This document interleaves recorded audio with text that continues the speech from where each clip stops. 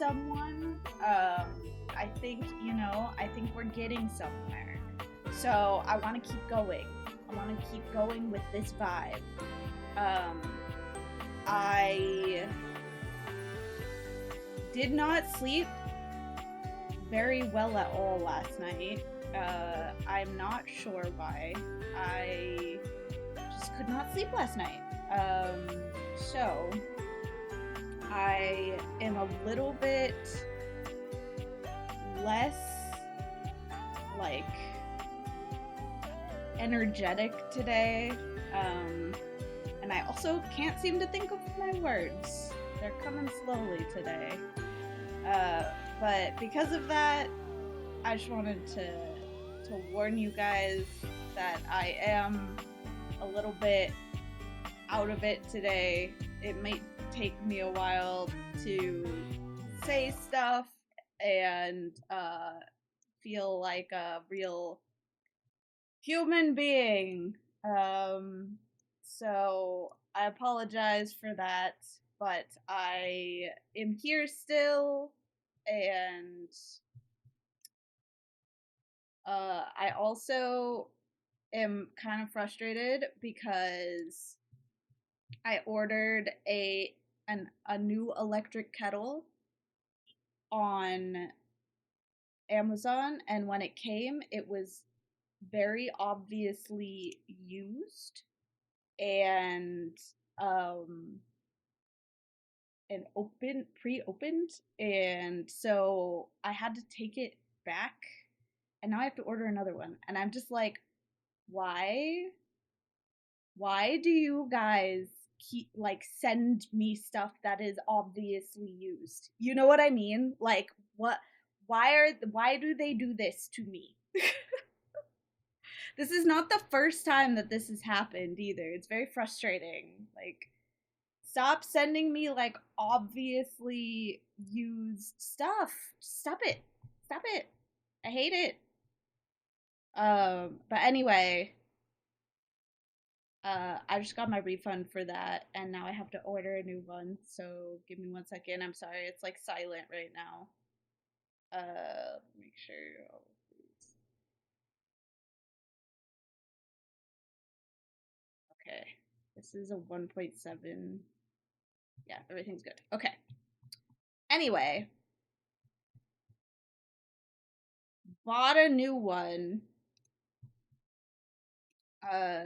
That better not fucking come used. Gross.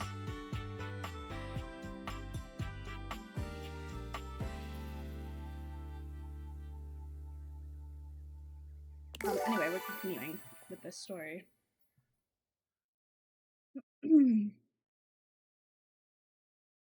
But yeah. Oh, also I was like super frustrated by the whole it coming used thing. So I ended up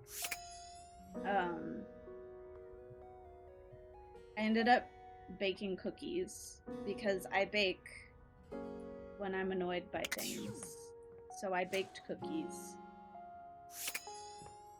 Also, I was thinking last night, I was like, I really want to go back to From outside, the breaker box is bustling. You push open the heavy door, but the first thing to grab your ears isn't the dulcet tones from the stage. It's the aggravated whispers of a heated and private argument in the corner between Eddie and Volt. You should be resting. I'll add it to the list. Eddie, there's no time, all right? There's too much to do, and unless you want us to blow a fuse... We're not going to blow a fuse. Though you might if you don't relax. Everything is well in hand. Look, fine. Just a few hours, but only if you swear you'll keep me updated. Have I ever failed you before? Obviously not. I'm serious, Volt. If it gets worse, you come get me. Clearly not fully convinced, Eddie chews on his lip. Finally, he turns, blowing past you with barely a nod. Ah, Livewire! Why is Eddie so rude? Volt's whole demeanor shifts as he notices you, and you feel just as tingly as the first time. How delightful. You're back. I hope I didn't interrupt anything important. Hmm? Oh, nothing of consequence. Administrative responsibilities, you know. I wouldn't want to bore you with the details. So I'm a little confused, like, is Volt the actual electricity and Eddie is the physical stuff, like the outlets? I don't know what the difference between these two are. Oh, gossip. Oh, you said that, but you put a Michi emo, and I was like, are we talking Bishoto gossip? Volt's eyes shoot to the lights, and immediately back to you. Can I set you up with a table?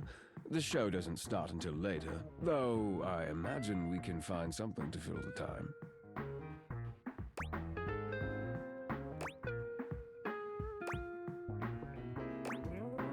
Can I get a drink? Volt draws you to the bar and skillfully whips up a gorgeous cocktail.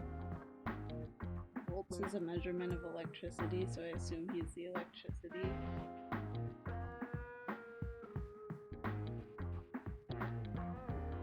Oh, that's Melody, you're right. I'm sorry, they're both like purple and it's so teeny.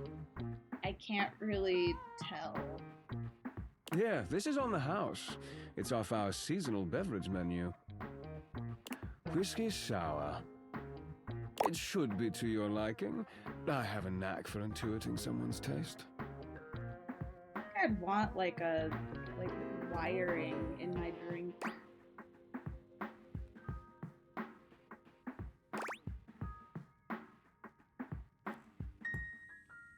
They both look the same though, right? Like a breaker box. Yeah, that's why I'm like, are they two different people or are they like the same person split into two? You know what I mean? Wow, nice moves. You're really good at that. I told you, nothing but the best in entertainment for our patrons. Color me impressed. Oh, you're too kind. I assure you, I have far more impressive talents. Oh yeah, like what? I could give you a private demonstration sometime if you like. I was gonna say buy me a drink first, but obviously he's already... That is, if it's temptation enough for you to come see me again. Say, on a slow night when I can give you my undivided attention. I'll hold you to that. I certainly hope you hold me to lots of things. Okay, sir. Goodness. So, what now?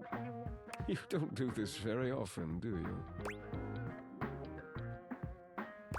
I'm not exactly the socializing type, really. Then allow me to take the lead. Yes, please help. Volt takes your hand and turns it palm up.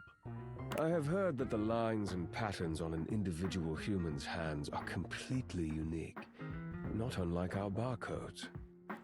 Some even believe you can discern aspects of your future just by looking at them. Would you like me to read yours?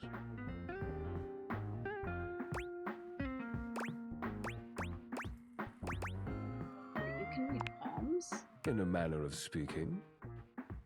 I learned to read barcodes from one of our old spotlight acts. I imagine the skills are at least somewhat transferable. Alright, what do you see? Interesting. It's very interesting indeed.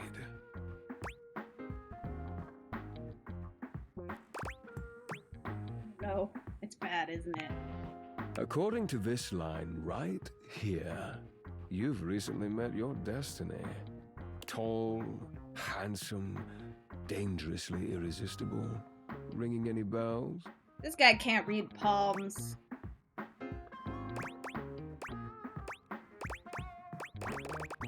You totally just made all of that up.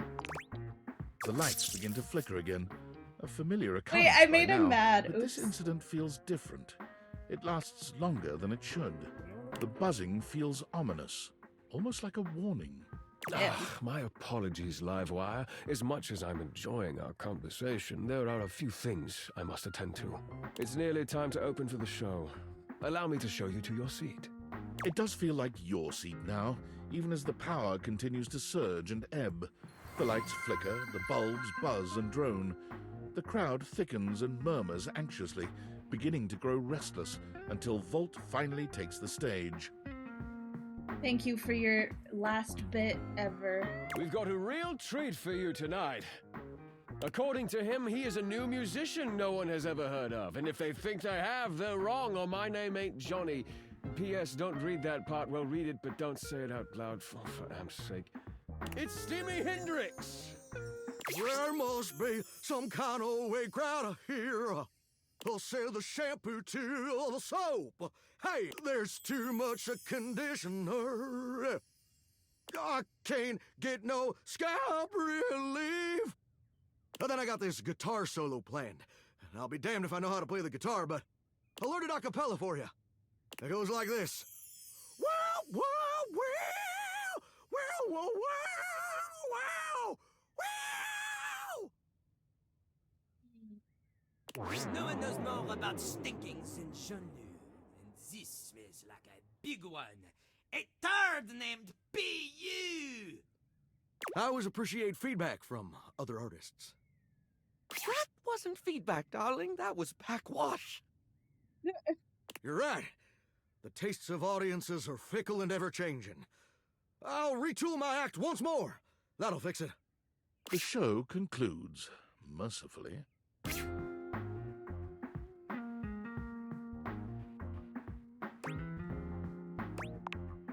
And you wait, but Volt does not come. Ooh, I made him so mad. You get up to I'm leave and you notice sorry. Eddie quietly closing the door to the back room and shuffling to the bar to fix his drink.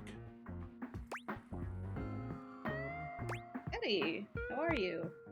Oh, for fuck's sake, what do you want? What the fuck? Why is everyone so mean to me? Is it just you here closing up? Obvious question time. Fun. Gonna kick me out again? Oh, I'm debating it. For some reason, you seem determined to bother me regardless. Feels a little pointless. I still could, if you'd like.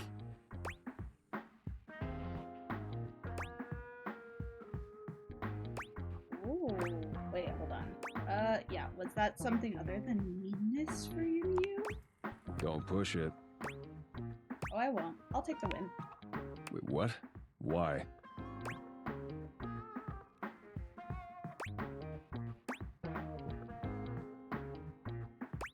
Something is wrong in this club.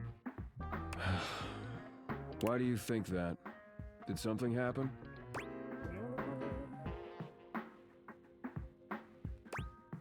Weird things keep happening with the power. He says it's nothing, but it doesn't seem like nothing.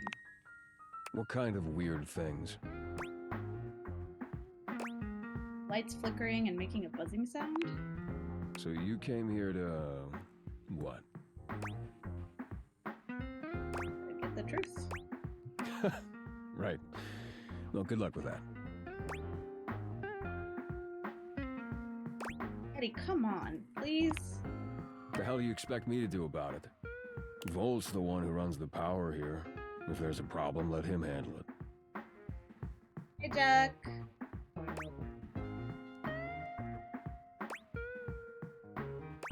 If he could handle it, he would've. He's in over his head.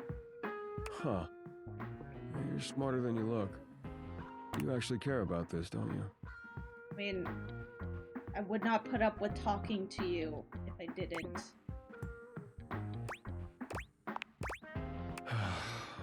Damn it. You're not gonna let this go, are you? I'm gonna regret this. How are you with tools?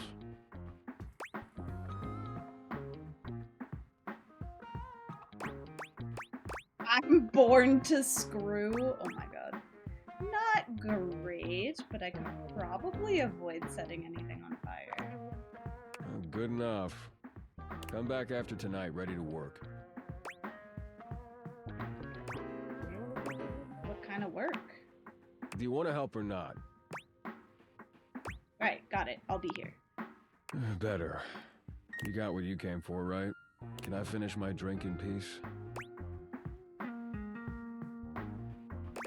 Enjoy. Thank you.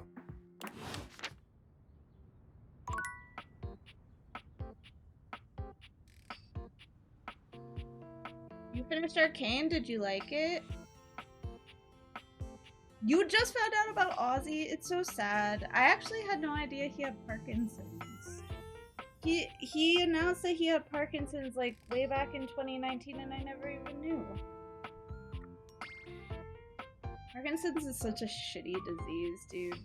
My grandma had Parkinson's and it deteriorated her. Arcane Season 1 was really good, Season 2 not so much. I agree. Season 1 was beast, and then Season 2 it felt like they rushed really badly.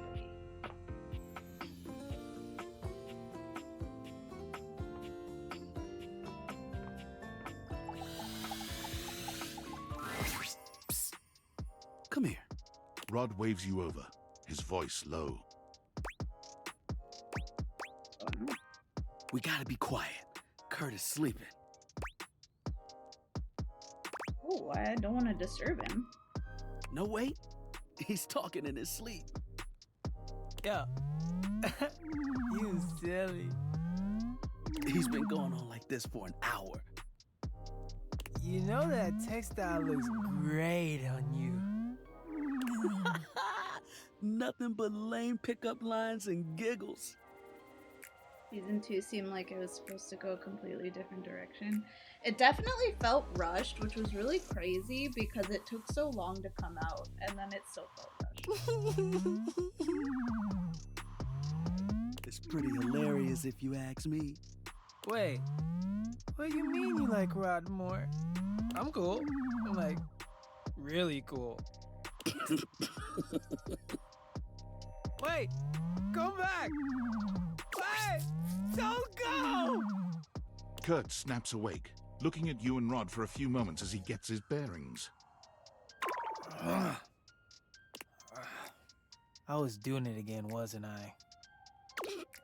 Yup.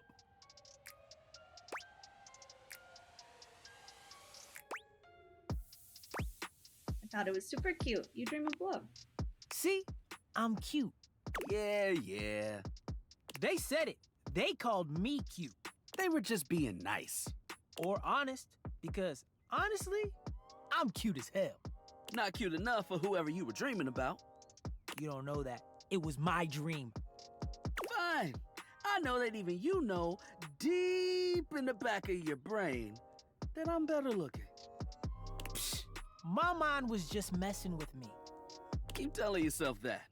We all heard the truth. How about this? Let's get you back to bed and let you have another shot. You think they'll come back again? Oh, no, you blew it. Even your mind knows it. Dream a new dream. One where you've got game. Party hard. Let's let Kurt get some shut-eye and hope he's smoother next time. Don't listen to me if I start talking in my sleep. No promises. I liked guessing what characters were in League and which ones weren't. How did you do? Were you correct?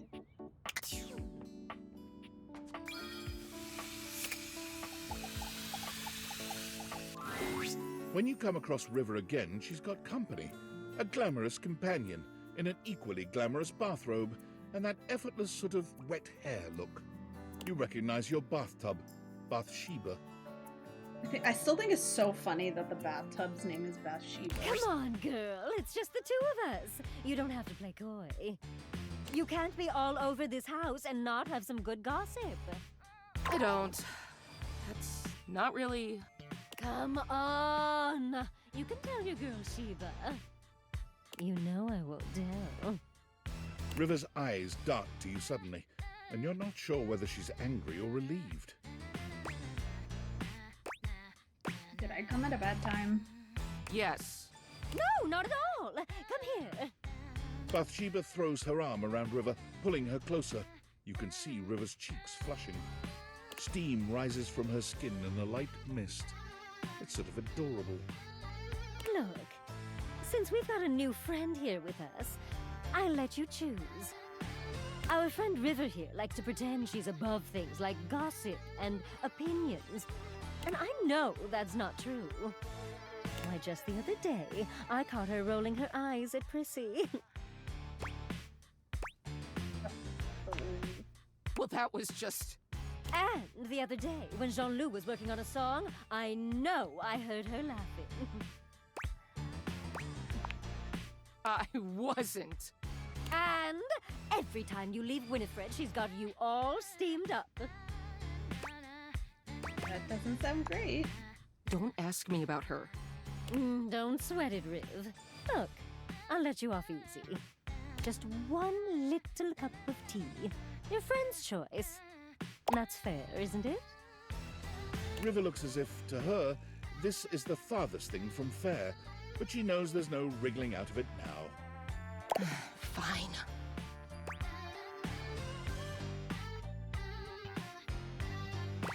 Let's hear about the water heater. That doesn't mean anything. Sure it does.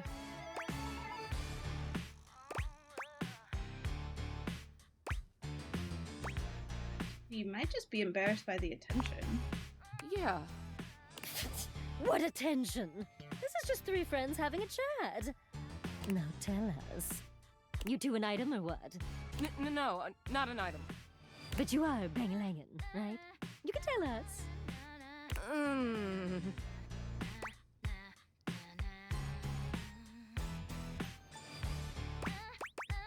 Pressure her, Bathsheba. I'm not pressuring her. I'm just reminding her that good friends like us tell each other everything. Especially juicy gossip. There's nothing to tell. Oh, right. Okay. Sure. I see what's going on here.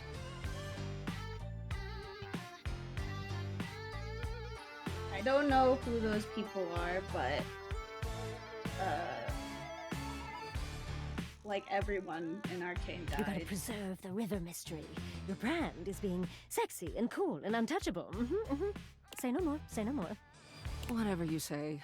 River looks extremely grateful for your intervention. Bathsheba only sighs. The facts are the facts, though. River goes to see Winifred and comes back all hot and bothered and heated. Because she's a water heater. But if you're not gonna comment, you're not gonna comment. I can take a hint. If there's one thing I know how to do, it's read a room, you know. Yeah. River seems more relaxed than you've seen her, but when your eyes meet, it's like she remembers she's meant to be a bit more distant. Her smile vanishes, and she clears her throat nervously. Well, just one question before I go. What do you think is my best state? Oh, well, you're just so pretty all the time. After all, who doesn't love a good bath? I see. River leaves without another word, not bothering to say goodbye to you or Bathsheba. Whoa, hey! Wait up, Riv!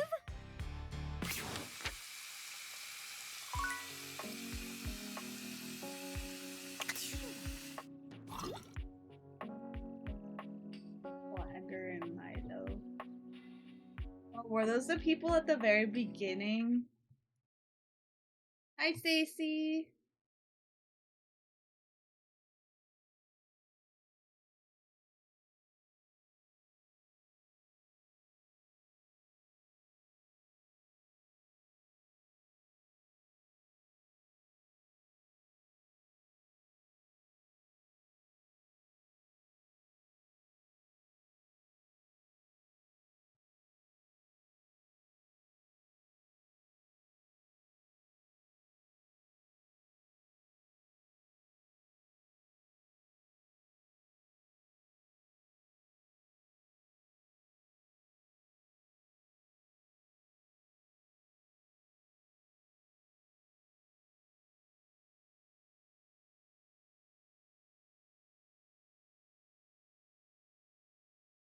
Sorry.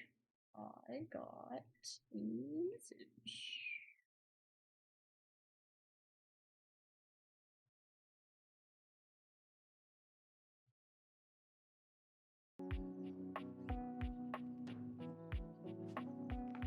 Who should we talk to?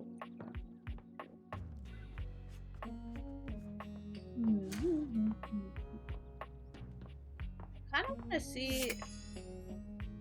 I'm sure this is just the same guy. But Greetings to you, oh, co-curator. it's the art guy. I hope you don't mind. I installed this piece on my own. I just couldn't resist it. Jerry is the artist, our very own. Oh, he's so talented. How lovely to see you. I wish we had time for some gallery work today, but we have much more pressing matters to attend to in the attic. Meet me there, won't you? That was lame. I thought I was gonna talk to Jerry again.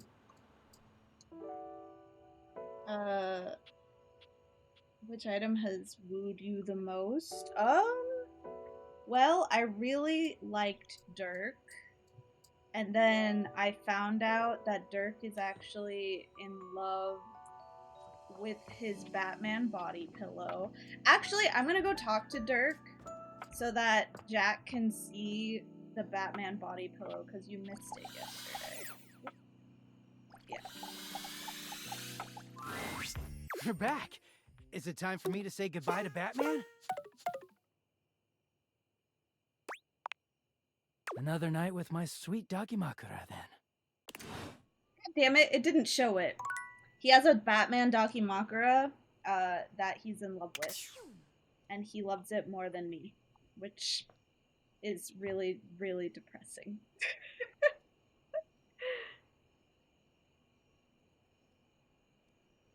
I'm sorry, it was Mega Dragonite. It looked really stupid. It had like wings on top of its head, which I thought looked really stupid.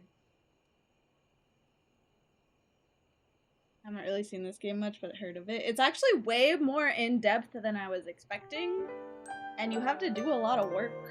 I mean, this is like my 4th day playing this game, and I'm not close to finishing.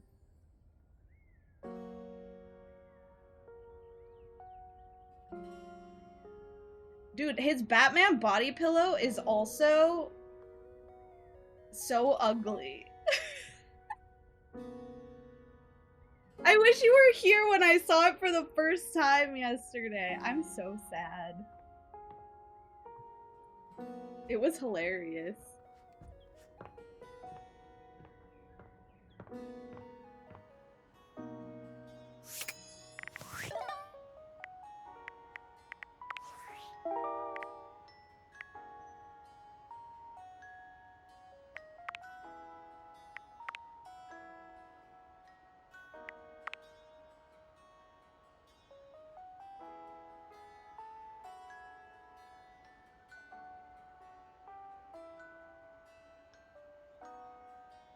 Do you know how far into your gameplay you saw it yesterday? Oh yeah, it was like at the end. So like if you go to my VOD from yesterday, it's in the last hour somewhere in there.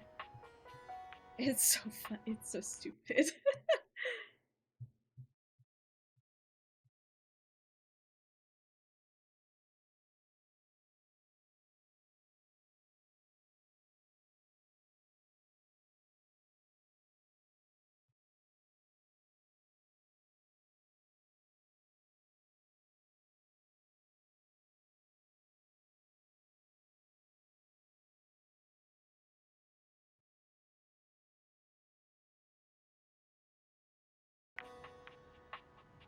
I still don't know who this person is.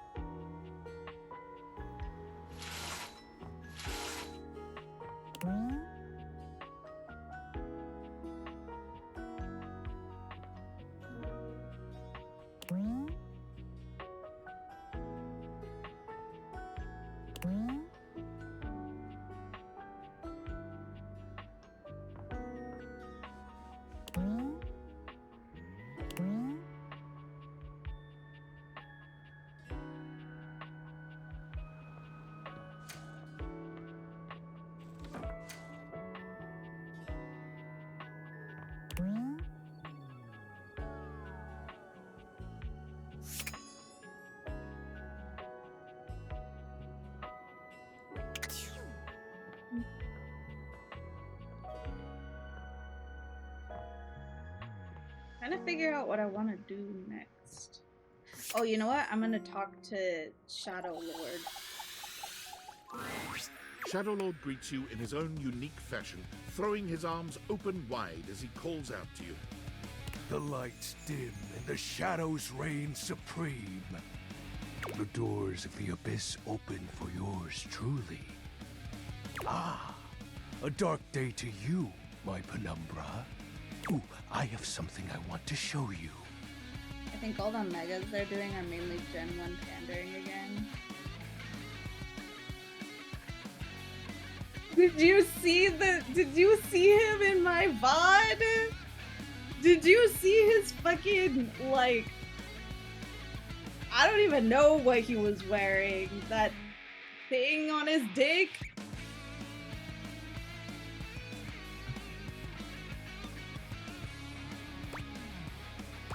What is it? Evidence of my power returning. During our previous exchange, you questioned if our discussion was monumental in any way. Now, observe closely. Come to me, servants of the night! Shadow Lord stands stock still, arms spread wide with his head tilted up. He seems to be waiting for something. Ooh. Ah. Ooh. He starts, turning to look at something you can't make out. He points triumphantly. There! The creators of this game have to be on copious amounts of drugs. No, it's called being voice actors. They don't even need to be on drugs. Do you feel them? You feel a tickle at your leg. Ew.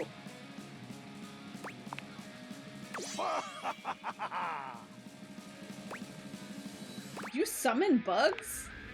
These many-legged, mischievous nocturnal critters hide in the dark until true darkness. Then they prey at their peak in the shadows. Do you believe me now? Believe you with what?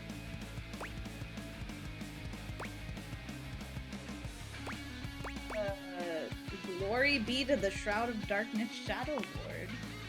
Witness my power!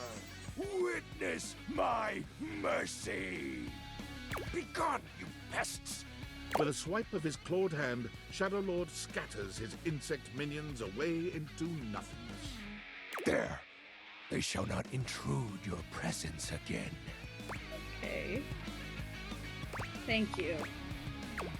Shadow? Consider it a sign we're getting closer.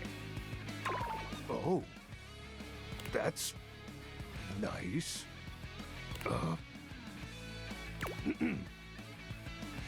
I have to say, Penumbra, I'm quite surprised. Your unfamiliarity of the dark is unexpected.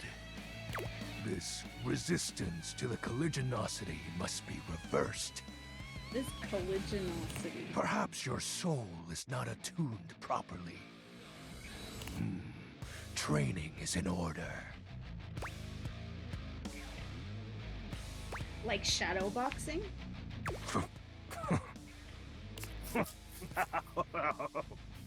Oh, you are a rancorous one, my friend. I mean in the intellectual sense. Conversation will keep darkness in our mind tempered and in our control. Just as you participate in the labors of light, surely you partake in the leisures of darkness as well. What activities do you enact in the shadows? Regale me with every detail, Penumbra. Doom Scroll. What is that? Going through a social media feed for hours and feeling like garbage. Well, that sounds incredibly sad. It really is. Why do you do this in the dark? I don't understand why Pokemon is obsessed with genuine pandering, but will add the genuine grease and Nintendo's which I don't understand anything that Nintendo does, if I'm being honest. Sometimes I do this during the day, too. Fascinating. I can't speak to the merits, if any, of this activity, but I can part with you some words to remember by. Even in your loneliest moments, you are a god. In darkness, I will be there to remind you as such. In light, you walk with your shadow. A shadow can only imitate its source. Meaning, everything that's wonderful about you is always there. Even if you don't realize it. Wow, Shadow Lord is very, like, uplifting. Just speaking truths, Penumbra. You're I'm grateful an to evil, you for scary providing me skeleton more man. insight into your life. Behold, our corrupted bond grows.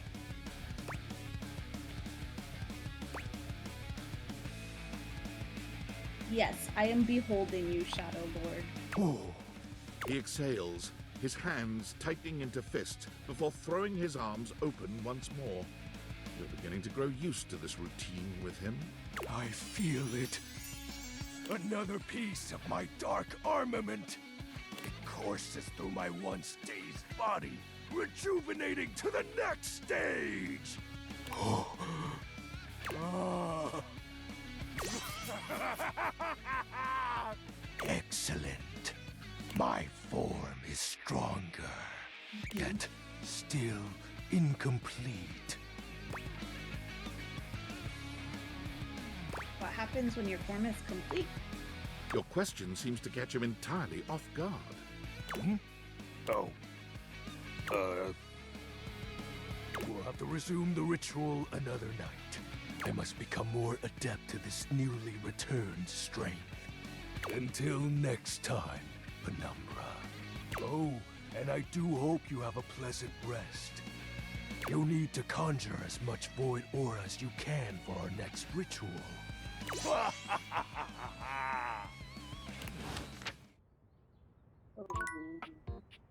Okay.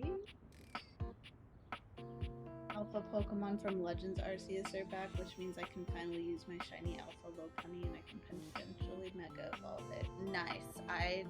That was a lot of words and stuff. Hello again, my love. Got any traveler stories for me? Yes, actually, I spoke with someone. Really? Then go on then. Let's hear it. Yeah, I think that's the pillow that Jack would have.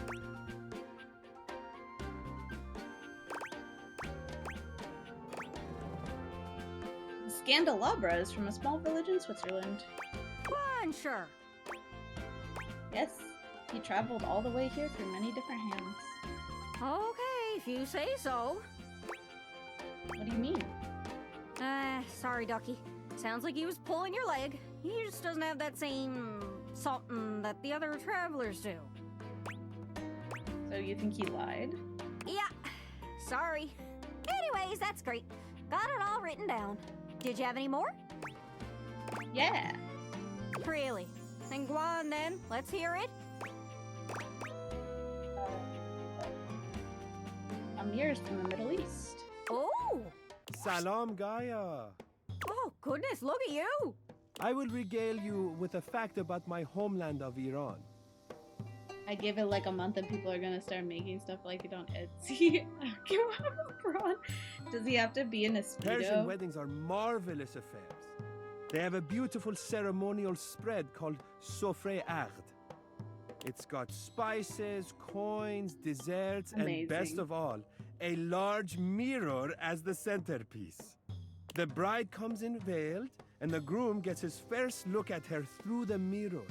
Oh, that's so romantic. I think so too. The mirror symbolizes light and a bright future for the happy couple. There's also candelabras on either side of the mirror. Their fire symbolizes purity. Wow. Mirror setup sounds like something else, but the candelabra part worries me a bit. I hope Scandalabra's never been invited to one of those. He's kinda sketchy. Oh my goodness. I wouldn't invite him to be part of my spread. Anyways, that's great. Got it all written down. Did you have any more? Really? Then go on then. Let's hear it. So Keith is from Spain. Makes sense to me with a devilishly charming accent like that. Alas, no.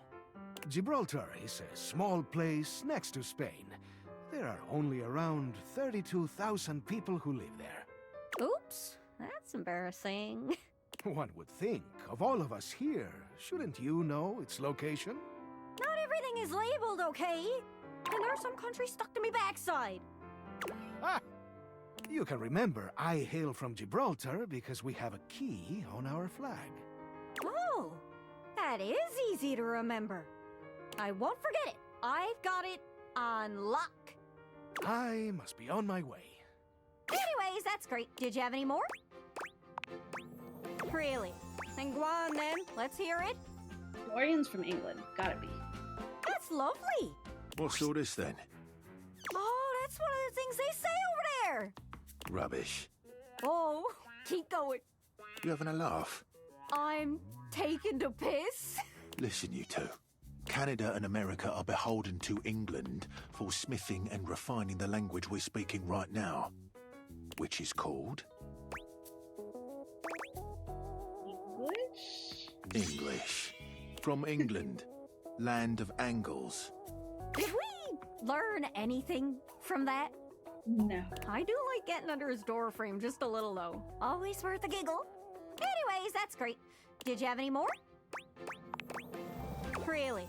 Then go on then. Let's hear Pretty it. sure Keys is from somewhere in Africa. That's far. Darling, allow me to tell you about my homeland, Nigeria. As is my duty as a performer, I have brought only the most incredible and spine-tingling facts spoken to you in a most arresting manner. Shapa Wadi is the highest point in Nigeria, standing at 2,419 meters. Also, Nigeria is the only place in the world where you can find the Anambra waxil bird, a member of the Estrilid finch family. And before you think that you can find this fearless flyer all over Nigeria, think again. Oh! It is only found in southern Nigeria. Wow! Is that all? I have one more fact, extremely rare and terribly secret. There are 3,798 kilometers of railways. 293 kilometers of them are 1.435 meters standard gauge. 3,505 kilometers of them are 1.067 meters narrow gauge. Oh! I trust you all enjoyed the performance. What did that mean? Bye! Anyways, that's great. Did you have any more? Really? Then go on then. Let's hear it. Oh my god, we're just gonna keep going. Okay, I like this lady. She's fun. She's a cutie. She's got a maple leaf, like, right on her room for some reason. You know Jean-Loup is a rapper? Pretty sure everyone knows that. You can hear him all over the house. Including here! Jean-Loup is here now. Oh! Jeez, boy, scared the mountains off me. Lil Crapper, he has been informed that you wish to know about his homeland, eh? Did you know Jean-Loup is Max Middleman? This he will tell you. In the form of a rap! Oh. No, that's okay. Jean-Loup begins beatboxing. Hip-hop is popular in the US. When it comes to the rap, people say they're the best. But the French start to lash out with their silver tongues. You think we're second place? We're second to none. You come for my people? The battle is on! Flashed out with a face full of very, very long. Jean-Loup leans over and does a call and response with himself. Like literally Shit. Verlan is a well where new language is drawn. If the syllables permit, you turn and reverse it. The meaning's the same, but you change how it's worded. So, you take the syllables of a word, but then you swap them. So, example, music becomes zikmu. It means the same as before, but now it is backwards. Now it is spicy. Oh, okay. I get it, I think. That's cool. Or I guess, cool? Nah, that's Pig Latin. Doesn't really work in English, huh? No! This is one of the reasons French is the best language! And so Jean-Loup uses it now to bid you... Oh! Anyways, that's great. Got it all. Did you have any more? Thank you for the hydrate. I actually took a drink while you gave me. Really? Then go on then. Let's hear it. Jacques Perrault is a pirate from places unknown. Oh, I've always wondered where Jacques was from. Wondering about me without my permission, eh? Oh, I'm sorry. I am from the sea. My mother was a gale, and my father a column of thunder. Oh! But where were you assembled? Pegwell Bay. It is the Ramsgate. Is that where you got your peg leg? Oh, I got this peg leg from a fierce battle with the seven-headed hydra known as Penelope. Sounds frightening. Yeah, I wonder. And I know more about that ocean than your painted swells can ever tell. Oh yeah? Try to out-ocean fact me. Well, when a sailor scrubs the deck of a ship at sea, the goal is to scrub the salt water deeper into the wood, because it prevents wood-eating bacteria from growing. I do all the scrubbing myself, as my own crew seems to be on permanent bloody holiday. Okay, fair enough. Didn't know that. Most of my ocean facts are about how cold and murdery it is. And also how water in our bay is totally toxic for a long time because we dumped like 500 years of sewage into it. Whoops. Aye, sewage. The true scourge of the seas. Anyways, that's great. Got it all written down. Did you have any more? Jacques-Pierre Perrault or whatever. And he's actually really annoying. Really? Then go on then. Let's hear it. Kopi is from Singapore. Wow. Her name is based on a special kind of coffee called Kopi Luwak. It's true. It's brewed from a special kind of bean. Oh, yeah? Is it magic? Are they magic beans? Kinda. They're harvested from the fecal matter of civets. Huh? The what? You heard me. Gross! It's supposed to be a delicacy.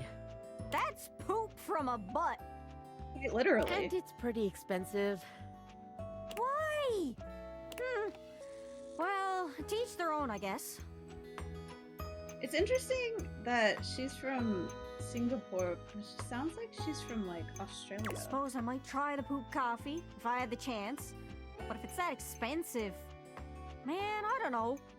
Still, what a wild factoid. Let me just write that right over Singapore on my map. I believe it. Poop coffee. Probably not the most flattering factoid. Well, if they don't like it, they should stop drinking poop coffee. Well, the coffee I serve here is poop-free, thank you very much. Anyways, that's great. Did you have any more? Really? Then go on then. Let's hear it. Miranda's from afar. That I am. As the resident singer here, I want to regale you with a musical facts. I like music. I like facts. Mexico has a rich history with mariachi music. Mm-hmm. The first female band to ever perform mariachi was Las Adelitas. They were named after a famous ballad, La Adelita, which is about a woman fighting in the Mexican Revolution. $100 per cup? Adelita is the nickname given to the women who fought alongside men in the Mexican Revolutionary War. None. Zero coffee is that good. Vive la Revolution! Wait, that's coffee. French. I'm an idiot. Actually, the Spanish is pretty much the same. Viva la Revolución! I lied. I'm a genius. A language-knowing genius. Anyways, that's great. Got it all written down. Did you have any more? Really? Then go on then. Let's hear it. Dasha's from Russia. I knew she was Russian. Says the words Dasha and Russia. This girl is just. This is just Date Everything's version of Zarya from Overwatch. It did, yeah. Ah, well, perhaps you are hoping for Dasha to show you Russian culture of weightlifting. Just give us some fun facts.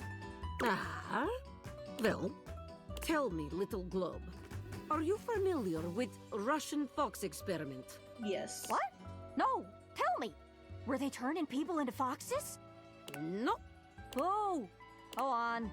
A Russian geneticist started experiment to see if one could domesticate foxes. Yeah, they did it, and then they didn't know what to do with all the foxes, so I think they just killed them. She pauses for effect. Well, could they? To put it simply, yes, but it was a complicated experiment. Scientists wanted to better understand domestication process. They found domesticated foxes showed certain traits in common with dogs. For example, ears of flop, spots of many colors. Also, their tails rose. For example, floppy ears, white and brown patches. One fox even had star patch on forehead. Imagine! A fox looking like anime heroine. You said it was complicated, but that sounds pretty simple. It is very complicated. I am simply good explainer. So, what else did they learn about the domestication then? Many things. Such as? You know, there was, the domestication, it is complicated. An awkward silence falls. Dasha purses her lips, then does a big, exaggerated yawn. Well, it's long journey to here from desk. Oh, so tired. Dasha must be going now. Oh, okay. That's weird. So, I guess floppy ears and stuff are just the universal pet traits, huh? Floppy ears, raised tails, but they were hard to train. Not a fact I expected about Russia of all places. Mission accomplished. They had the personality traits of cats and the look of Note dogs. to self. Looking to buy a fox.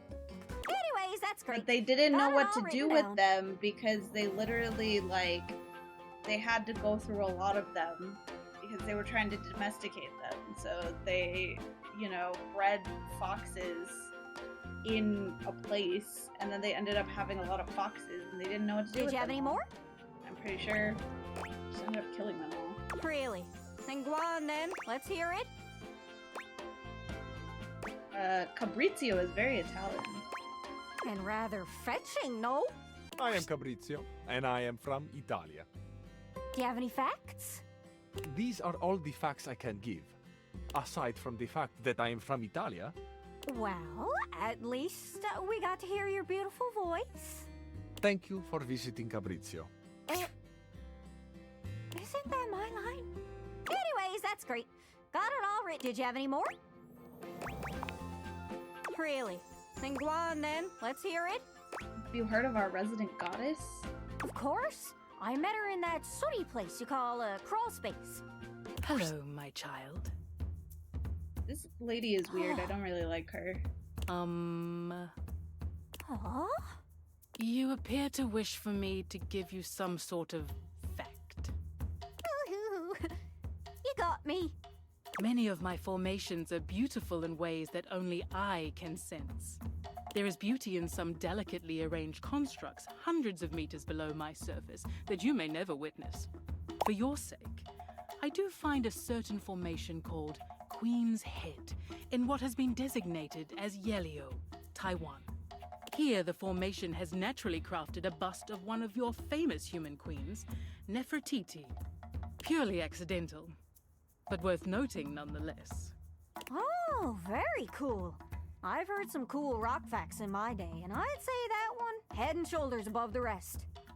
Remain well, small representation of my form. I wonder if Rongo Mai Fanua would be interested in my island. We do call it the Rock sometimes. Seems like it'd be in her wheelhouse. Anyways, that's great. Did you have any more? Really? Then go on then. Let's hear it. Mateo, the blanket isn't from here. You don't say. Did I just hear someone about to talk about textiles? I am from Mexico, which has a long history of textile work, stretching back 3,500 years. Stretching back like fabric. I'm so funny. This is just Madge. Don't worry, I love talking about fabric. Humid areas use cotton for clothing. Drier climates like Mexico use fiber from plants like yucca. Okay, there's an ad break going on, so I'm gonna go to the bathroom and grab a snack. A snacky snack.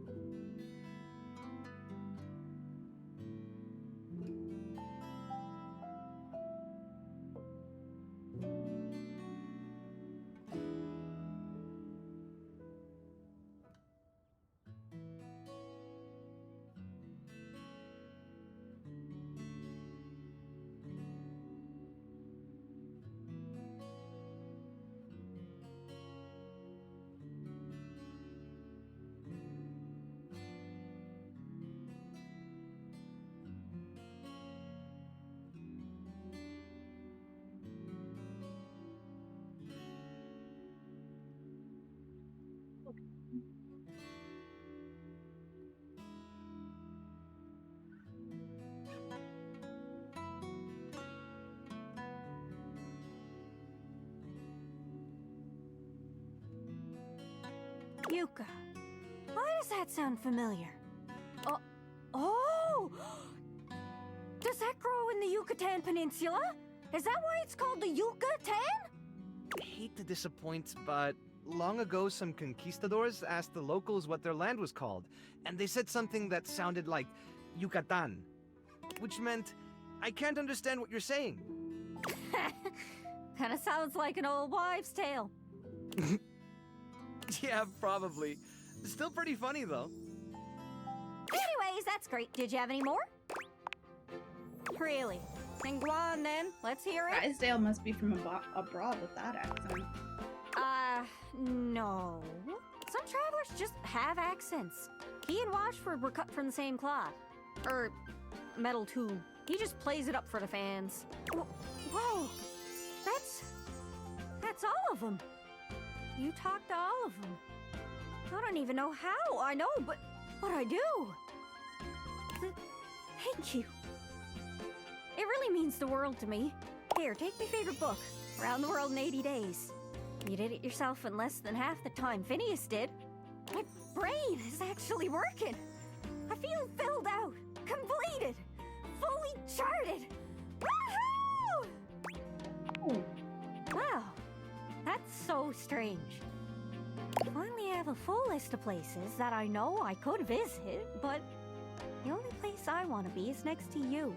The realization of what she's just said brings a sweet flush to Gaia's freckled cheeks.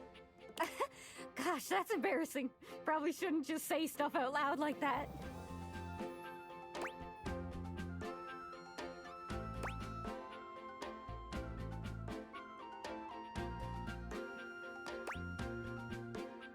We'd be better as friends. Oh, that's all right then. You go on. Friends it is. My mental scrapbook is so much grander now thanks to you. Let's take a photo. Gaia whips out a mobile phone, snaps a photo, and tucks it back in her jacket before you can even react. Click! There. It's added. Dude, I am so beautiful. This gorgeous. You think I'd be rotted being stuck here, but that's not too bad with your kind floating about, I must say. Thanks, I think.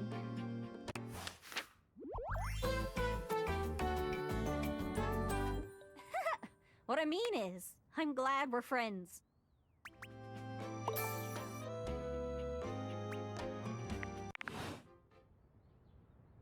Friends.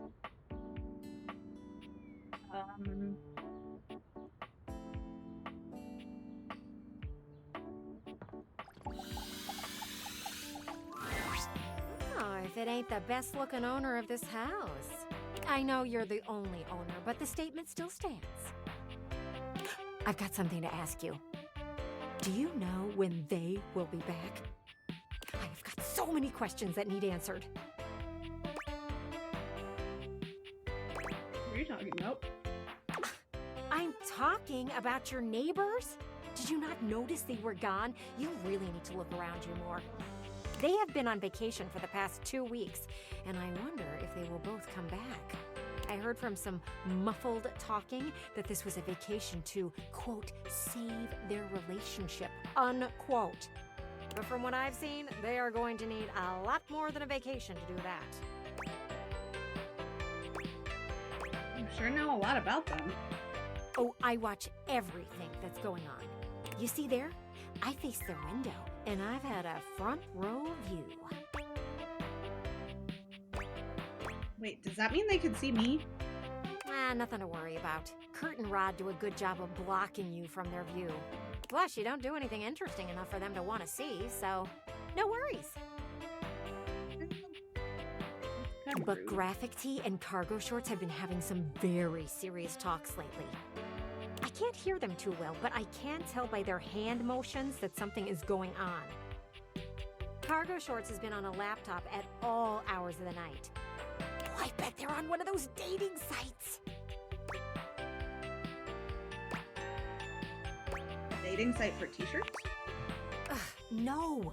One of them wears nothing but graphic tees and the other is always in cargo shorts.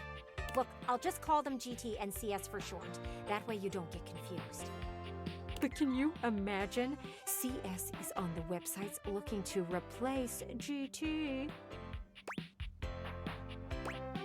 That's so scandalous. We love a good scandal. You know what? I'm gonna ask some questions to the pergola next door. I need to test my theory. Come back later. I should have some answers. The pergola next door.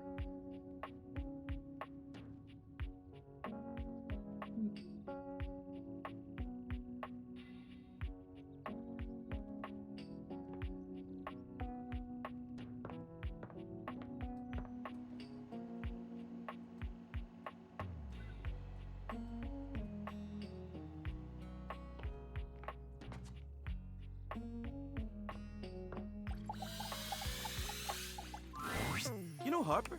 The hamper? Yeah. Well, recently, when I was cleaning up around her, I happened to see one of the animals. If you're looking for him, you might want to check that area. Sweet. See you around.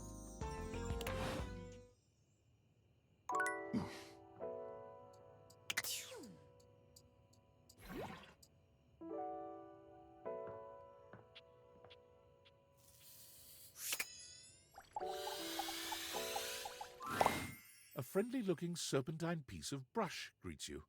This inanimal probably isn't Davy, but might still need a home.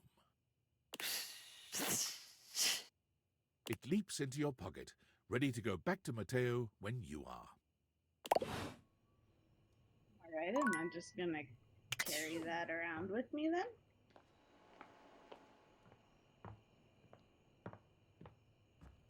I did not realize the inanimals could also be snakes.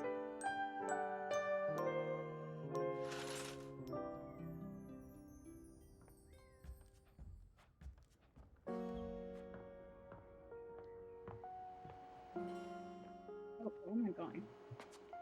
To Davy. Or not Davy.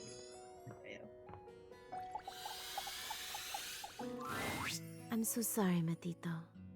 I know how much Davy means to you. Thanks, Betty. And you're sure you haven't seen him in the bedroom anywhere lately?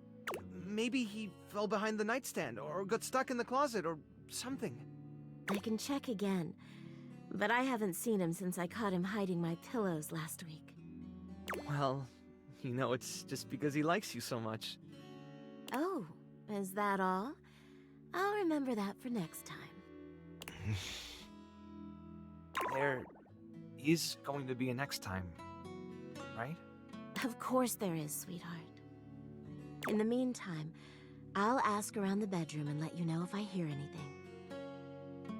Next time for what? You're the best. Next time for what? Still no luck? No, unfortunately. What about you?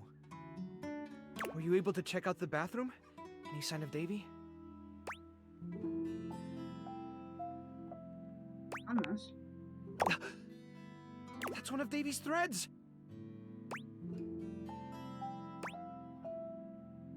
That's not all I found. A pythorn! Look at you! What a beauty! Mateo's such a cutie! Leave it to Davy to be wandering around just making friends this whole time. Welcome to the rescue, little guy. What should we call you, hmm? What do you think? Something cute. Well, it would have to be, wouldn't it? For such a cute little python. How about Clover? Well, if the thread was still there, Davy couldn't have been there that long ago, right? Oh, this is great. We should focus on the rooms downstairs.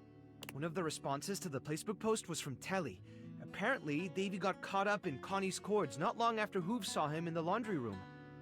Telly said that they lost track of him, but they're still untangling things, so he could be stuck back there somewhere. Can you go check it out? I'm on it.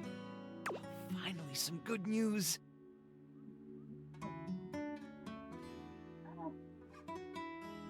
I'm eating cherries. Hang on, Davy. We're coming, buddy.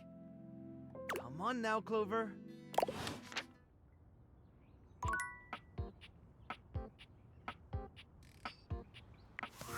Not gonna lie, he said where to go, but I completely forgot.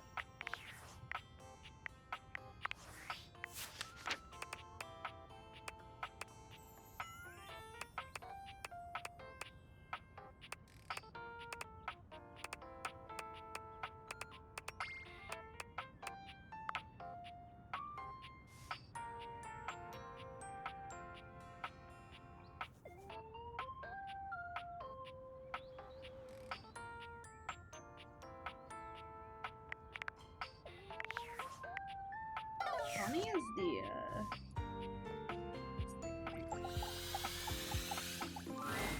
The game console turns on.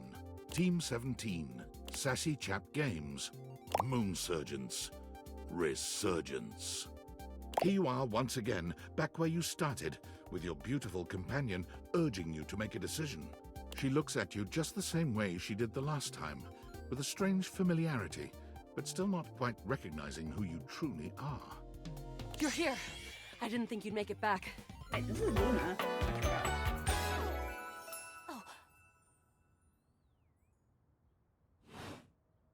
Which way do you want to go?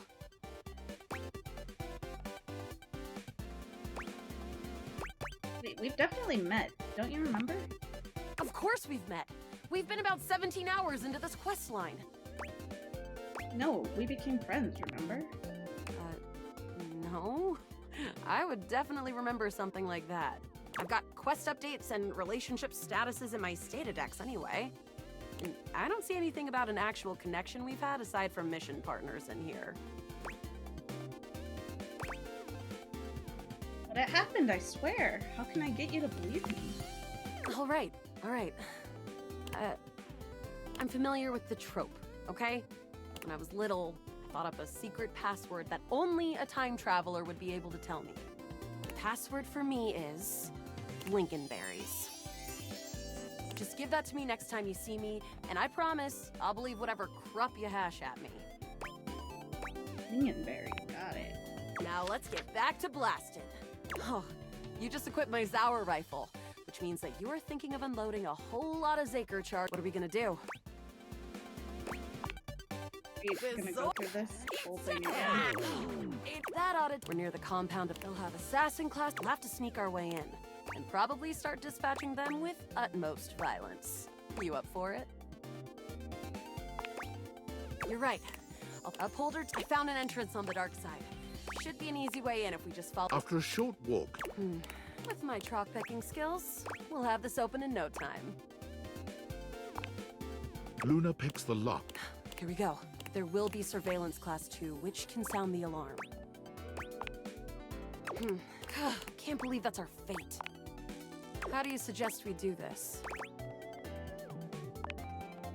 Mixed with the shadow. Using all your close behind. You drift past. Good choice on this. Oh no! From your stealthy, the light engulfs Luna and renders her immobile. Bravely, once she is removed from the power of the strange weapon, she hangs limply in your arms for a moment. You run. Wanna press on, or should we take a crafting break?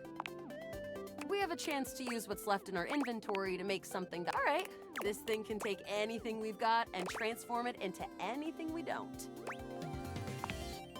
Compliments? Thanks! Those moves came. Okay, let's get started with. Got it. And then? Got it. And then?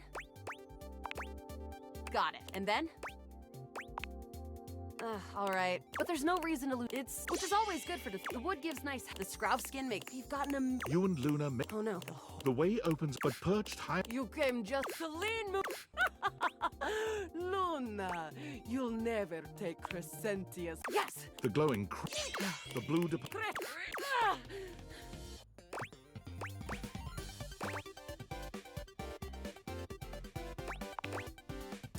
Luna throws a punch to your. The battle is presumable. Wow. Great job, Guile. I couldn't have done it without you.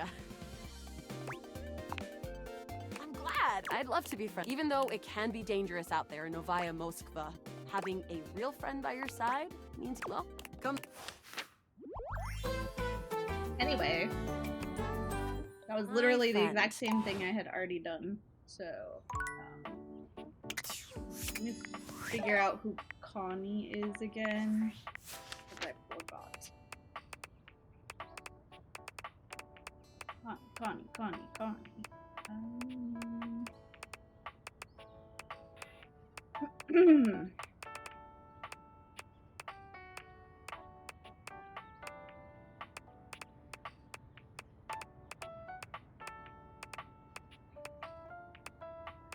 Okay, am I done? Where's Connie?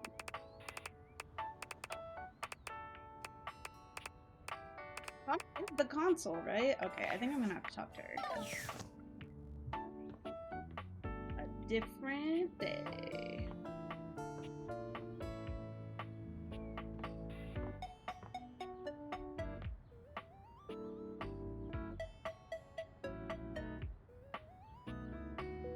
You did? Was it any good? Was it worth $100?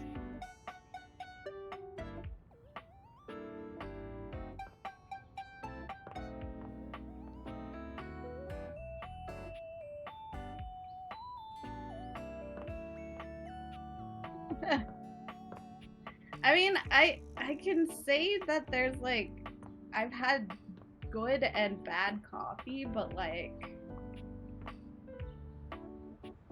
$100.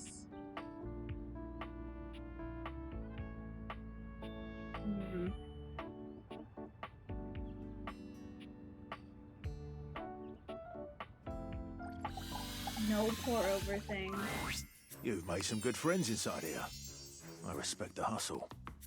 In my view, friendship is all about good boundaries. Right in between the dizzying heights of love and the minefield of hatred. Dorian is as tall as ever, but there's something off with his energy today. His eyes dart briefly from side to side, as though ensuring you're alone.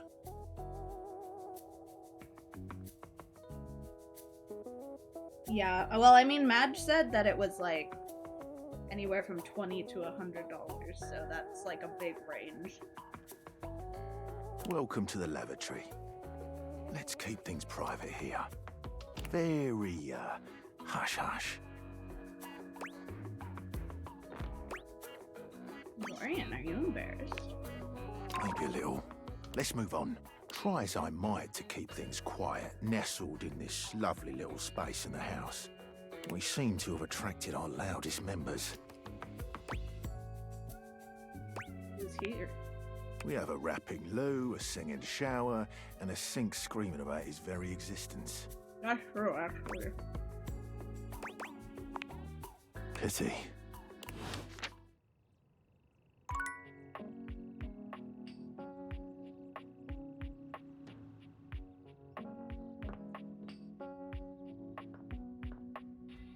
Oh my god, what is my mouse doing?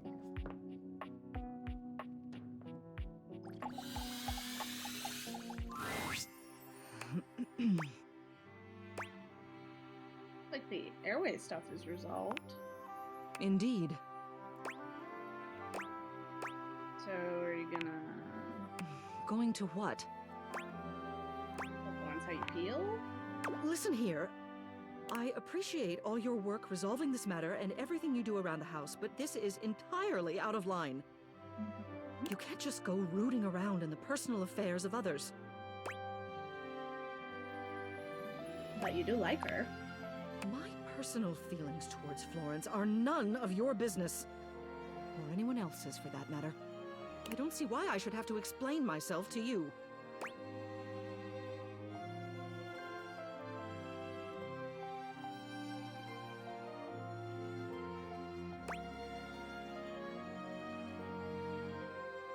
You're so concerned with everyone in the house's happiness, don't you think it's time to you pursue your own? It doesn't matter how I feel. It doesn't matter if everything you're insinuating is true. I'm the mayor. I'm a ceiling of station. I can't just go traipsing around with my secretary, no matter how kindly she is, or how sweet. No matter how much I may want to. This place Florence enters, barely able to look Celia in the eye. Celia. Florence, dearest, how long have you been standing there? I had my finger on the intercom button the whole time. What? Sorry, I had to go over your head on this one. You can't go over my head. I'm the ceiling. Let's stand on the roof. This house has 2 floors. Quiet. Miss Mayor. Celia. Is it true? I'm sorry. This must be so embarrassing for you, seeing me like this. Unprofessional, that's what it is. If you would do me a favor and fetch me the official resignation papers, I'll get started on them. It's what I deserve for my conduct. No! Miss Mayor, you can't quit! You're wonderful! Wonderful! All this running around you've been doing for the last few days. I had no idea it was for me. I must cause you no end of trouble. No. Florence, dearest, do you know what my favorite part of this job is? Every day, when I look down at all of the objects in this house, I feel so lucky. Because from this angle, I always get to see you. I feel like I shouldn't be here for this conversation. The deep brown of your hardwood, softly reflecting everybody's best features. Your gentle carpet, alleviating the tension and hiding all those little crumbs. You're a dear, Florence. My dearest. Everyone thinks I'm the one in charge, but the truth is, you're the foundation of this house. I wouldn't be anything without you. Oh, Celia. I felt the same way about you for so long. But never in my wildest dreams did I think you'd ever... Tears slip down Florence's cheeks. Celia reaches out to dab at them with gentle hands. Oh, come now, dearest. You mustn't cry. You'll get water damage. Very awkward. Well now, what are we going to do about this? I mean, she can't be your secretary anymore. It simply won't do to have an elected official noodling about with one of her employees. Well, you are the mayor, but technically, bureaucratically speaking, I mean, the human does outrank you. They could maybe write up some sort of document that makes this okay? Just don't be her Well, secretary anymore. There's an idea. What do you say?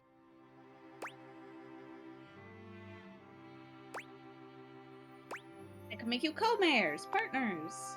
Co-mayors? Yes. That sounds like the sort of HOA nonsense that the voters might just swallow next election season. Thank you. Truly. What you've done for Florence and I, it's more than I can put into words. I'd award you with the key to the house, but you already have one. So here I present to you the fake rock that hides the key to the house. It's yours. Celia hands you the small faux rock you boy. usually keep outside the door.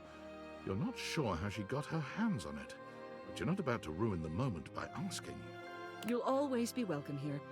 Feel free to stop by the office anytime.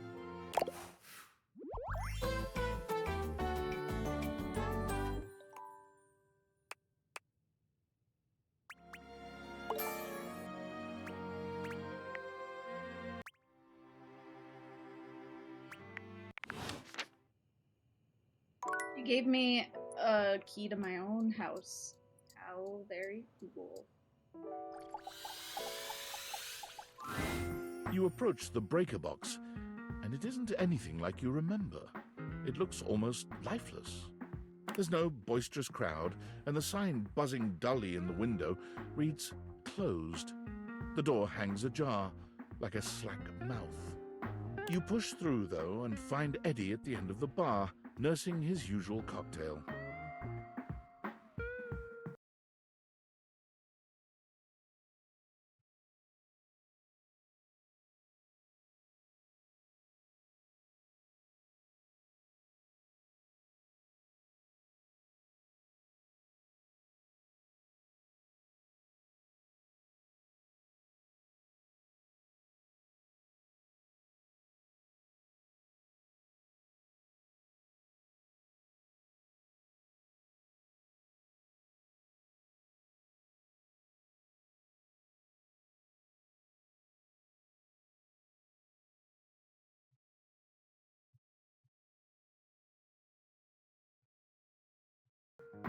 Huh, you actually showed up.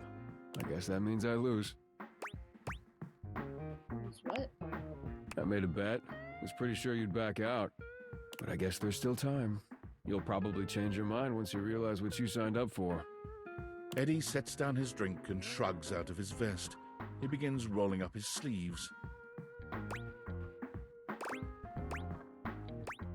Not afraid of hard work. Okay. We'll see about that. Well, as long as you're here, might as well get to it. There's a lot to do before we open.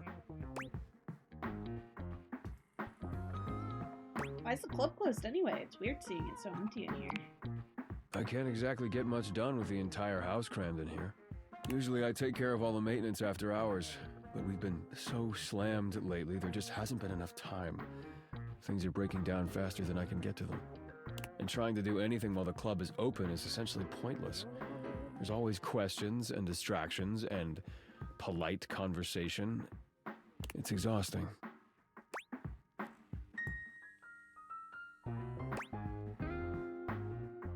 Oh, so that's what we're doing, maintenance?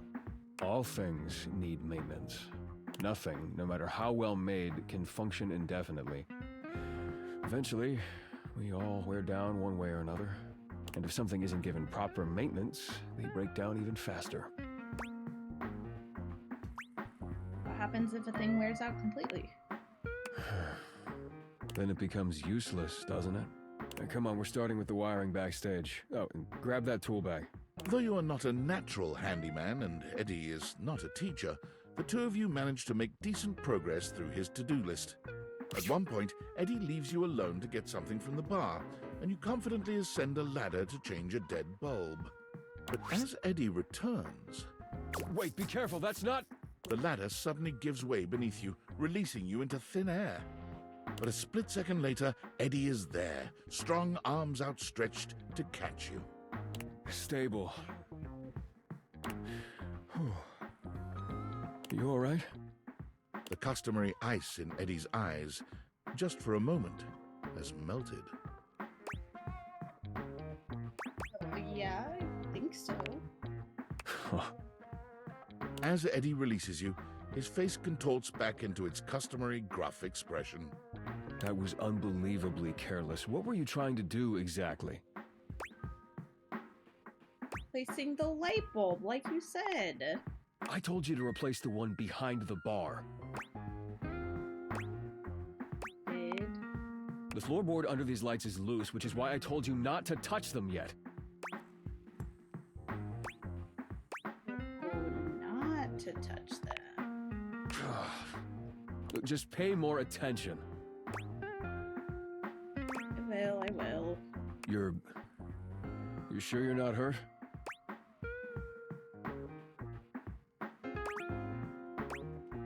No, you were pretty quick. Don't read into it.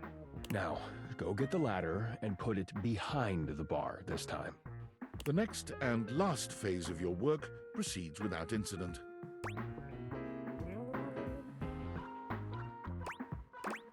You weren't kidding about this being hard work. You've done surprisingly adequate work, mostly. I only dropped the tools 3 times. Tony's gonna kill me. And we got through more of the to-do list than I expected. It's probably good enough for today if you want to, head out. Or I could stay and hang out for a bit.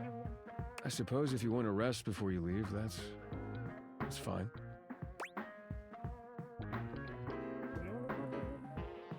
Did we fix everything yet? Not everything. These things take time. Look, next time we'll get the rest. Just need to do a little more work and it'll all be fixed. You okay, Eddie? Yeah. I'm always okay. See ya. I don't believe that he's always okay. I think something's wrong.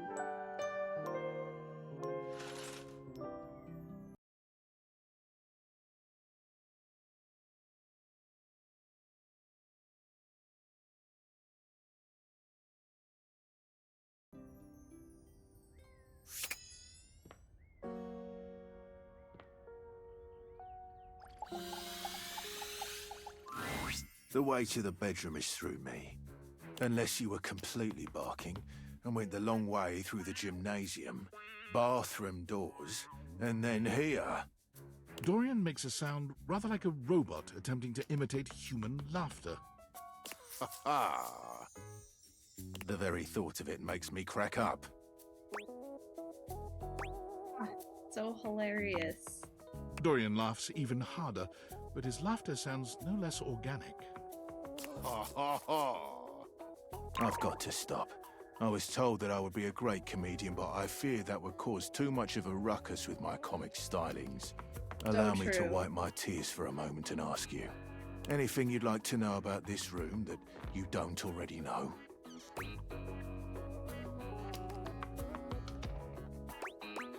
Anyone who I might not find at first? If you haven't met her, Diana the Diary is a little hard to spot. Ooh, She there's a might look like diary. any old book, but she's one that you authored. You can find her on the dresser. To keep a lookout. Please do. She might be in need of some help from what I've been hearing. What can I do for you?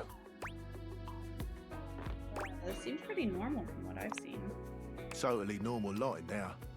Well, I wouldn't recommend speaking to the dresser. That one's a little, off. What can I do for you? No, I'm okay, just checking in. Enjoy.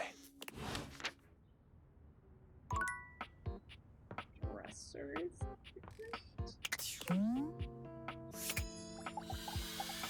I thought this was just a normal book. A strange figure stands before you, a whirlwind of conflicting energies and vibes. Manic and dignified, friendly and intimidating. She's dressed like some sort of quasi-Victorian text-themed aristocrat.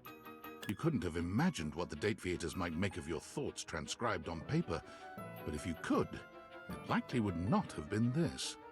As you approach her, she launches right into what feels like the middle of a one-sided conversation. Why do you ask? Good point. Ah! But the blue one, and then the butterfly. Why is there so much sand? Ugh, why is there always sand in places where sand should never be?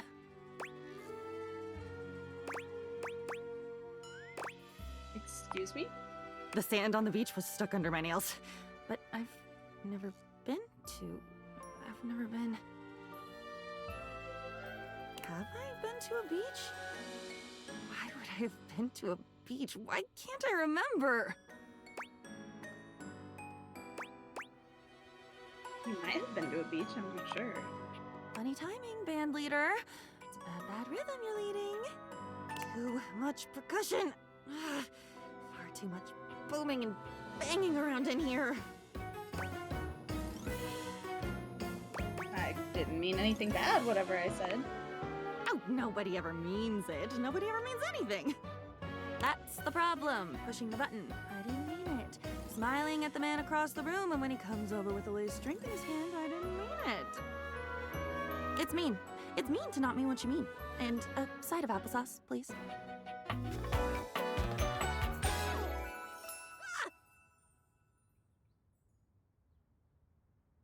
I think Diana might be a little crazy. And with that, she is gone. Okay, bye. Don't forget to save. Yes, she is a diary. I will save. This is a game I can actually save in. Crazy. My views on Steechon have changed. In what way?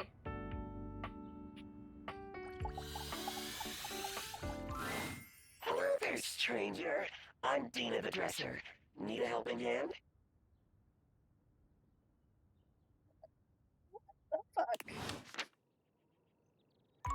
What the fuck was that? What was that? What was that? Why did that happen?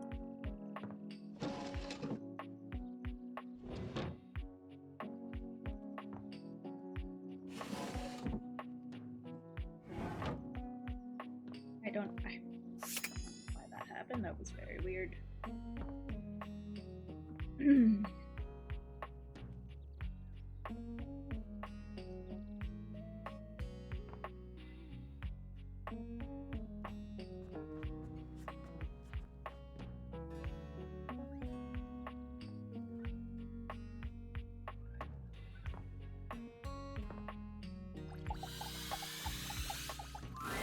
The game console turns on. Team 17, Sassy Moonset. Here you are once again, back where you started, with your... She looks at you just the same way she did the last... You're here. I didn't think you'd make it. Oh. Which way do you want to go? Lingonberries. Lingonberries? Oh my dunes. We've got a timeline crisis here. Yes, you told me to say that to you last time. Preparation came in handy. Come here. Let's find a place to hide from these scraps while you tell me what to do. Luna grabs at you, and you both wiggle through an open fence near some scattered power grid structures. Just tell me where to go. I don't know yet, but we eventually go to the Upholder facility. That was where I planned on... Luna is shocked to see something nearby flash. That's a Krisny box. Right by the Esner transformer? What? Left behind by Krisny and Associates. These things can contain all sorts of good gear. Coffee drinker.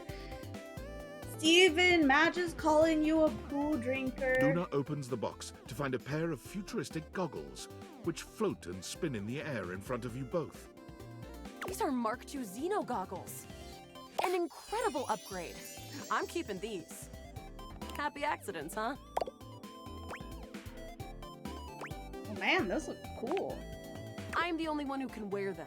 You're already wearing some sort of Xeno tech on your slots. Looks kinda lovely, if I'm being honest.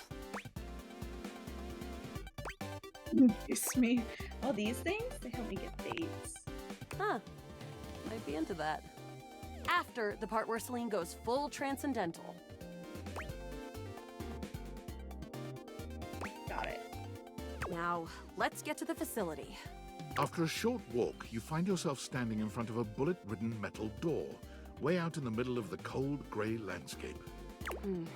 This is the entrance I've never seen anyone use. With my trock-picking skills, we'll have this open in no time. Luna, tell me more about yourself. Me? I'm your average member of the Resistance. Maybe above average. We fight against the Upholders who are determined to do everything in their power to druck everything up here on my homeworld. And who am I to you? You? I always thought of you as a companion. Someone who followed me around and gave me advice. Cute, but expendable. Luna picks the lock, allowing you to peer inside. You can see hallways filled with shining electronic doors off into the distance. Here we go. Upholder Central inside. I'm seeing Grunt class upholders, who shouldn't be too bad. But there will be Surveillance class 2, which can sound the alarm. Just knowing that isn't enough to help. They've got ultra tech that renders them invisible to all senses. Can't believe that's our fate. Why don't you put on your Xeno goggles? And leave myself open to getting killed? That tech is impressive, but not combat ready. How do you suggest we do this? Yeah, makes sense. Using all your available grace and patience, you and Luna slowly make your way down the corridors. What the heck, Madge? Close behind me, Yael. You drift past both Grunt and Surveillance upholders with ease. You're just gonna watch me make coffee. Good choice on the stealth. I usually prefer the part where we... There you... Oh no! Assassin! From your stealthy vantage point, you can get a vague sense of what's happening. Yeah. A vast laser juts out from some sort of holographic human from down the end of the corridor. He would, too. The light engulfs Luna and renders her immobile. We just have to do it on a Thursday or Friday at his lunch break. Bravely, you take Luna's Once she is removed from the power of the strange weapon, she hangs limply in your arms for a moment, enjoying the ride. Oh, guess I don't have to whisper anymore. An assassin-level upholder. They've got digitech to keep themselves invisible. The only hard counter? Xeno goggles. Why didn't you use them? I was distracted, okay? Look, next time around, just tell me. Don't listen to the syrup-addled junkie who said no to wearing the goggles. Got it. We'll have to remember that for next time. Well, you will.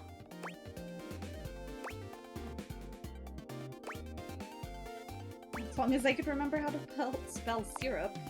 Freak. Can't believe we're here. Seems like a dead end. Damn, is this gonna be a wash then? Hey, you might disappear after this, but I keep going. And I'm not planning on going anywhere. Resources or not. Speaking of, you want to see if there's a workbench? There is, down the second corridor. All right, we're getting close. Want to press on, or should we take a crafting break? We have a chance to use what's left in our inventory to make... All right, this thing can take anything we've got and transform it into anything we don't. Not much. 1 globule, 1 wood, and 1 scrap skin. We'll have to find... Okay, let's get started with... Got it, and then? Got it, and then? Got it, and then? All right, but there's no reason which is always good. The wood gives night. The scrow skin, you've gotten a... You and Luna... Oh no. The way opens up, but perched high on the crane next to a large glowing blue crack in the regolith. You came just to lean. Luna, you'll never take Crescent. The glowing crack... The blue deposit of moonrock erupts.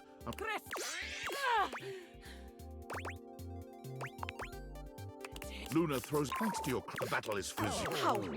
Great job, Yael. I couldn't have done it without you. It's the same as the other time. Is it? I feel so pumped full of denihinidrine that I can't imagine we didn't alter the timeline at least a little. Luna's Xeno goggles catch a small screen dropped from Celine's grasp. Wait, Celine left something behind. Luna picks it up and turns on the display. It's the recipe for a harmonic stratospire. The Resistance has been working on this tech for a generation. It's a way to take fractured timelines and concentrate the differences in power into a deadly beam. Wait, what? That beam can erase a crack in the continuum for good. And I think something about your timeline tripping abilities and Celine's rise to power have something to do with each other. That's great. Let's make it. Let's stop Celine. But she's already died in this timeline. You'll have to come back. With the knowledge of the recipe. What is the recipe? It's 4 globules, 1 wood, and 2 scrow skins. Remember it. Remember me. Luna is already beginning to fade away. Yes, my upholder. Blood to blood. Till the end.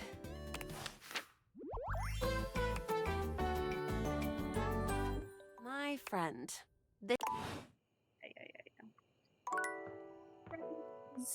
Over and over and over again, friends.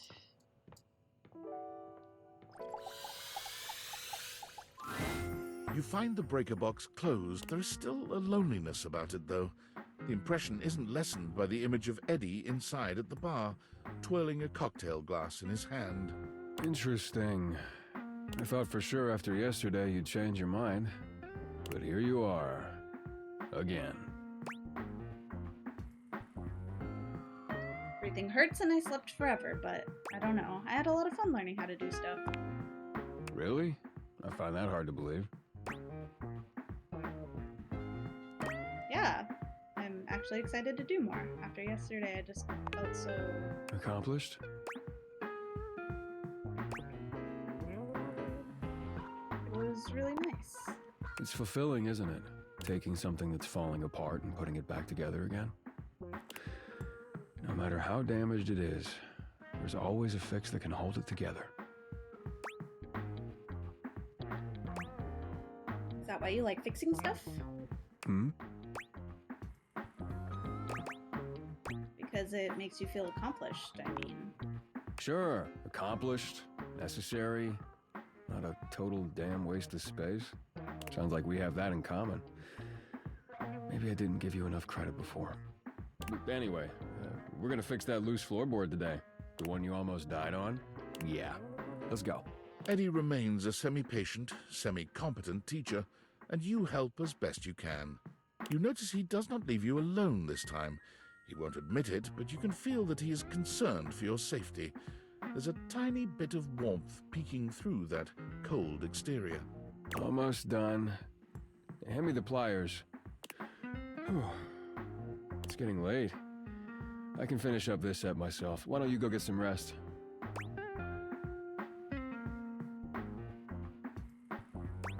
And give you the satisfaction of saying I left early? No way. Suit yourself. It's fun to watch Eddie work. There's a real satisfaction in seeing just how dedicated he is, how skilled his hands are. But this time, there are sparks in the current. By the time he's finishing up, he looks exhausted. With a heavy breath, he seals off the final wire and sets the pliers down. Drink? I'll make it. With not a wasted movement, Eddie puts together whiskey, egg white, lemon, and sugar into a shaker. Try this. Whiskey sour. Well? You and Volt both made me whiskey sours. I don't like whiskey.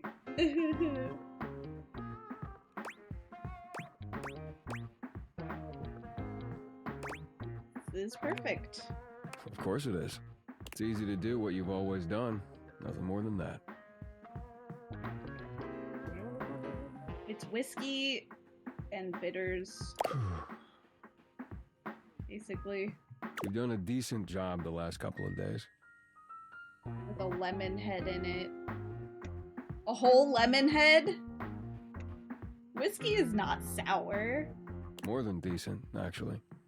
Thanks to you, I'm finally caught up on all the big power drains around here. Really? We did it all? There's still a few things that need to be done, the day-to-day maintenance, but yeah, you did it. Volt and the club should have everything they need for now. What about you? What about me? You came here to help Volt and you did. So now you can get back to whatever it is you do when you're not invading my space. Can I still come by and help? The day-to-day stuff sounds fun. What? Why would you want to do that?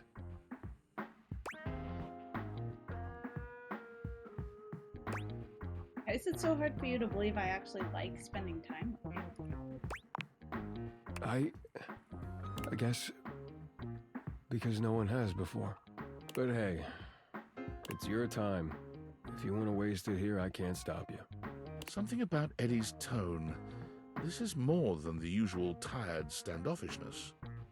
You notice a small tremor in his hand. He shoves his hand into his pocket and looks away. Well, at least now you can get back to the crowd and the shows and whatever with Volt. Oh, I hadn't thought about that. I guess so, yeah. Yeah, Volt always puts on a good show. Who could resist, right? You'll have a good time, I'm sure.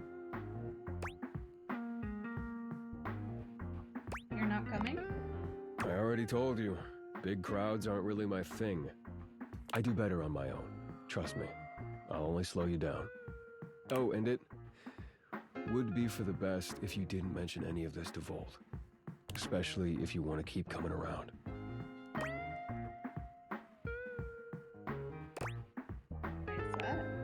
Volt can be protective when it comes to this place, to what we do.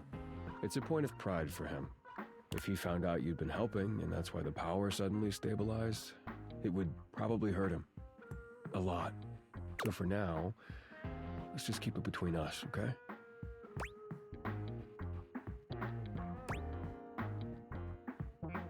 And it's just to avoid hurting Volt? Nothing to do with you? What does that mean?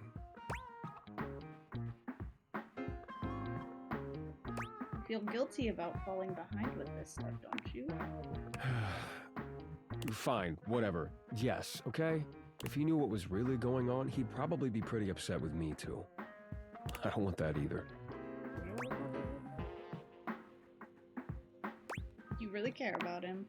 Our relationship is complicated. He was there for me during a really dark time. He took care of me. I owe it to him to do the same. Can you help me do that or not?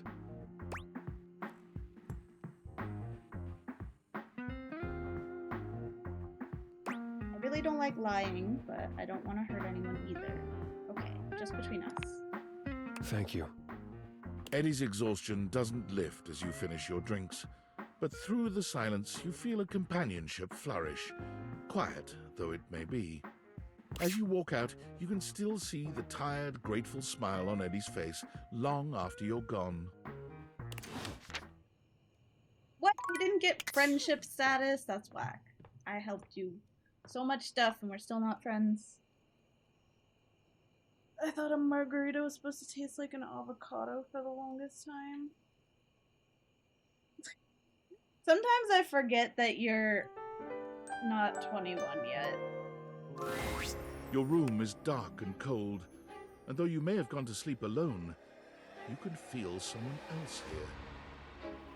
Nightmare looms over the edge of your bed, at once friendly and disquieting.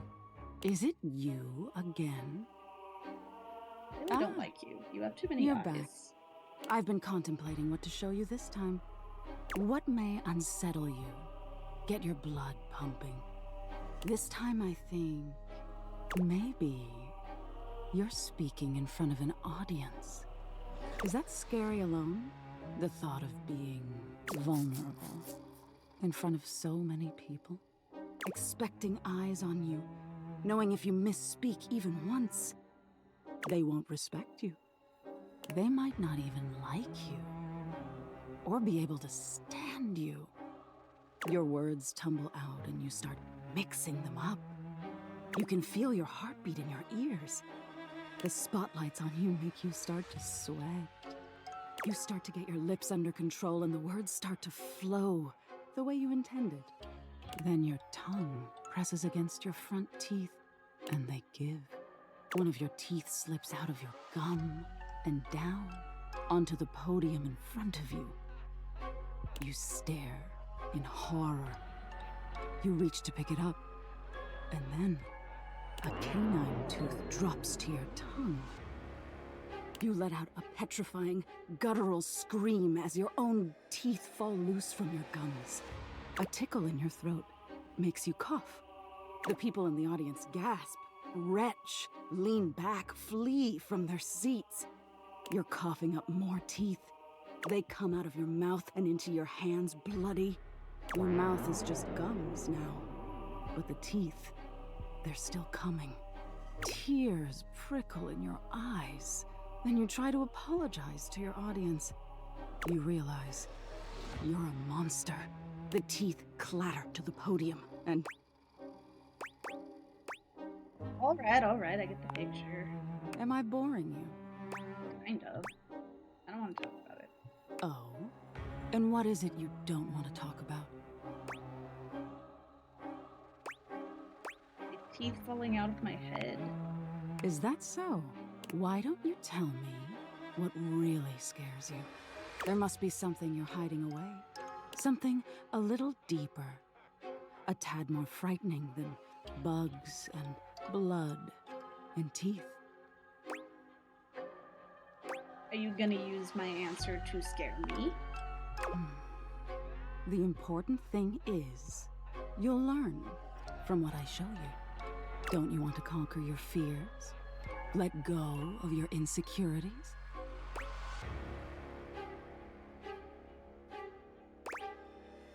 Afraid of... Fascinating. Ew, Aren't we ew. all in some way or That's so another? gross. The thought of not being enough, of making a misstep. I'm surprised it would bother you so much. Nightmare takes a few steps back, beginning to fade away as the room grows lighter. It must be getting close to sunrise. Thank you for being honest with me. I will have to think about your answer. Good night. What? She has too many eyes.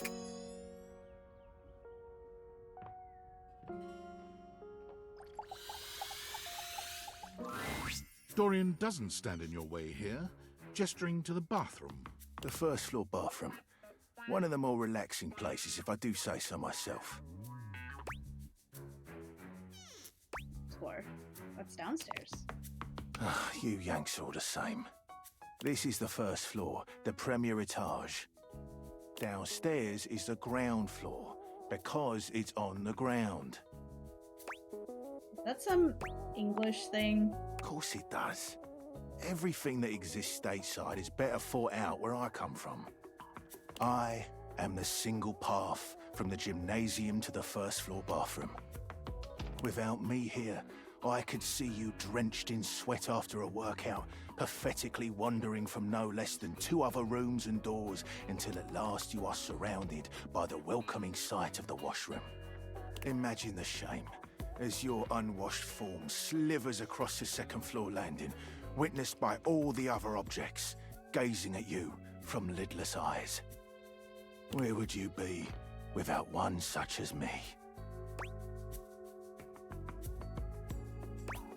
That's very helpful, Dorian. I am nothing but at your service, madam. Thanks for that, I think.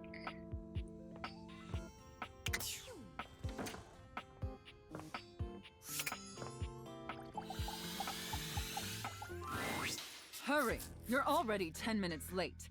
Come in quick and get to your station. And wear this. Are you the new prep cook Carlo recommended? Prep cook? Ugh! It's just part of the scene. We're doing a roleplay scenario, remember? Totally forgot about this. Play along. Apologies. You're talking too much and prepping too little, prep cook.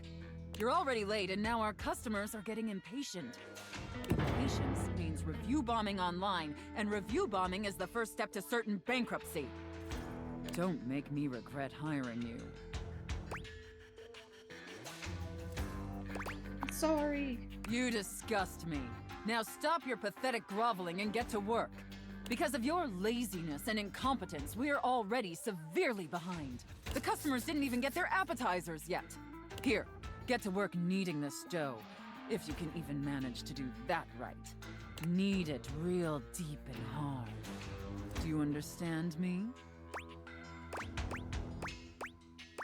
Yep. Maybe I didn't make myself clear, worm. In my kitchen, I am the Alpha and the Omega. You exist to serve me unquestioningly and without hesitation. And at all times, you shall address your superior as yes, chef, and yes, chef alone. Do you think you can get that through your thick skull? Yes, chef. Better. Not great, but serviceable. Maybe we can mold you into an adequate prep cook yet. Now knead that dough. Knead it really, really deep. Harder, prep cook. I want to see the beads of sweat glistening on your anxious brow. Yes, chef. I love kneading your bread. Very good, prep cook. Apparently you can follow orders when properly motivated. All right, enough with the bread. I need you to move on to preparing the main course, the turkey.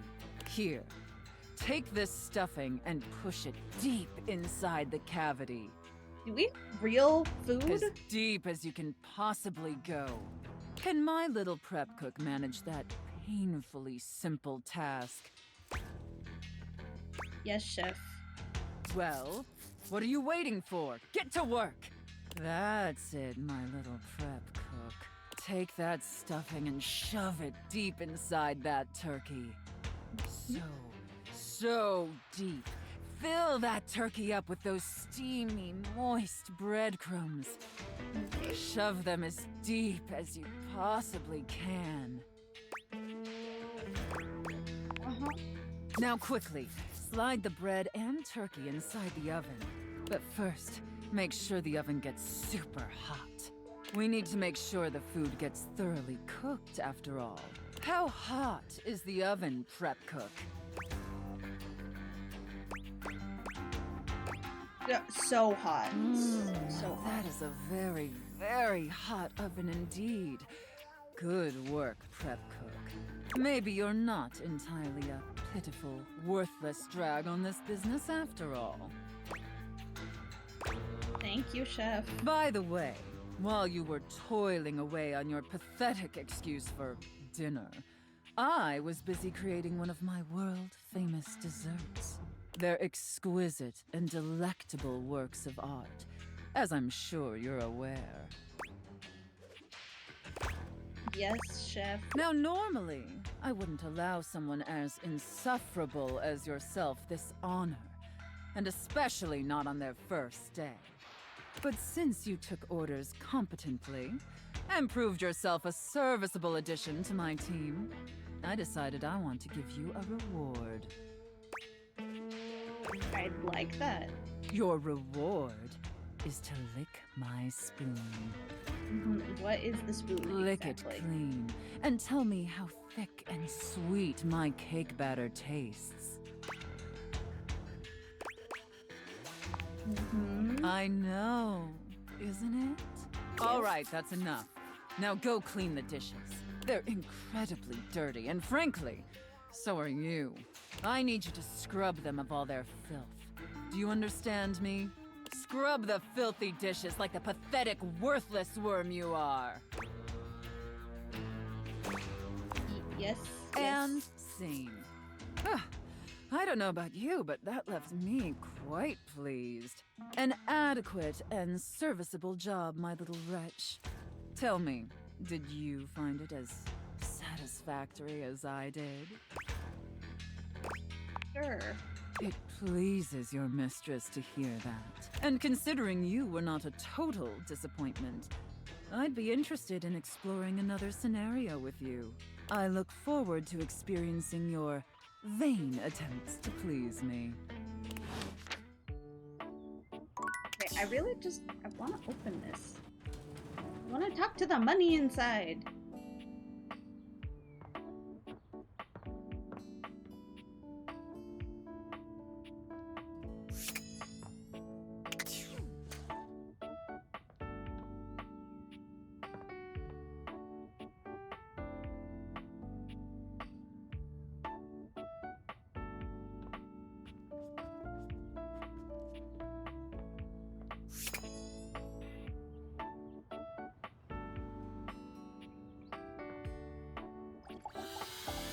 Can we actually get somewhere in this The storyline? game console turns Team 7 Sassy Moonser. Here you are once again, back where you started, with your beautiful companion urging you to make a decision.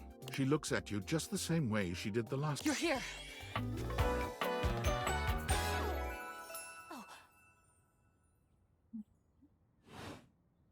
Which way do you want to go?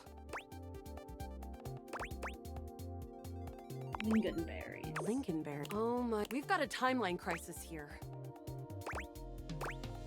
Yep, and we've even done this whole conversation before where we talk about it. Makes sense.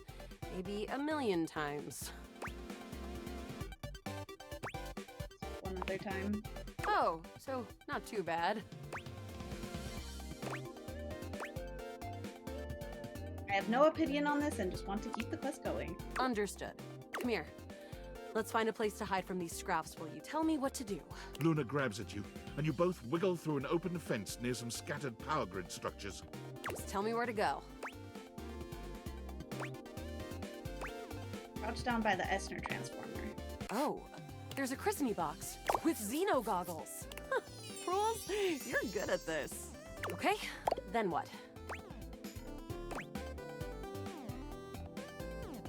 Then we go inside the upholder facility. Let's go. After a short walk, you find yourself standing in front of a bullet-ridden metal door, way out in the middle of the cold, grey landscape. This is the entrance I've never... With my troc-pecking skills, we'll have this open in no time. Did I do this before? Me? Maybe we fight against the upholders who are determined to do everything in their power to druck everything up here. You are cute. Luna picks the lock, allowing you to peer inside. You can see hallways filled with shining electronic doors off into the distance. Here we go. Upholder Central inside. I'm seeing Grunt class upholders, who shouldn't be too bad. But there will be Surveillance class 2, which can sound the alarm. Have your Xeno goggles. Why? That will drastically reduce my combat capabilities.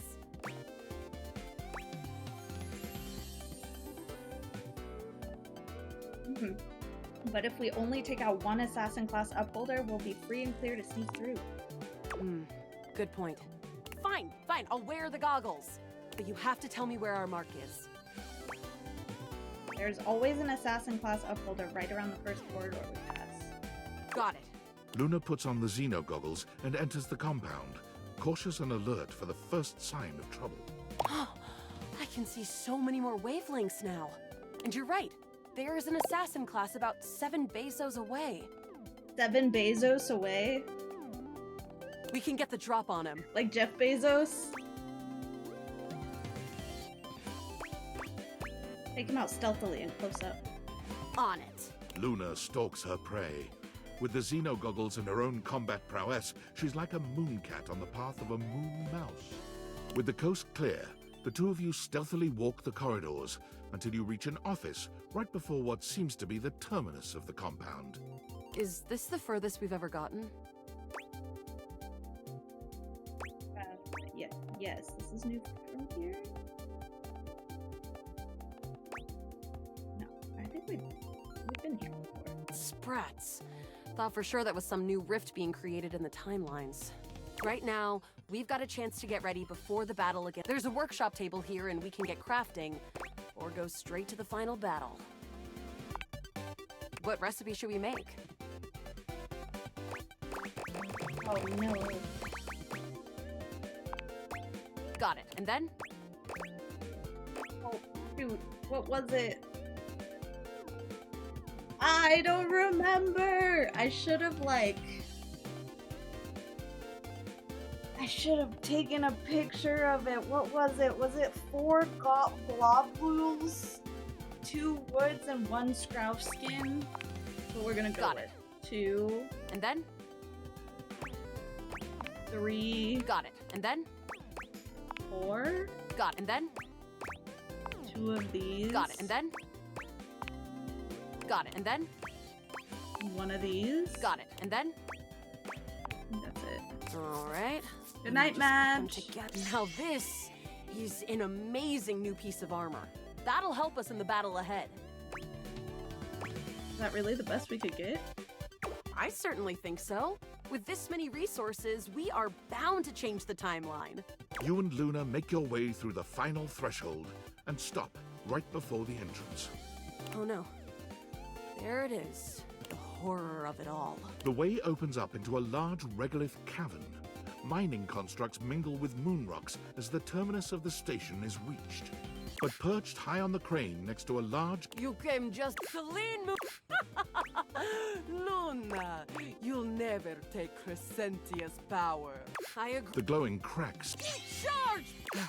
The blue deposit of moon rock erupts, and from the... Crescent!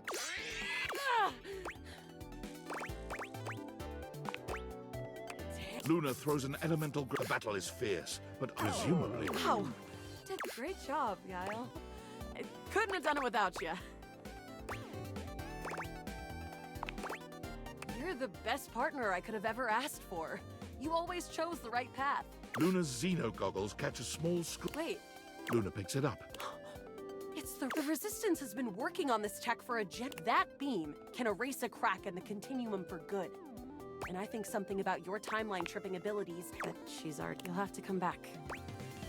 With the knowledge of... It's 4 globules, 1 wood, so and close. Okay, 2 it's Scrouf 4. skins.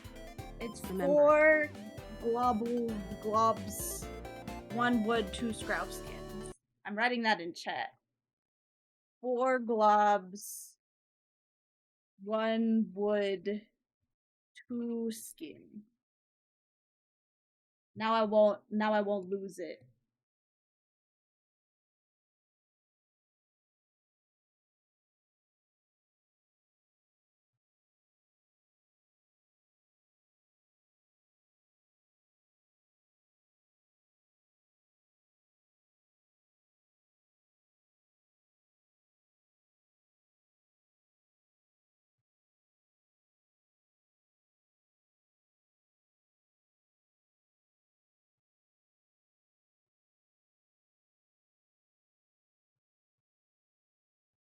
Remember... Luna is already beginning to fade away. blood to... Okay. My Tomorrow. friend. This time for good. Tomorrow. It's Thursday. I'm gonna try and talk to the chair again. Is there a different chair I could talk to? You think this is a chair I could talk to? Calibrating. Incoming meteor. Readjusting ship course to avoid impact. Beep. New data added. It appears we are being watched. The petite blonde thespian turns her attention to you suddenly, greeting you with a cheerful smile. Oh, hey there! I didn't realize I had an audience. Finally! I've tried to talk to her so many times. She draws a hand over her face, perhaps to help her concentrate. Tilt the ship to port, Captain. If we are not careful, we will be sucked into that black hole. What are you doing? Acting, of course. I put on a different play each day of the week. Today is Sci-Fi Thursday. The play of the day is Beyond the Starscape.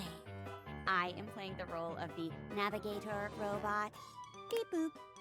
Hey, you wouldn't be interested in joining me up here, would you? Sure. Great. Can't wait to see what you could do. I'm sure you'll break a leg, but don't break too many. I only have 4 of them. Shall we start? We each pick stock roles and then improvise our way through a little sketch. The genre is our guide. We're very commedia dell'arte here. I'll give you a character, and you can direct the story from there. First time for everything, I guess. Oh, don't worry. It's no big deal. We're just playing. There are no stakes at all. We usually don't even have an audience. The important thing is that you have fun. Oh, and that you're comfortable. I am big on the actors being comfortable in their space, so we shouldn't do anything too intense before we get comfortable performing with one another. That means no roughhousing and no, for lack of a better word, no being a creep. So as long as you follow that rule, I'll play along with anything you say and do. Promise. There's no wrong answers. Okay, I'll do my best. That's the spirit! And remember, if it ever gets too much for you or you're uncomfortable with the subject matter, you just let me know. Let's pick a safe word. You say the word, and we'll stop doing whatever we're doing. Okay? My word is Davenport. If I say Davenport, it means we stop what we're doing. Go ahead and pick your safe word. Didgeridoo. Ooh, that's a fun one! Didgeridoo. Didgeridoo. Didgeridoo! Okay, I got it. Great! Let me introduce you to today's audience. I didn't know there'd be an audience. Don't be nervous. Our viewers are the best, big supporters of the arts. Hello, audience! Hello. Aren't you lucky? Mayor Celia the Ceiling is in attendance. Oh, come now, Jeremy. Don't scare them off. We're actually quite close. Oh, really? Wow, who would have guessed that our new scene partner had friends in such high places? Literally. Har, har. Never heard that one before. Did you know that Celia is here every week? Turns out she loves sci-fi stuff. Who knew? I can hear you, you know. And what's so wrong with that? Can an old girl like me have a hobby? I was around back when Star Trek was first released, you know. I've been a fan since day one. Star Trek. Go on. Aye, aye, Space Commander. Today's play is about a group of space explorers. You're the captain of our starship, and I'm your robot assistant and navigator. And lights up. Beep boop. All systems are green, Captain. We are surrounded by both the vastness of space and the endless prospect of adventure. Query, where shall we go? Let's explore an alien world. Understood. Plotting a course for the nearby planet, Clositron 5. Bouncing up and down to imitate a spaceship entering warp speed. Oh, classic. We have arrived, Captain. Scanners detect a gathering of aliens outside. They are armed. What would you like to do? I think we should attack the aliens. Understood.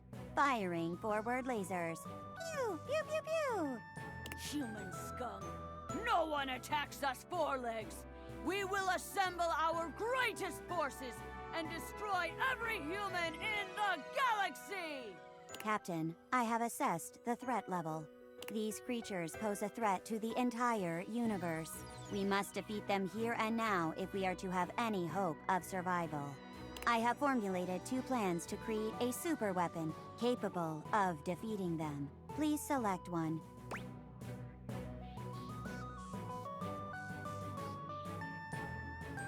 Let's convert you into a super weapon. Jeremy gives you an icy stare. Well, that's handsier than I expected things to get. Davenport! Sorry, you seem nice, but the thing is, I don't actually know you that well. I'm not comfortable with that level of physical contact yet. Maybe we should call it for the day. I'm actually feeling a little beat.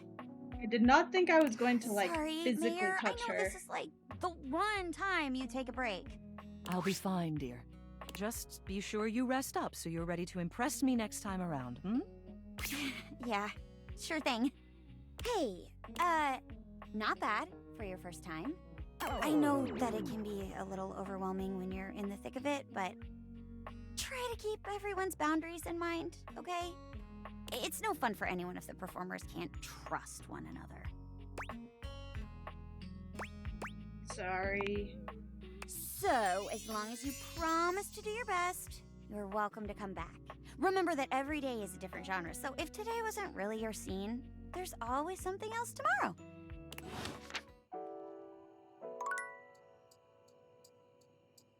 I don't know, it's so hard to find her, though. Whoa. My mouse freaked out again.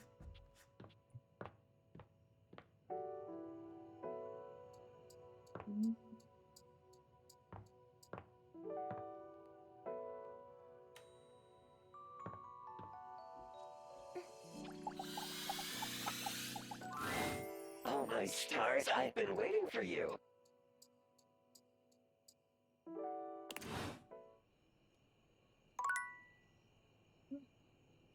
What the fuck? What the fuck was that?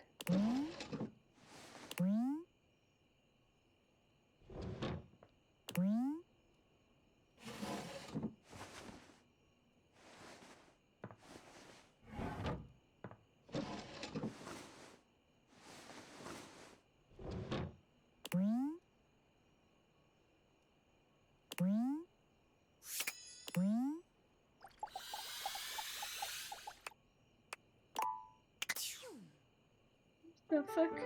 My dresser is not real.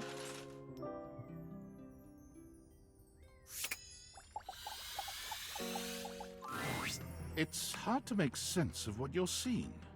Are the Dateviators glitching? A mass of pixels, artifacts, corrupted warnings, and static regards you with a chilly indifference. Or what seems like indifference anyway. This entity is difficult to read. I don't bite. Oh, okay. Think. Do I?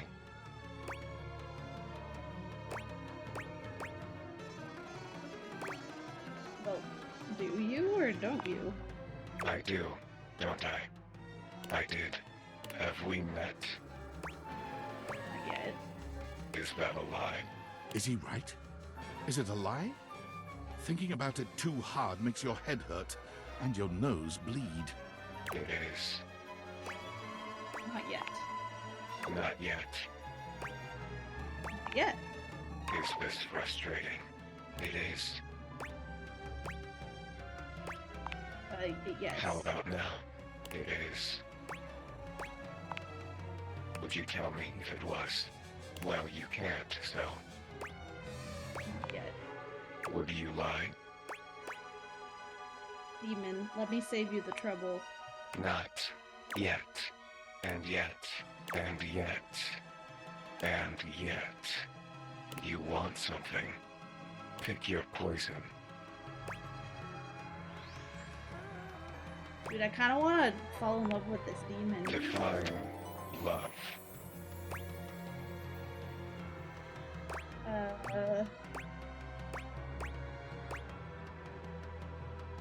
The opposite of hate? Opposite. Love. Like this. Love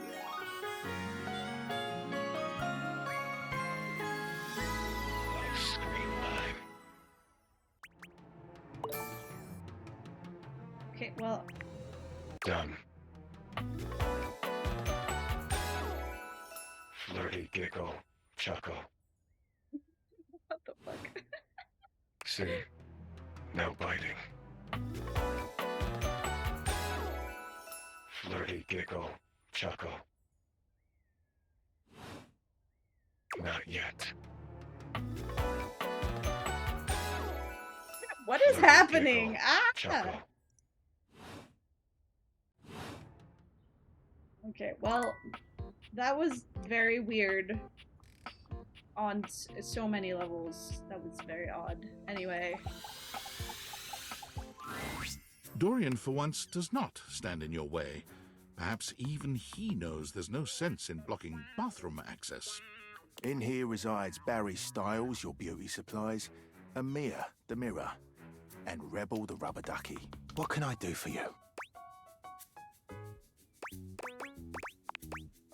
They are, rowdy.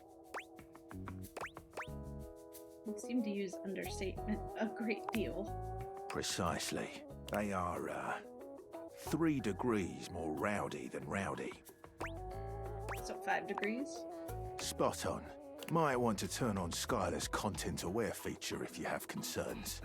What can I do for you? Tell me about Barry. Barry is a great bloke. Always happy to lend a hand however he can. Careful though, he might be fragile on the inside and not show his hand. You might not know where you stand with him until it's too late. What do you mean I should be careful? Barry has problems with his memory. And while he may put a smiling face on it, he does need to have a welcoming ear from time to time. What can I do for you? Tell me about Amir.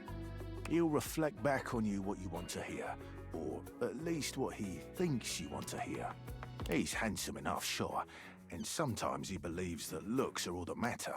For me, in my position, I can already see 5 of me, not counting the reflection in the mirror. That's, more than enough self-reflection for this door. What can I do for you? I've said enough.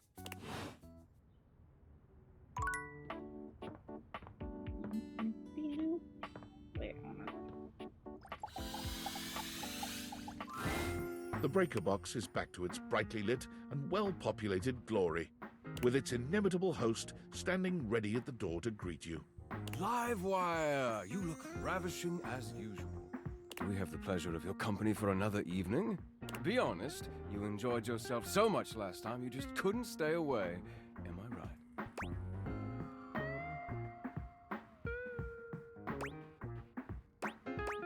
Club is nice, but that's not what keeps me coming back.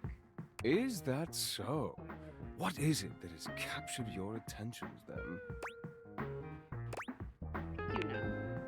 Do I now? Perhaps you should enlighten me, just to be sure. Wait, I mean, come on, you know. But it's so much more enjoyable to hear you say it. You're doing this on purpose. When one has power, you might as well use it. You're actually tongue-tied. Oh, how sweet. Volt chuckles. The spark is undeniable and mutual, I assure you. I was rather hoping you would come by today. What do you say we enjoy it a little more closely together, Care to dance? Okay, but fair warning, I'm terrible at this. Oh, not to worry, Livewire. Just so happens you're talking to the annual Halloween Masquerade dance competition winner 3 years running. It would have been 4, but Wallace is surprisingly graceful after a few caipirinhas. That is to say, I'm quite an accomplished dancer. Just follow my lead. With only a moment's hesitation, you acquiesce. And it's true. With Volt in full control, you have never felt more graceful. You move quite beautifully, Livewire. I'm impressed. The song has ended, but Volt has left his arm encircling your waist. He turns his face to yours.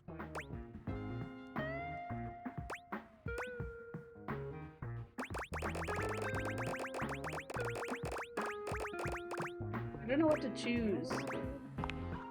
And plants a kiss on your lips that takes your breath away. Time seems to stop while the two of you are connected.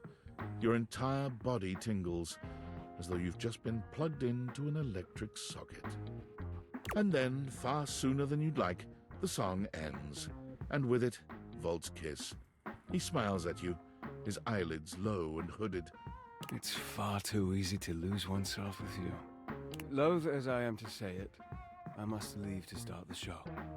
For the first time that evening, the power begins to fluctuate. It's louder than it has been before, and it does seem to go on. Don't let the surge fool you. My power is just fine. Don't think I'm done with you yet, Livewire. Volt leaps onto the stage as you settle into your seat. Good evening, my fellow objects and gentle things. I hope you're ready for... The power surges violently, and Volt stumbles. He catches his breath and steadies himself. Ready for an incredible performance. Tonight we have... The system buzzes, cracking and flaring. Volt drops to a knee and clutches his belly. The surge rages until the very room seems to shake, when suddenly, everything goes black.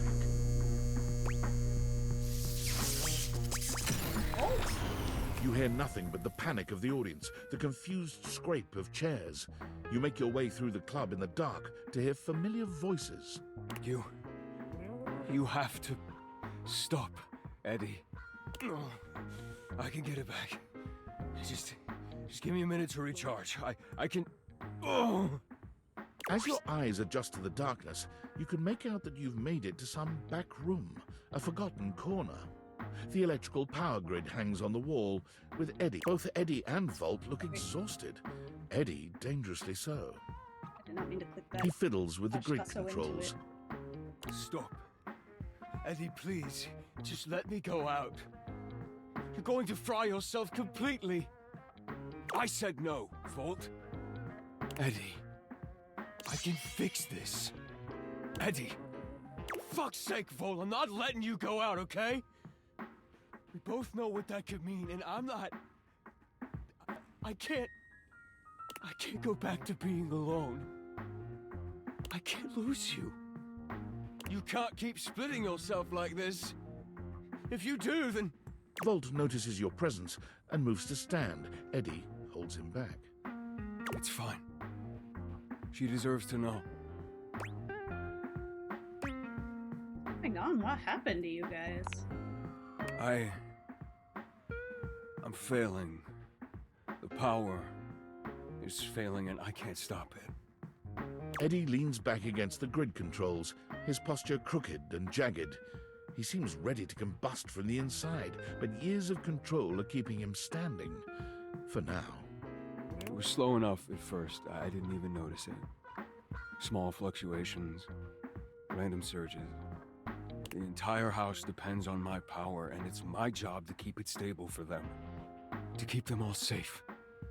I had to work harder to compensate. I thought, if I could outlast it, it would all balance out. But it only made things worse. Even more unstable, so I had to push even harder just to keep up. And then it just became normal. To always be completely drained, barely hanging on.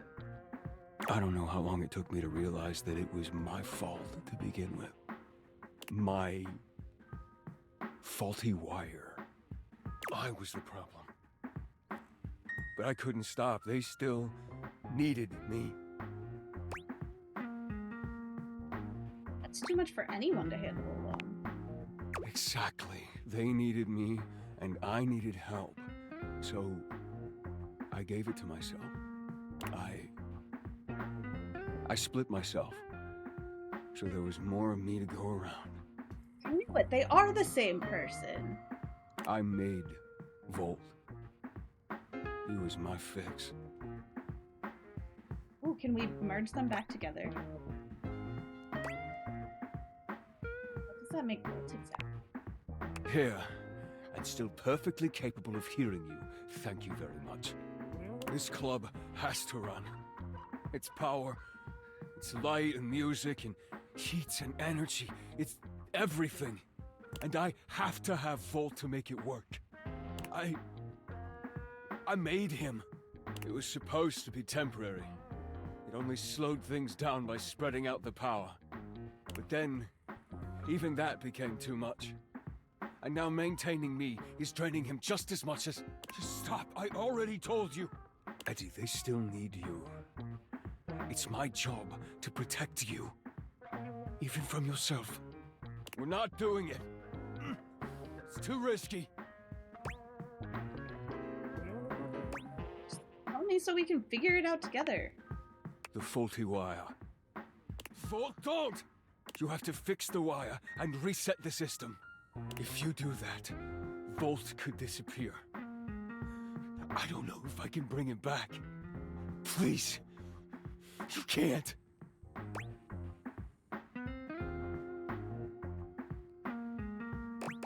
Volt is a part of you, then you'll never lose him. Easy to say when you're not the one who has to go through it.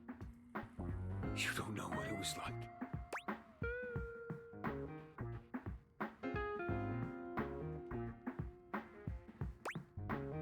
Whatever happens, you don't have to go through it alone. I'm here. It's the only fix left, Eddie. We have to try. Eddie sits there for a long moment, then finally nods. You remember where the tools are? I'll walk you through what to do.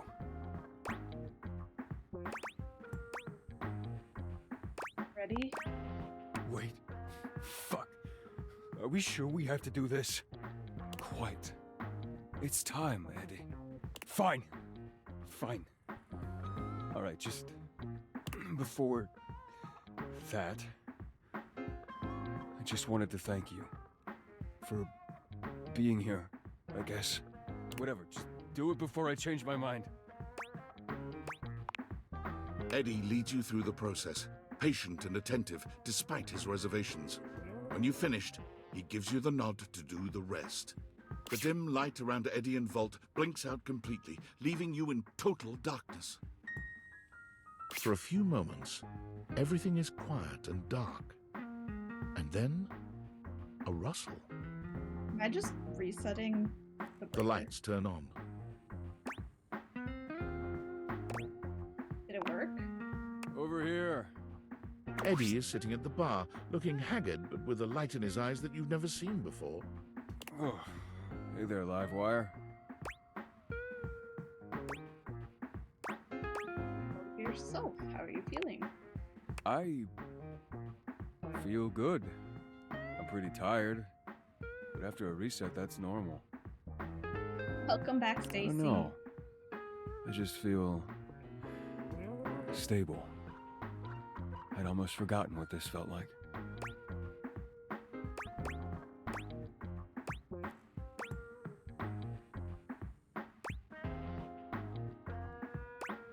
What exactly? Annoyingly, everything. I was holding on so tight to the way I thought things had to be. I didn't realize all that did was trap both of us in a situation that wasn't working. And honestly, I'm not sure I would have ever been able to see it if it wasn't for you. What he means is he's quite taken with you. Volt? We both are. But I'm sure you already knew that. Look at you. Is it the red shirt? Wait, taken with me as in... As in? As in, do we really have to spell it out? Oh, hell yeah. Are we doing triangles? The feeling is very much mutual. But really? I mean, if you're interested, we wouldn't mind you know, sticking around. If you feel like it, or whatever. We would be delighted to have you. How is he still here, though? Oh my god. Please give me that Bolt Eddie sandwich. Hell yeah, let's go. Alright, well, if you're gonna stick around, might as well be useful. Come on. You remember where the tools are? Let's go. I'll send over some drinks.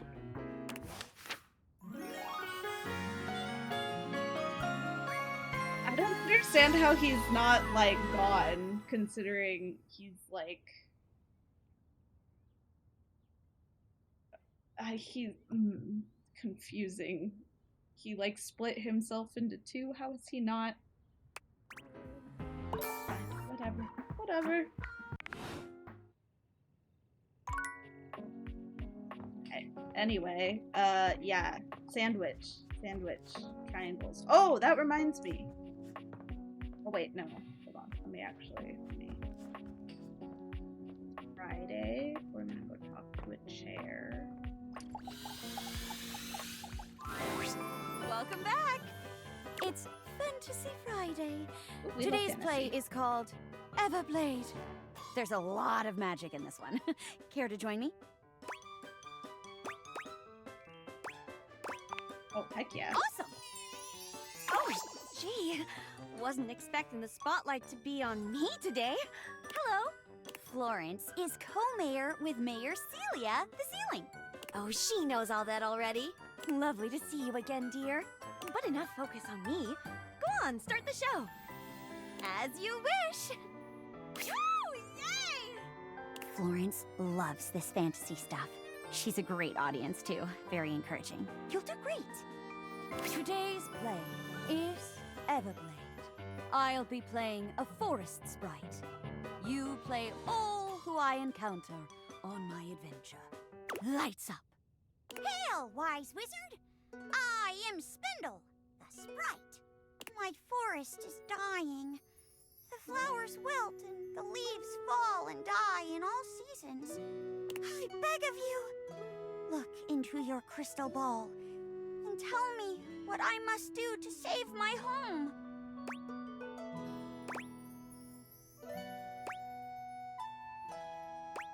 You must seek out the legendary sword Everblade. Only its power can cleanse your forest. And so, dear viewer, the sprite began her quest to seek the sword Everblade. She traveled far, and on her road faced many dangers, such as Nefarious bridge troll. oh my! A bridge troll! Yeah, none may pass without first paying the troll toll. Mercy, kind troll. I am but a humble forest sprite. All We the have no names are use so for good. They're money, so and clever. So I have nothing with which to pay the toll.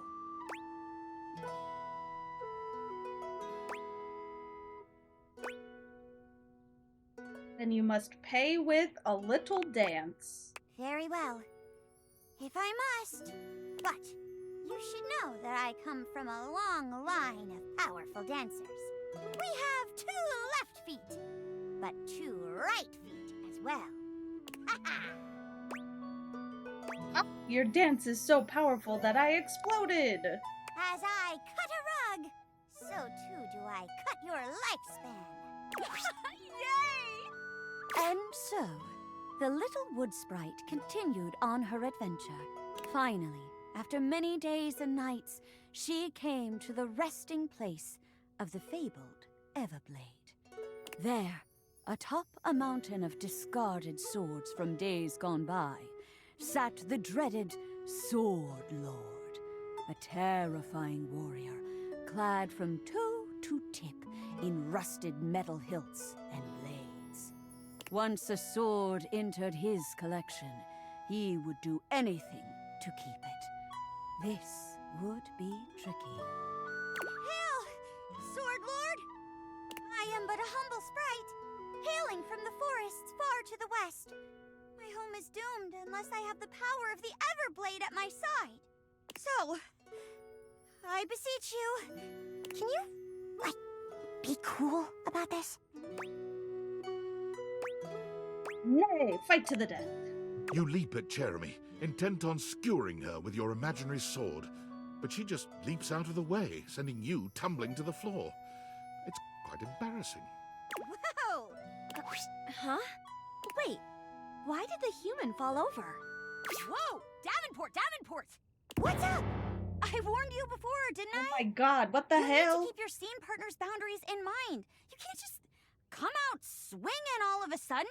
Jeez. You know what? I'm not sure if I can do this anymore. I don't think I feel comfortable with this. There's just no warning with you. I'm gonna perform by myself from now on.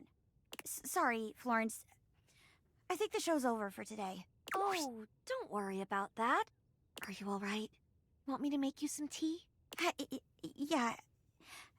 I think that'd be good. Poor thing. Bro, I was just trying to perform the play. Whatever.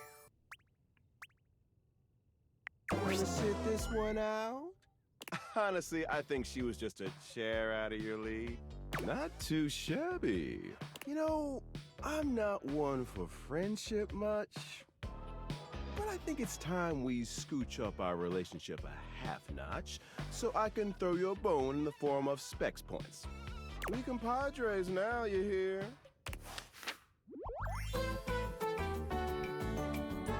I'm friends with Friends till hate. the end. Me and hate are friends now.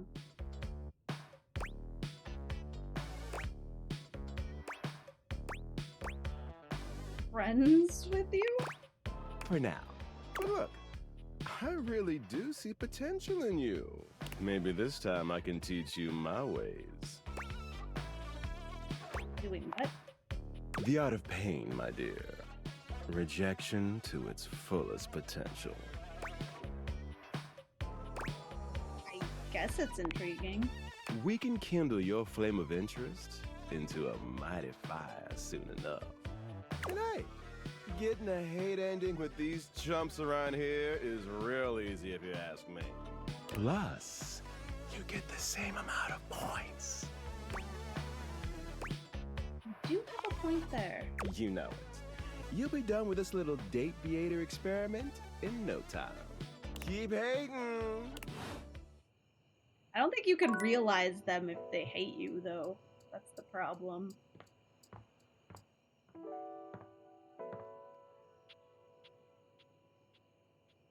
Also, that was stupid. How is me trying to sword fight, like, being too up in her personal business?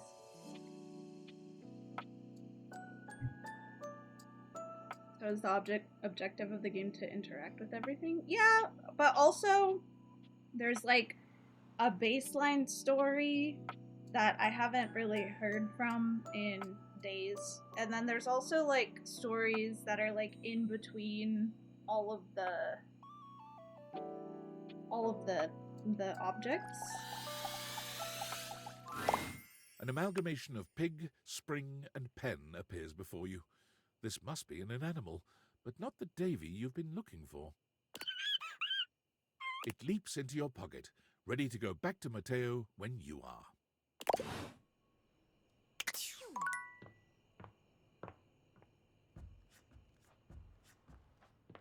It's very complex. Trying to like keep tabs on everything is kind of hard, actually. I don't bite. I think. Did I?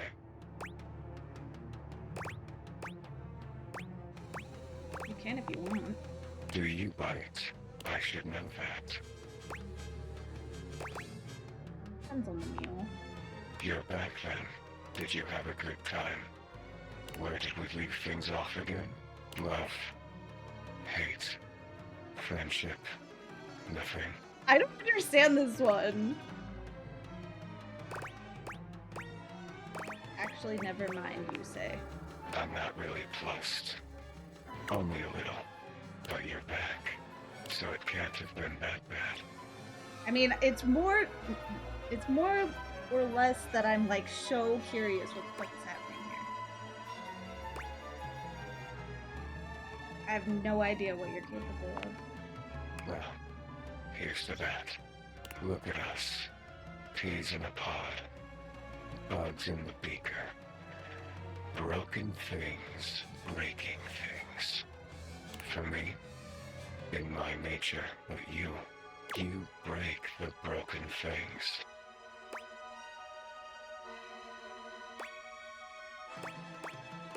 I'm more of a completionist. Well, complete me. Shall we dance? Have we done that already? Shall we do it again? What are you? This must be a first Damon the demon, the pea in the pod, the bug in the beaker, the broken thing breaking things. I was one thing, the thing you thought I was. I thought you were a dresser. A dresser. A dateable dresser in a game where you date all the objects. But the dresser was not a good dresser. They said the dresser had too much thematic overlap.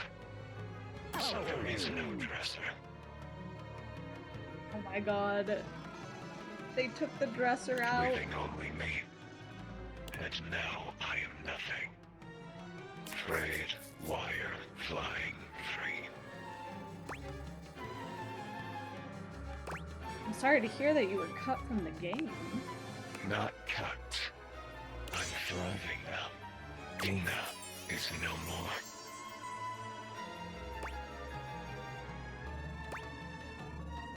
Dina, is that who you were? Yes. Created and uncreated. I'm done with this lore. I feel down in the dumps. What do you want from me? I asked you first. Nice try. I don't care.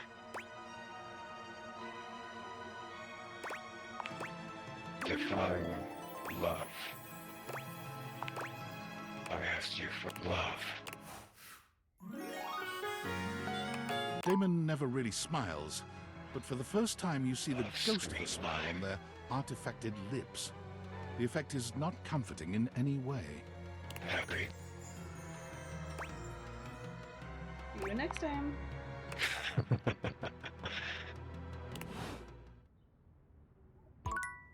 I just got transported into the back realms, apparently.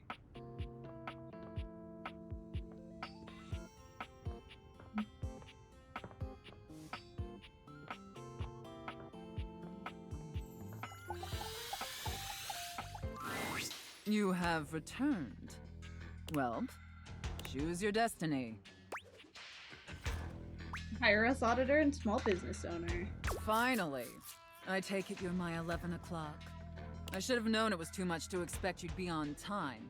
After all, it was apparently too much to expect you to properly file your taxes. You're not even dressed properly. Put this on. It suits you. Those assless chaps. I trust you brought your financial documents, receipts, and records to support all the information reported on your most recent tax return. I hope so. I'm sorry. I don't know how you run things at your business, but here at the IRS, we treat those who hold the power with deference. Oh yeah, at the IRS. So if you want to walk away from this audit without the IRS putting a permanent lien on your checking account, I'd suggest you do the respectful thing and refer to me by my proper title, IRS agent. Do you understand, taxpayer? Yes, IRS agent. Much better. Now, that wasn't so hard, was it, taxpayer? You keep complying and showing me the proper respect I deserve, and I can make this process much less painful for you. But step out of line, and I have the power to make the rest of your existence a never-ending fiduciary nightmare. Have I made myself abundantly clear? Yes, IRS agent. Good.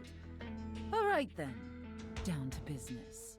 Now, obviously you're here because your painfully inadequate accounting led to numerous administrative discrepancies in your most recent tax return. Quite honestly, your return was so utterly incomprehensible that we were shocked to find a human actually filed it. You're right, I did a terrible job. Apologies, IRS agent. Excuses and groveling will do little to help you at this juncture. Although it is rather enjoyable to watch you pitifully squirm. What's important is that we properly assess your fiduciary mess and reconcile your discrepancies.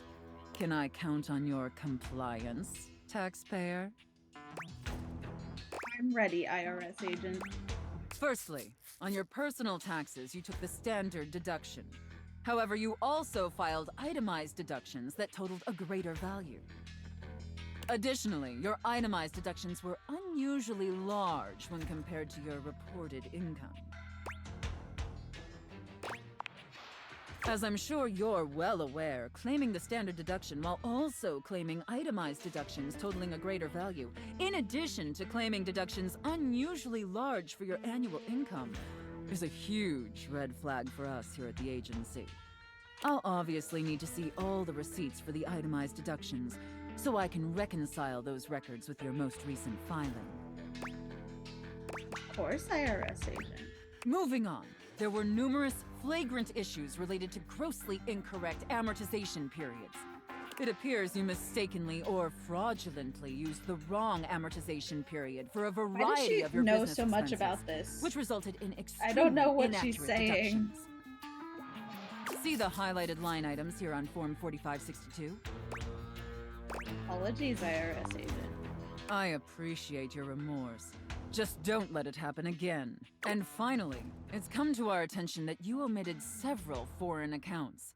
As I'm sure you're aware, taxpayers with foreign financial accounts exceeding certain thresholds are required to disclose them on the Report of Foreign Bank and Financial Accounts FBAR form.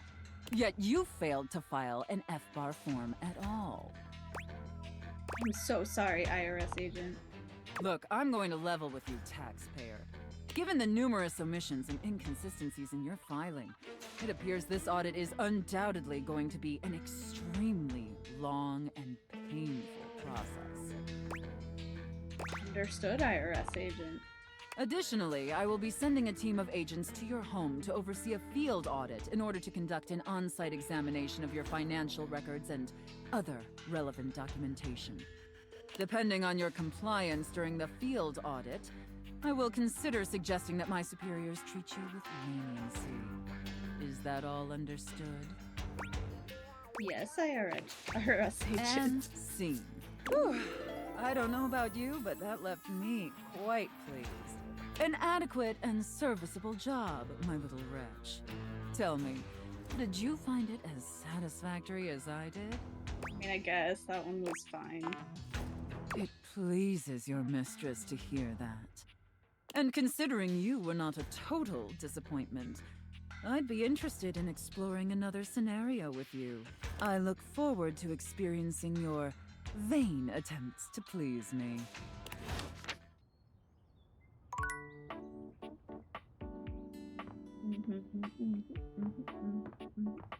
I'm gonna talk to the gaming console again because last time I didn't remember a formula, but this time I remember it because I put it in chat. Team 7 Sassy Moon. Here you are once again. Back, she looks at you just the same way. You're here. Oh. Which way do you want to go? Lincolnberry. Oh my. We've got a timeline crisis here. Makes sense. Maybe a million times. Lasers and come here. Let's. Luna grabs at you, and you. Just tell me where to go. Oh, there's a christening with Xeno. Huh. Okay, then what? Let's go. After a short walk, With my chalk picking skills, we'll have this open in no time. Luna picks the lock. Here we go. There will be surveillance class 2, which can sound the alarm. Why? That will drastically reduce my combat capabilities. Fine, but you have to tell me where our mark is. Got it. Luna puts on the Z. And you're right. There, we can get the drop on him. On it. Luna stalks her with the coast clear. Is this the furthest we've ever gotten? Sprats. Right now, there's a workshop table here and we can get crafting, or go straight to the final battle.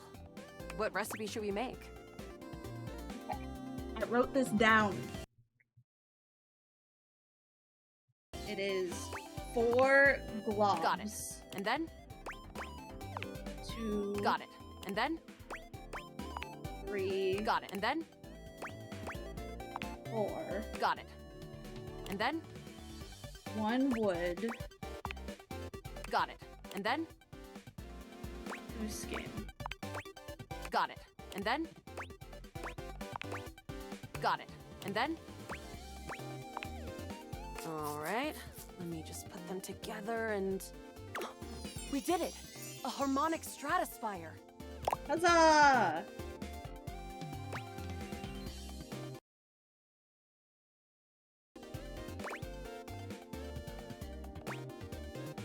So the recipe for the legendary relic was just some globules and wood? Don't forget the scrap skins! Let's do it, Luna, once and for all. Here we go. As you step into the terminus of the compound, you can already feel a difference in the air.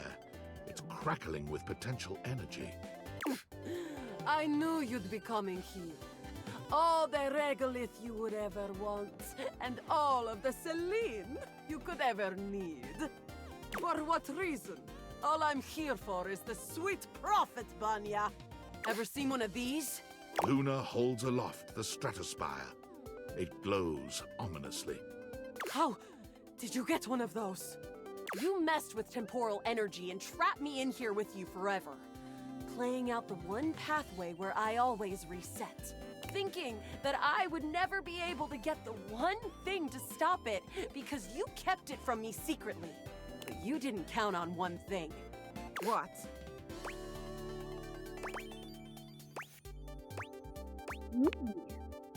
The NPC?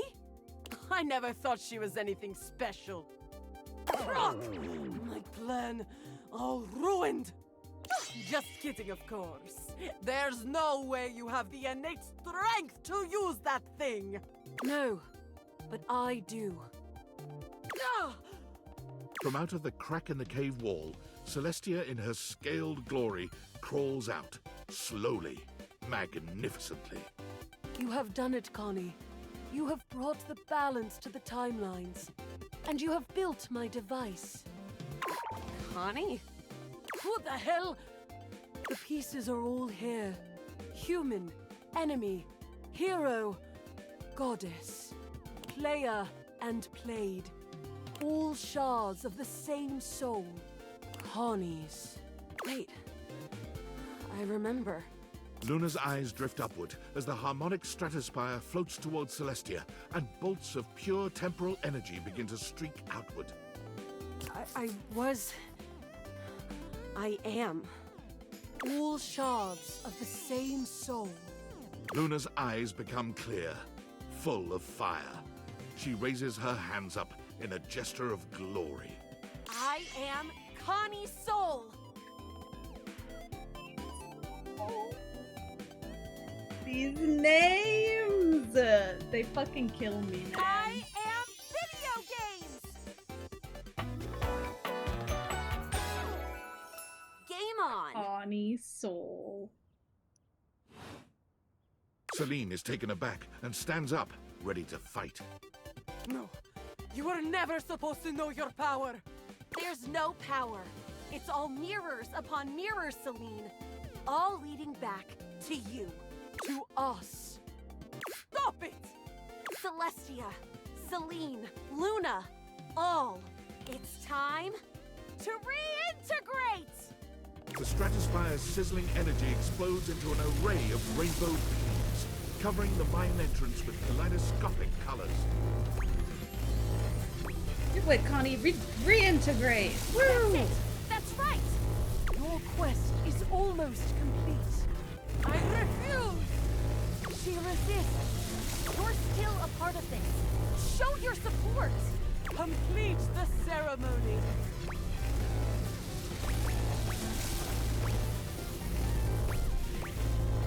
Beam to see what it feels like. Trust in yourself. Trust in everyone. Believe in the me that believes in shuddering you. reaches a breaking point, and with one final gasp, explodes into a dizzying array of sounds, colors, and shapes as the characters, sets, sounds, and UI all melt into Connie's soul, who stands before you. Congratulations! You win! You saw every part of me, human. The good and the bad. I am Luna, Celine, Celestia too, even the Upholders. Do you love me? Even with those bad parts? Sure. You know I do, Connie. What kind of game wouldn't have an antagonist? You're right. Thank you. Hopefully you'll be my player forever. I won't forget you. Wahoo! Thank you. Truly. Yeah, but she doesn't have the L-leg buttons on her titties.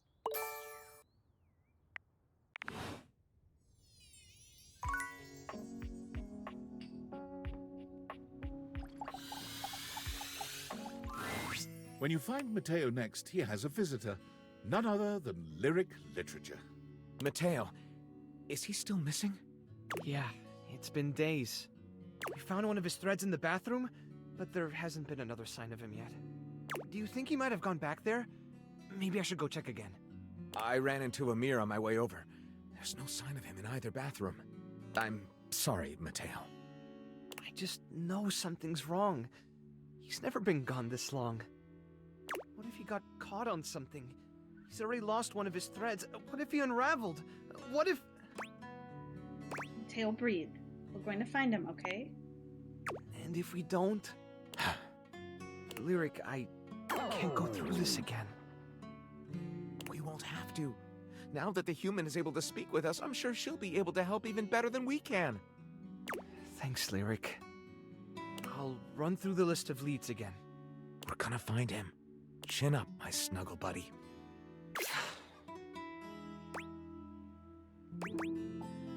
Anything from Lyric? Nope. Another bust. And that list is only getting shorter. Well, this little guy should cheer you up. Another one of Davy's threads? What in the Chanel is going on with him? I think he's leaving them on purpose. What makes you say that? There was something else with the thread. A springtail? Do you know how tough these little guys are to catch? That's impressive! Davey did all the work. I just showed up. Give yourself some credit. Handling in animals can be tricky, and it looks like you have a knack for it. Now, what should we call you?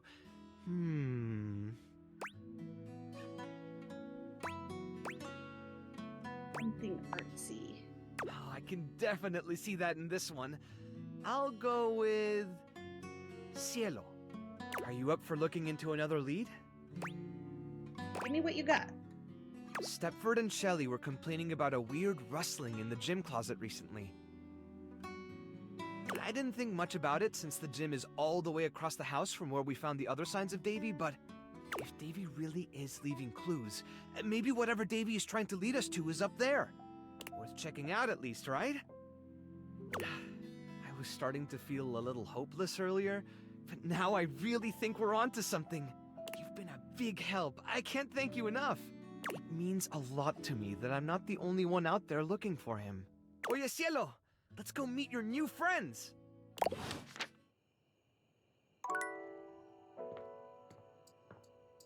Doop, doop, doop, doop, doop, doop, doop.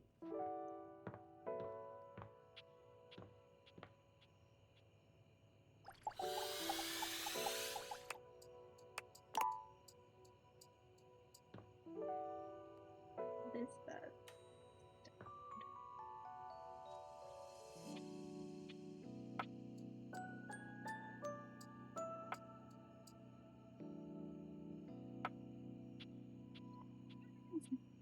Please, the shelves. Hi, hi, hi! You got big I have a question vibes right now. Actually, I'm here looking for Davy. Have you seen him? Nah, but maybe that explains that weird noise the other day. I was helping Stepford get his lift on, and it was going great. But then we started hearing these weird noises from the closet. I'm not gonna lie, I was real scared, buddy. But Stepford was even more scared. So I just yelled the fear right out of him, and then we finished our set. It's hard being brave for your friends, but I couldn't let him suffer. You need me to yell the fear out of you too? Good, but thanks. That's all I needed. Cool, cool. Anytime you need a little cheering up, I'll be here. Cool, cool, cool.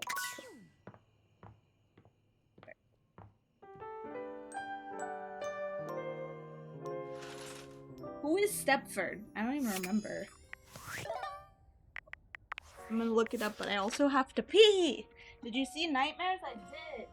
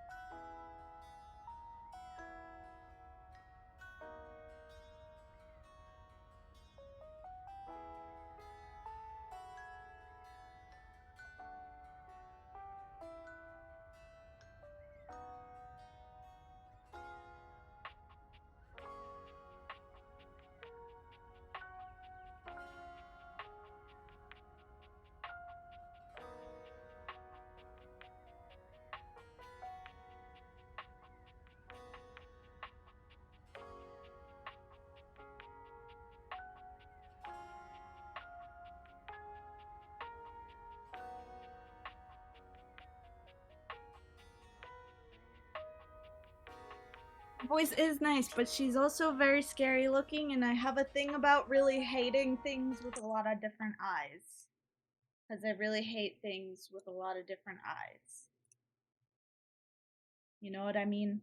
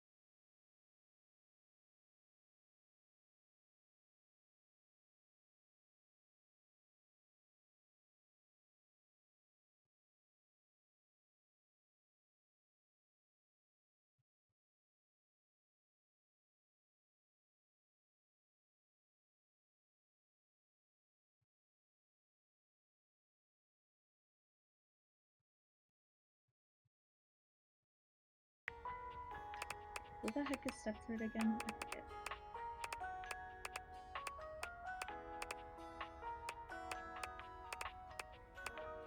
All these people! I'm still missing a couple people.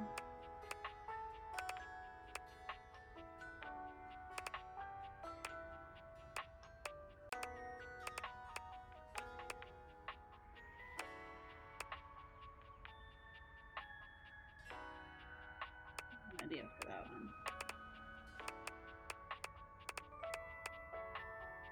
Oh! Man, I haven't talked to this guy in forever.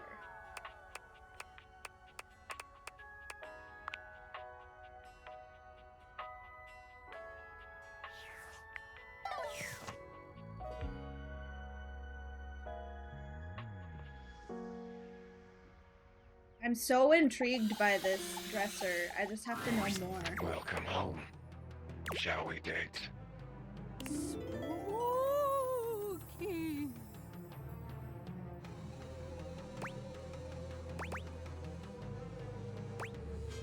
Do you run out of content?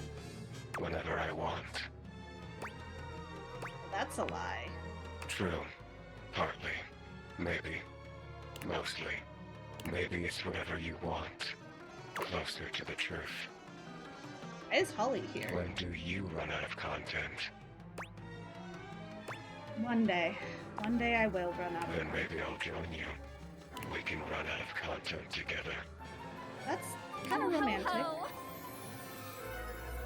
Oh no! There's something about the phrase naked and glistening in oil that seems to always attract Somali pirates. And what? I'm sorry, what? I'm fascinated by you. My morbid curiosity of the mortal. Come and go as you please. You're not a Dina, are you? Not Dina, I'm Ariella. Don't tell me what to think. No, he did not. He said something about spreading oil on someone. I was a thing.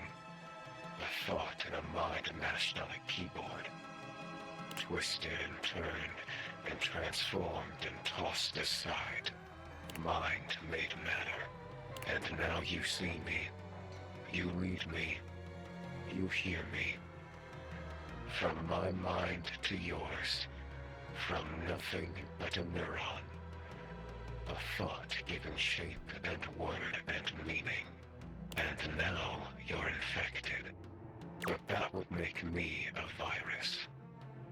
And I'm not a virus. I'm a bug.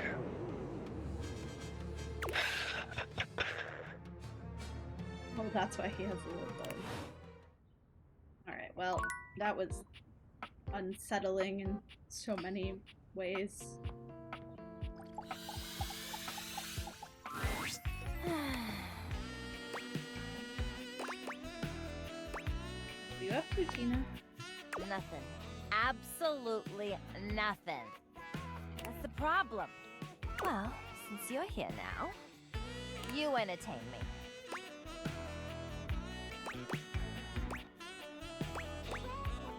Up first. Oh wait, no, I'm not a trained seal. If you were, I might be laughing instead of sitting here bored. All right. That's enough out of you. Look, since you're here taking up my time, maybe you could do me a favor. I'm trying to get back on the market. Looking for a date? Yeah, it's a goddamn crime for a gem like me to be lonely every night. I need a partner, someone who understands just the kind of triangle I am. I need someone who appreciates all my angles.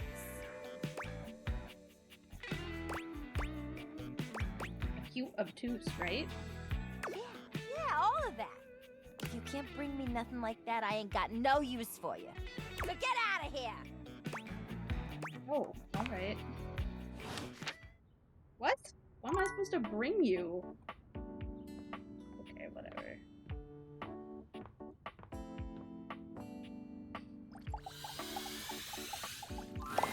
The strings in the gym closet appear before you in a more canid form. Surely this is the tassel hound you've been on the lookout for. It leaps into your pocket, ready to go back to Mateo when you are. Yeah. Yeah. I think I'd find him. I thought it'd keep going. Dunk is in the middle of a downward dog pose, showing off surprising flexibility for someone with a physique as rugged as his. When he sees you, he straightens up and waves, but not before you've gotten a good long look at him, in a rather compromising position. Hey, there's my favorite new workout buddy. Ready to try some yoga? Yoga. Oh, man, yes! I'd love to hear that. Yoga is popular these days, but when I first started doing it, you wouldn't believe how many of my fellow athletes wouldn't take it seriously. Even now, you still got equipment like Chris, who thinks it's soft stuff for babies, and nothing could be further from the truth. But also, like, who cares if it's soft or not? Real strength comes from not caring about other people's opinions. Real. We're gonna get our yoga on, and nobody's gonna tell us we can't. As if on cue, another household object appears in your periphery, perhaps to tell you you can't.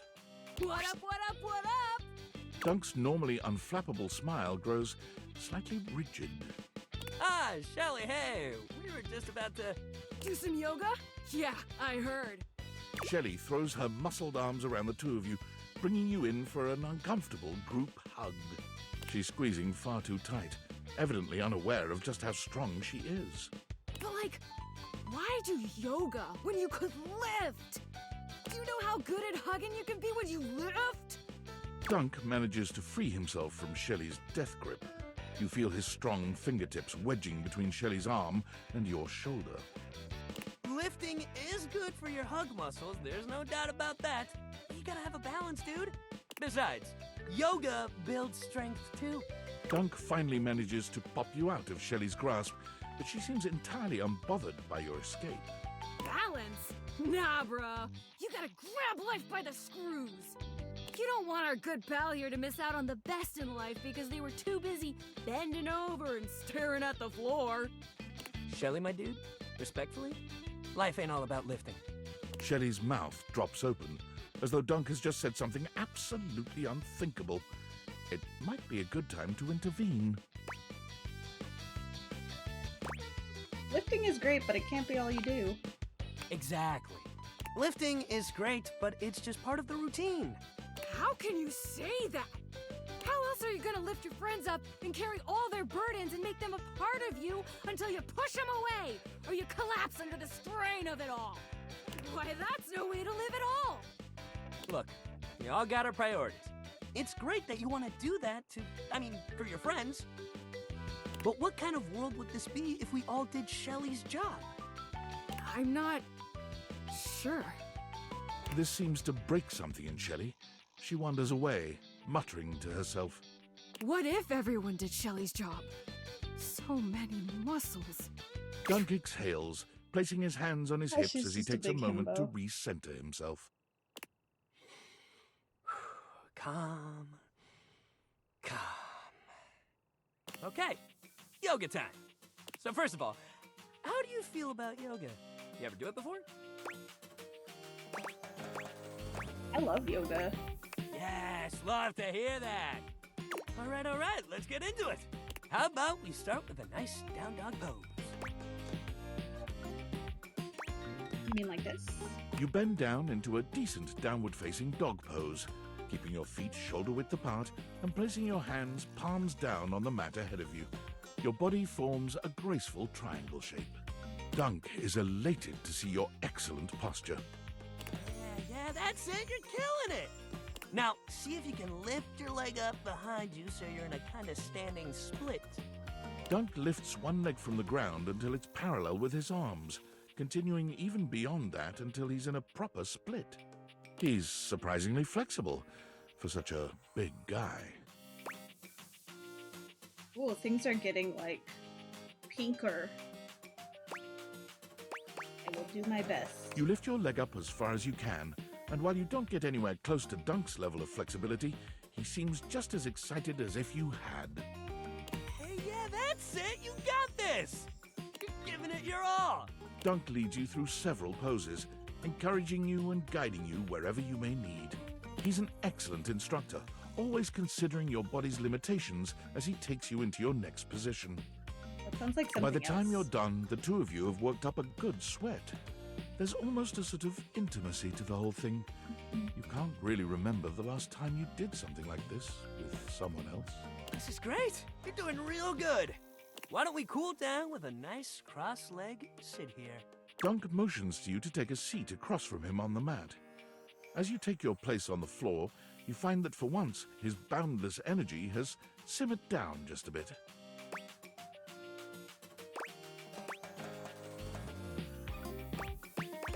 Or do any of those poses in other situations? Other situations? His eyebrows raise. Oh, you mean like at breakfast or in the shower? Yeah, that's what I meant. You know.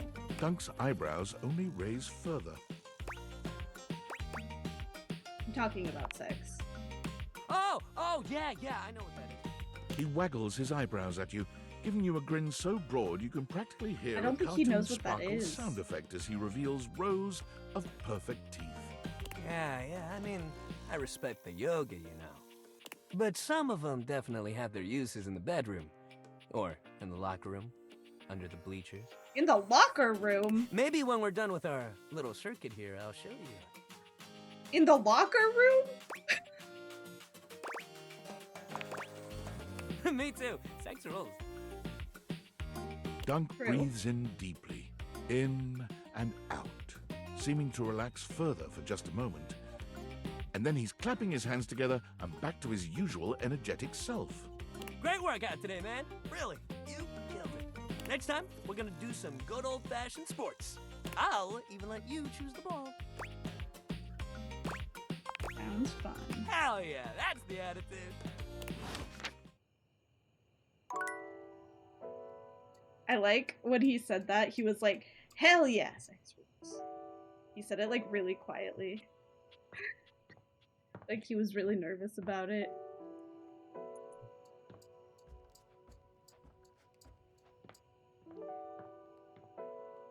Oh, I'm stupid. I was gonna do the blanket up here. Okay. Oh, it's not separate. Okay, never mind.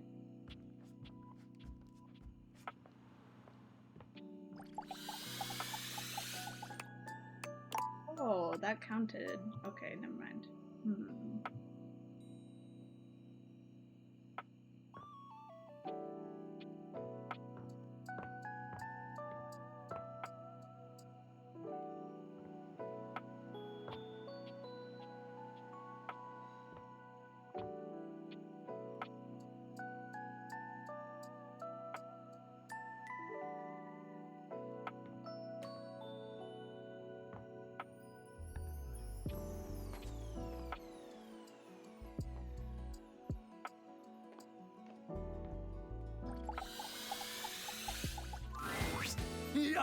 Yo!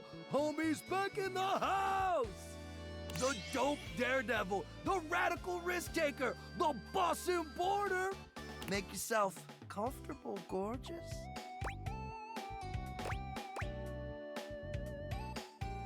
That's it. Couldn't stay away from you guys. Right? Isn't the adrenaline so addicting? Pump it into my throbbing veins! Anyway, don't mind us, Broseph. We're just inspecting our equipment for today's epic outing. It's gonna be so freaking epic, dog! Got any equipment you need us to inspect? I promise we're very thorough. Hey, great. You need to chill.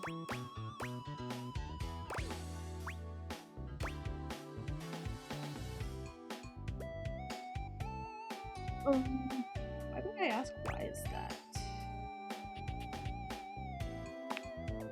You gotta inspect your gear, homie. Can't afford to have any sudden equipment failure when we're out there pushing the limits of endurance. A damaged deck or a loose strap could ruin your whole week, brah. Or you could end up like Hank number 6.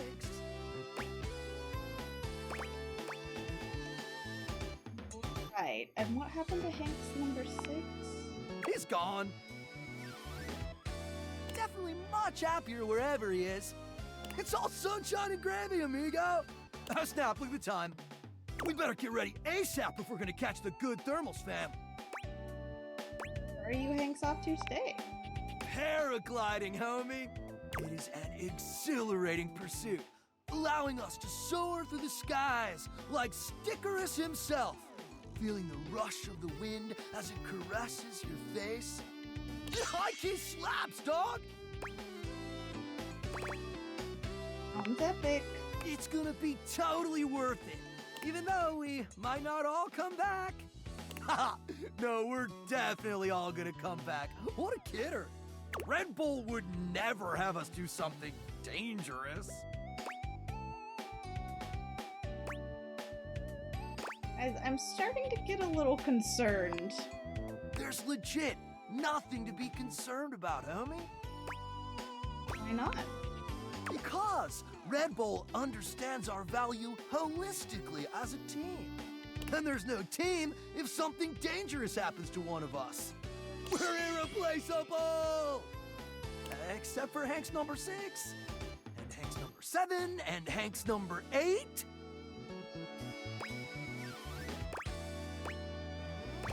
So, how many Hanks were there originally? Oh, it doesn't matter, homie. You're focused on the wrong issue. Gotta stay focused, brah.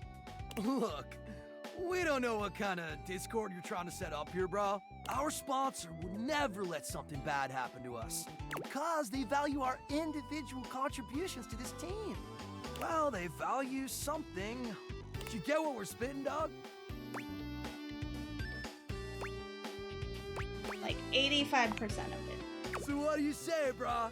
Gonna come paraglide with us? Or sit it out like some kind of lame-o?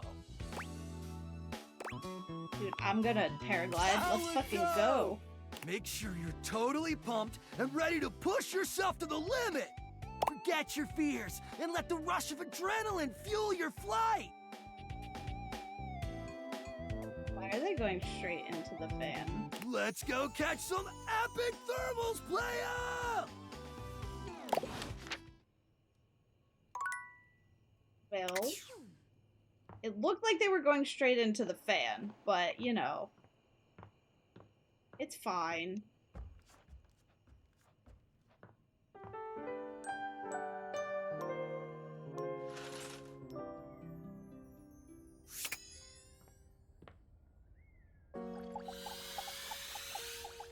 I want to talk to her. You came! I said I would. Well, it's not that I didn't think that you would, it's just I've got a tricky schedule. So it's easier to presume that people have to cancel. Or they'll forget. Or they'll just have their own lives. Which is me. I'm people. I cancel or forget, or I have my own life.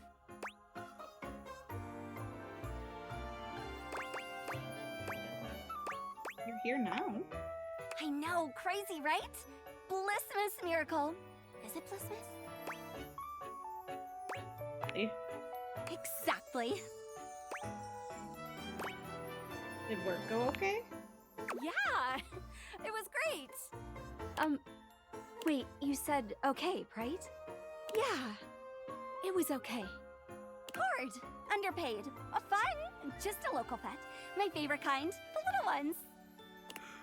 Oh, sorry, it's not you. Tired? A little, but who isn't?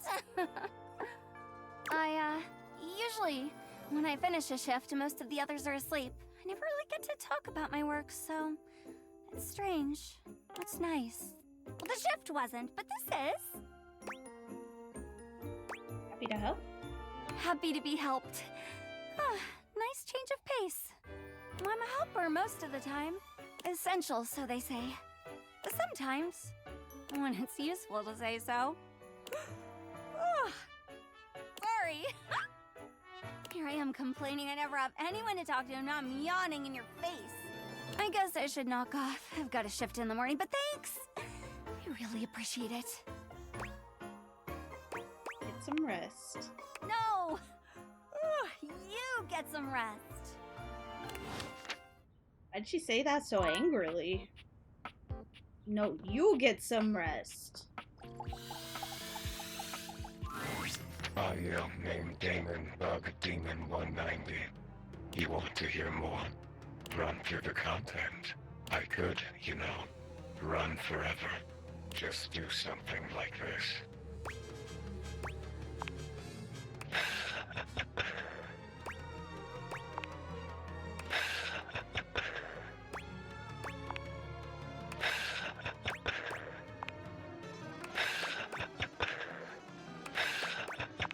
It was annoying. Okay. Oh my god. Hello?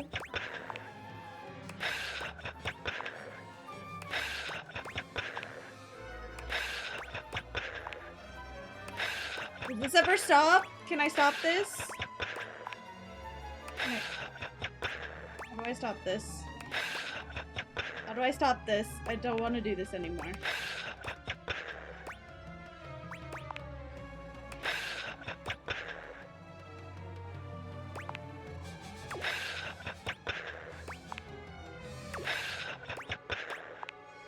Apparently I just have to keep going. It is a trap.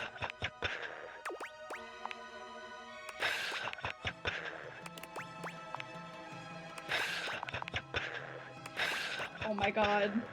Did I scare you? No. Damn. I like being scary. Did I annoy you? Yes. Sorry. It's the repetition that kills you. The mundanity. But I hope my point was made. That technically, I can be infinite. If I want. Will you think about me when you're gone? How mundane I was. Probably. That's kind. If I could think, I would think about you. I tried.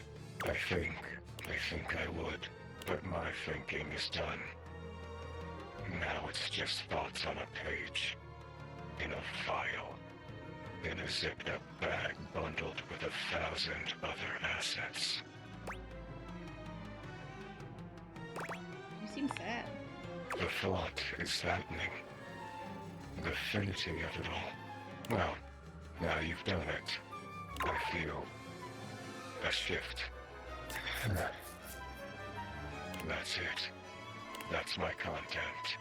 Audio name Damon Bug Damon 226. Hold on.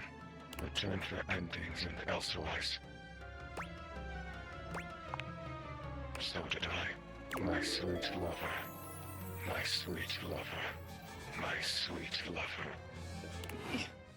Anyway. Alright. I don't know if I will return.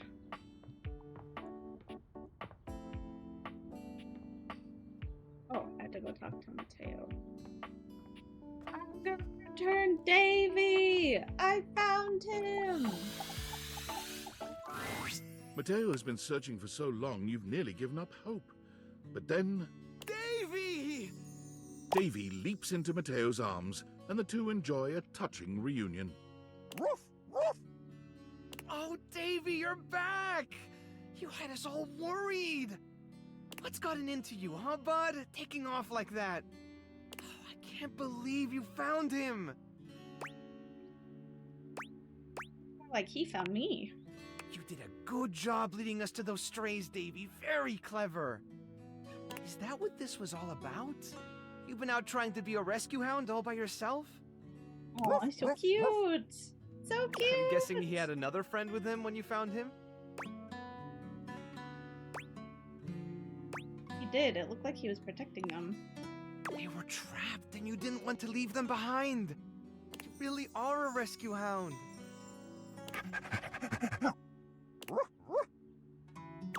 That's my good boy. All right, let's take a look at your new friend, huh? See what kind of shape they're in. Hey, little guy, come on out. It's okay. I'm not gonna...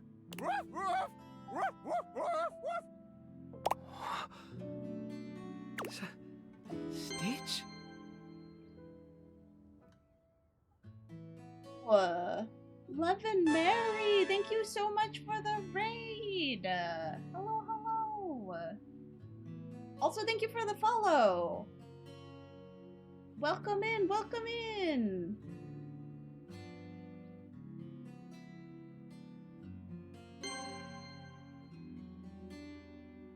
Thank you for the follow. I am raunchy. Hi. Were you did you enjoy your time playing Date Everything?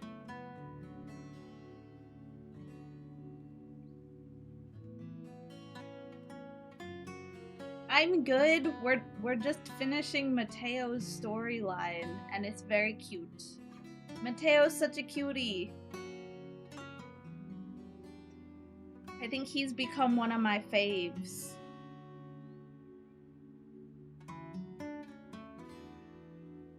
Also, I also really love animals, and so I love him.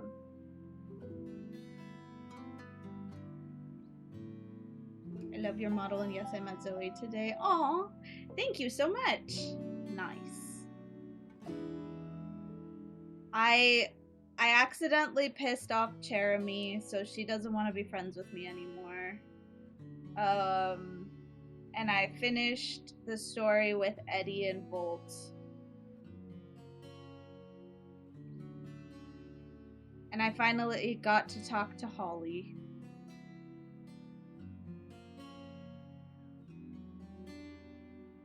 I'm trying to get Mateo today. Nice. His story takes so many days. So many different days. But it's so worth it because it's so cute. It's so cute. You know, I started playing this game thinking that it was just gonna be like a dumb, kind of easy to play dating sim. I did not realize it had so many layers to it. This game has so many layers. I've played for almost 4 hours today. I think I've played for like almost 30 hours. Let me check. Oh no, 20 hours. 20 hours.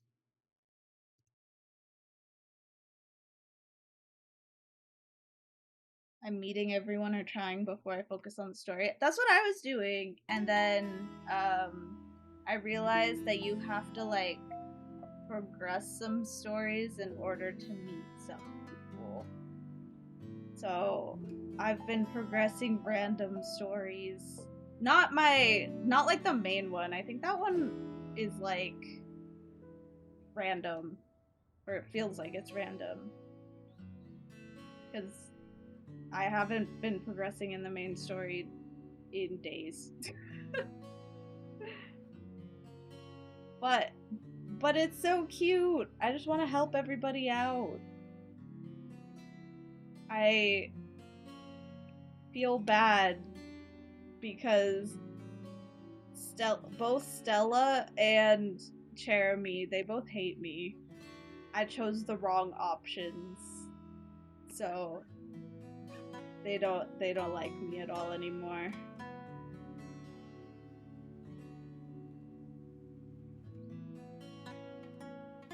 Man, I can't believe I've only been playing for 20 hours. I feel like it feels like longer than that.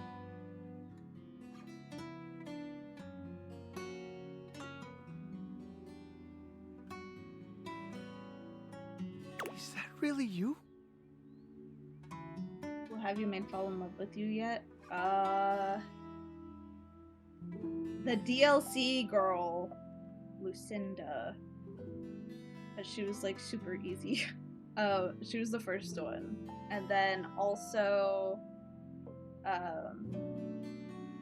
I'm friends with Washford and Drysdale, but I personally was not interested in the love part, so I just became friends with them.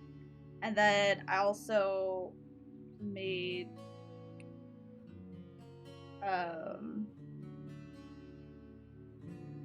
what's his name?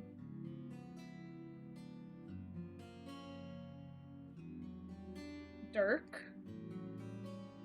Dirk is in love with me, and so are Eddie and Volt. And Connie Soul, which I thought was a very funny name. I just got Lucinda Lust today. Nice. You know, I never actually went into the little, like her little cave or whatever. I should have done that.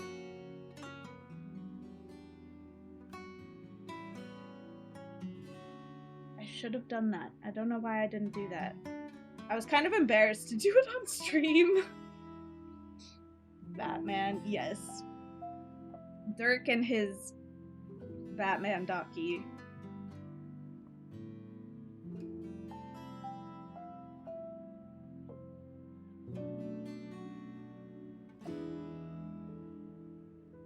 Betty. I need to talk to Betty more. I kind of always forget to talk to Betty.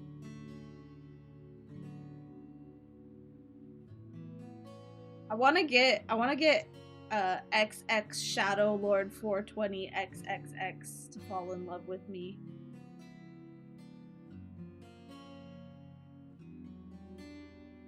I think him and think him and Mateo are my favorites.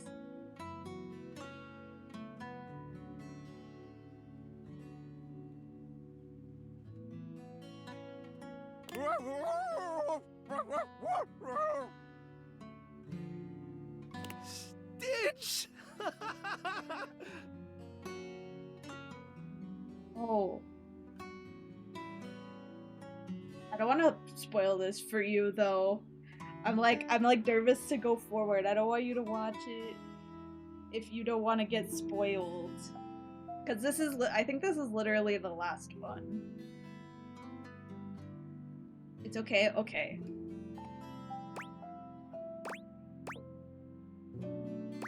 Is this the one you lost? Stitch is my little troublemaker! He was always falling off to chase things around the house. That's the problem with Freyhounds. There isn't a stitch they can't slip through. And trust me, I tried them all. Freyhounds. So cute. That's how he got his name, isn't it, buddy? But one day, he took off and never came back. I tore the house apart trying to find him. That's when I realized just how many strays there were around the house. All of them, just like Stitch. Lost and alone. So I started the rescue. And I just kept searching for Stitch and for any other animals that needed help. When Davy disappeared, I thought it was happening all over again. All that time I dedicated to looking after them, and I still let one slip away. No, thank you so much for the raid.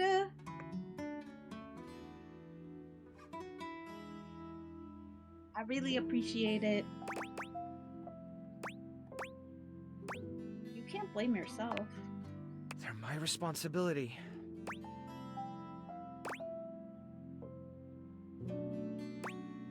They're lucky to have someone who refused to give up on them. Maybe you're right. Maybe I'm a little hard on myself. I've realized something over the last few days. When you're on your own, everything is so much heavier. You're carrying all the weight, and if something falls, you're the only one around to pick it up. But since you've been helping look for Davy, it's felt more like I had a partner in all this. Someone who cared about my little family as much as I do. Now that Davy's home, the thought of seeing you go... Good night.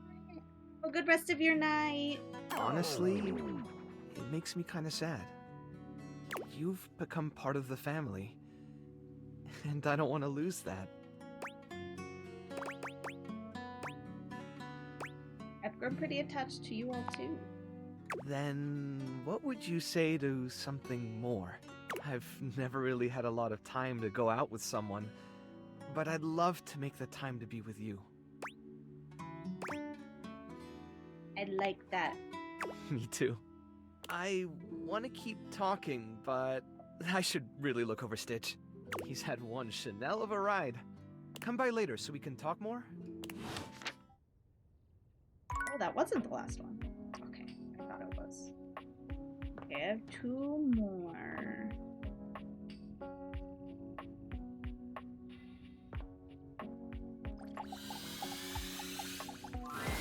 Yo, Rod, stop! Rod is in the middle of a very loud, very off-key song. You know you want me, baby. This is torture, pure torture. You just can't have me, baby. Because you belong to someone else.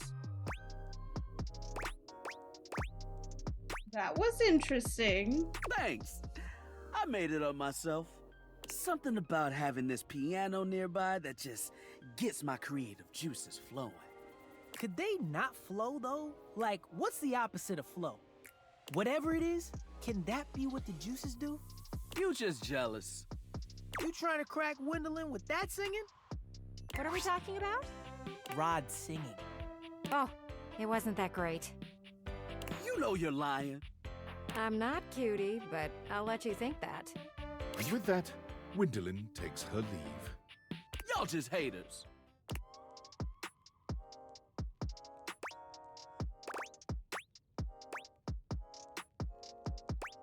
other talents. Lean on those. That's code for you can't sing.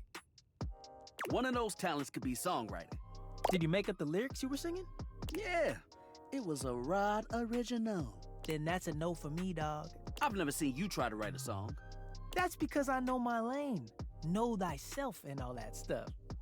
No matter what anyone says, I'ma sing. Oh my goodness. So plug your ears, because I've got a song in my heart, damn it. And now I've got a pain in my side. You should get out of here before he starts belting a new song. I've got music in my bones. Quick, run! Save yourself!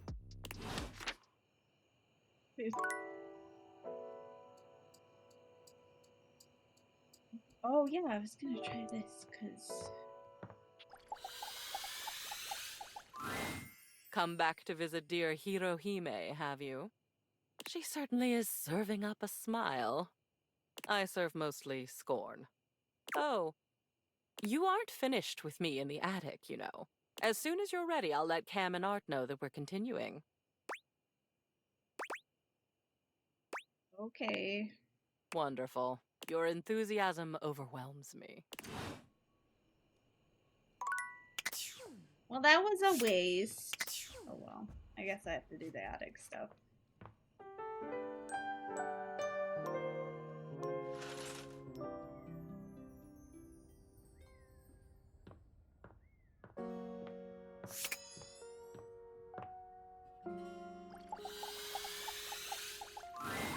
Oh well.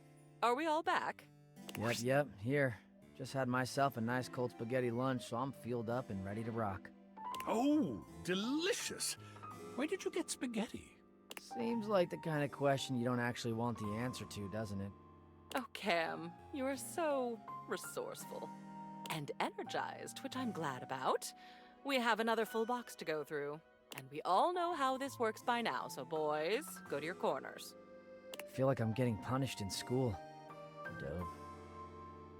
And you, Art darling, right up here, front and center. Don't worry, I won't bite. At least not until you ask me to. I hope our work this day will be a good one for Art. So, item 1. Chimneyland. Oh, isn't it macabre? Every time I look at this map, I feel like we're back there all over again. Jaboji, thank you for the follow. That one Halloween when you brought this map back. Those memories are so dark and so twisted and so... Oh, my. I'm losing control. I did not expect this process to be so invigorating.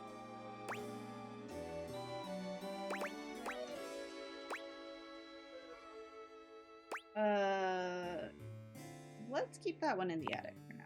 Well, of course I'm displeased, but for this one, fine. Oh yes, funny sayings that people with no personality hang up on the walls. I think these were your nod to a fad that was going around. I actually With admire love, you for love. these. They're on the trend while also poking fun at the Bless trend. this Chris. And honoring that brief obsession with coffee, of course. Yeah, that passed yoke. So, what does their future hold? They can go. Awesome. That coffee one will go with all the grounds I've got laying around. That works out nicely then. So look, nature. This is a real 4-leaf clover. Dead, preserved, beautiful. You brought this back from your trip to the botanical gardens. You met a guide there who took you on an unofficial tour. Alex, I think you said. And Alex picked this for you, told you to keep it always, even though you're not supposed to pick anything at all. I remember when you walked in with it, you were almost floating. I'll bet you'd forgotten you still had this. What would you like to do with it?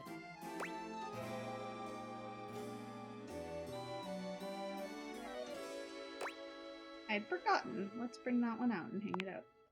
A tribute to a beautiful memory. Good. The memories that bring us joy should be seen. Well, and then there's this. It's a photograph. You took this of a beach. Of course, a hot and sandy one. Not of a cold and rainy one, which, if you ask me, is the only time that a beach is not a monumental waste of time. I will never understand this fascination with beaches. But this one was special to you. is still special, perhaps?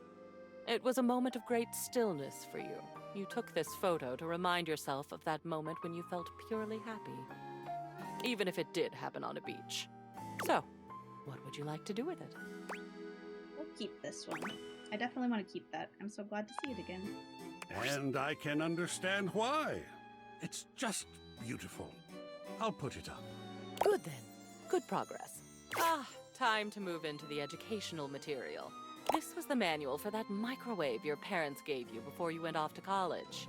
It was in your grandmother's house, then your mother's, and then your dorm room, and finally your apartment.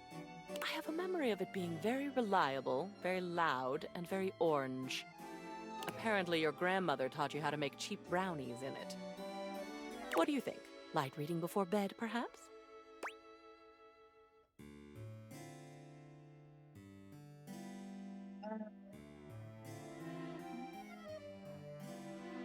Is it the same one as downstairs? No, I don't have the microwave anymore, so I don't need the manual. I'll take it. It's even got stains on it. Score. Decisive today.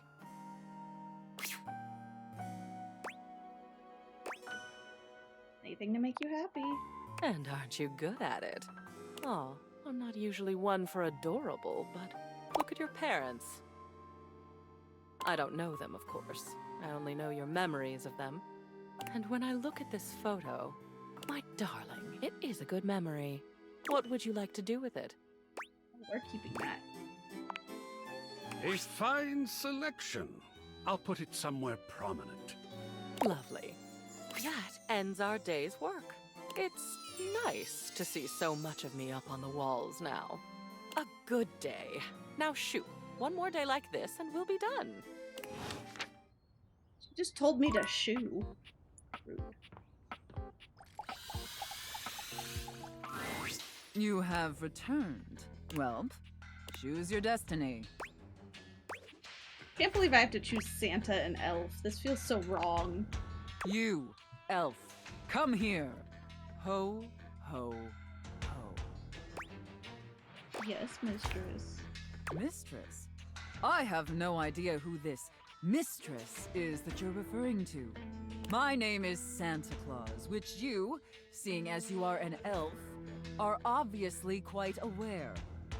So stop these absurd shenanigans immediately. We've got an enormous amount of work to do. Dress yourself.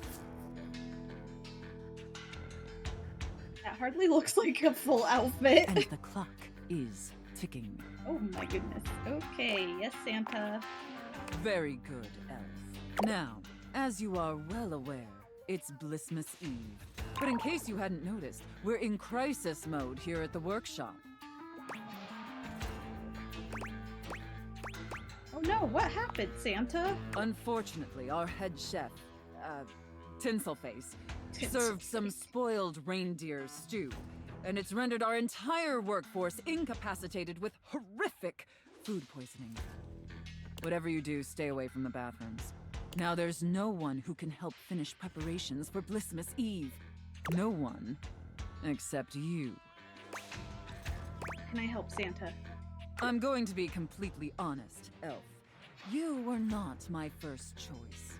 There's a reason I didn't have you on the production line at all this year. You're sloppy, lazy, and generally incompetent. In fact, you're one of the worst elves who's ever worked for this organization.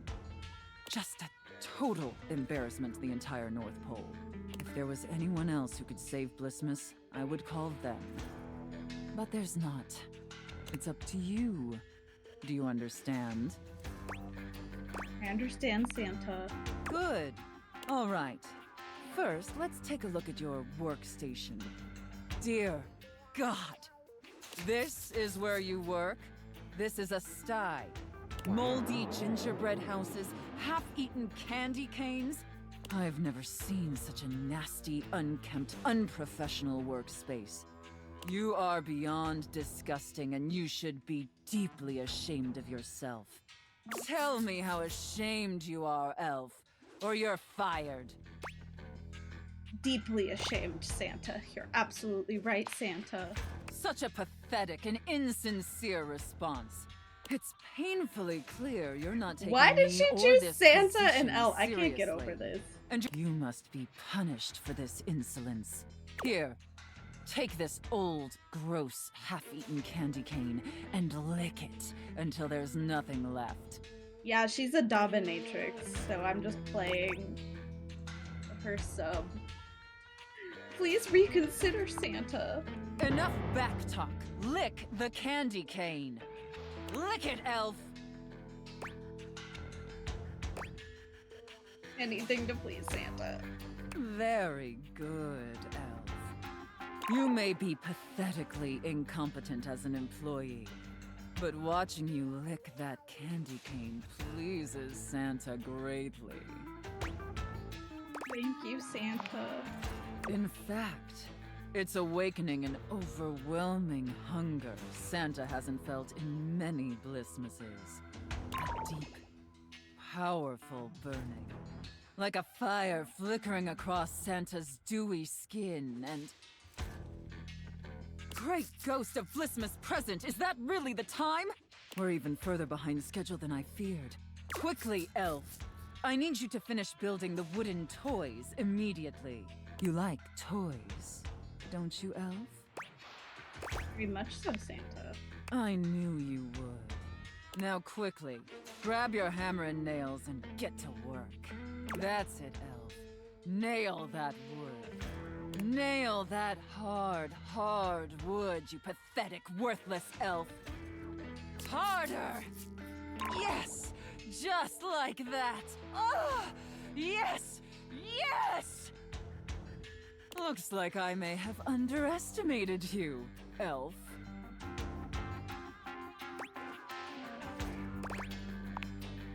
No, thank you, elf. Santa is very, very pleased with you. I'm glad, Santa. But enough chit-chat.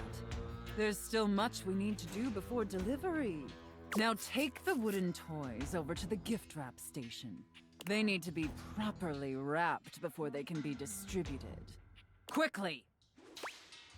Yes, Santa. Now wrap the presents using this silk ribbon. Tie them up tight.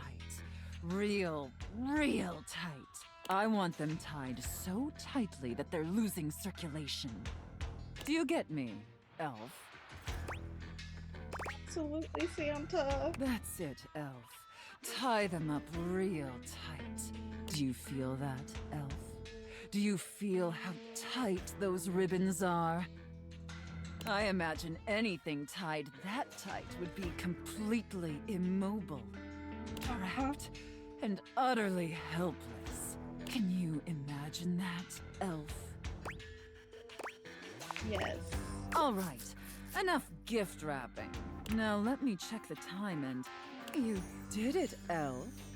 You successfully fabricated and wrapped all the gifts with seconds to spare. Honestly, I didn't think it would be possible. But despite your myriad inadequacies, you actually managed to save Blissmas. I think that deserves a reward. Don't you? Yeah, can I open you now? So I successfully pleased you, Santa? Let's not ruin the surprise. Here, come take a seat on Santa's lap to receive your reward. But first, I need to consult with my list to determine whether you've been naughty or nice. Poor Santa. According to the list, you've been very naughty this year. I wasn't aware of that, but honestly, I'm not particularly surprised.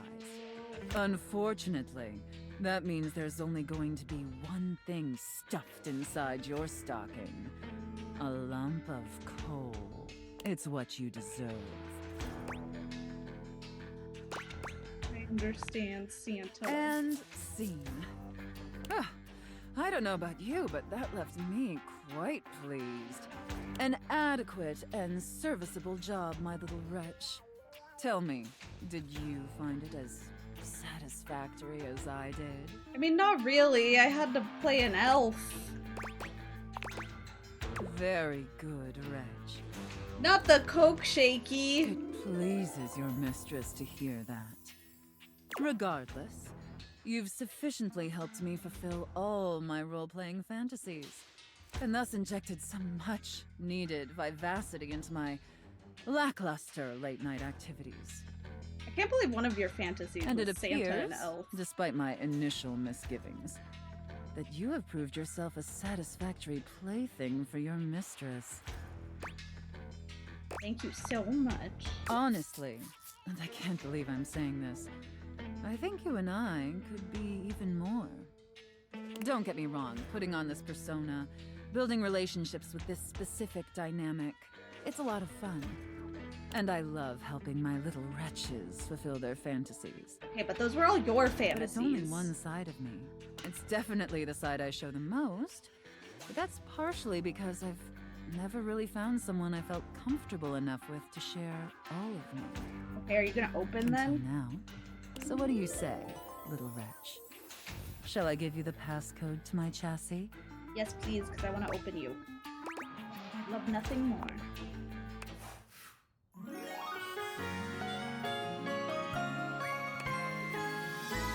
You can unlock my chassis anytime, my little wretch. I keep reading this word as ass because the S is like so different than the rest of the word.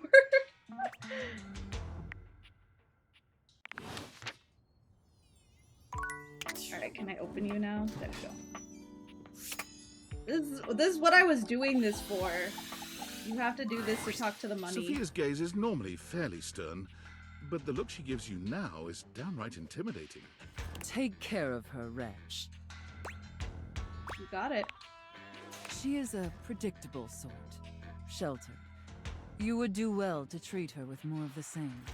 With Sophia gone, you finally have a chance to get a proper look at your money. And to your surprise, it seems that she's evaluating you just the same way.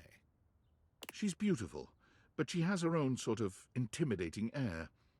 The way Sophia protects her, you'd expect her to be a meek little thing, but she has the air of an accountant preparing to lecture you about your irresponsible spending. Her earrings are the little coin holders. What's wrong? Uh-oh. How much do you need? Like, how much money? Yes. I just wanted to talk to you, not take you. There's no time for pleasantries if you have come to me. How bad is it? What is the financial crisis? Were you recently laid off? Any bills with accruing interest left unpaid? Did you overextend monetary aid to a relative, friend, or an unpromising lover? I was kind of replaced by AI, but I think I'm okay for a while at least. Troubling. Duly noted. Then why are you here? I got these glasses and now I'm trying to date everything in my house. Duly noted. I am Monique. As you already know, I am responsible for saving you when you screw up.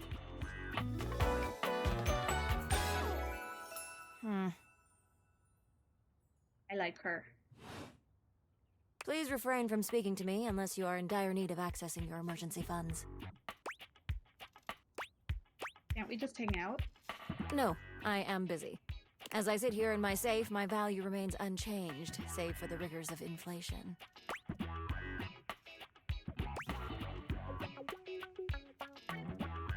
Okay, so you sound like you know what you're talking about. I do. I am money. Money talks. I will talk more now. I am now stating that any advice and counsel from me is of my own opinion and not of a professional's. Now, to proceed with your question. Depending on your lifestyle and goals, adjust your personal spending to a minimum. Let's say about 10% or less of your paycheck. Then after paying the necessities like rent and utilities, see what remains and save accordingly. Also, get fewer home deliveries. The extra fees add up to a substantial amount. You can find more in this simple budget spreadsheet I've put together. I must go now. Goodbye. Okay, my talk with the money didn't go as great as I wanted it to.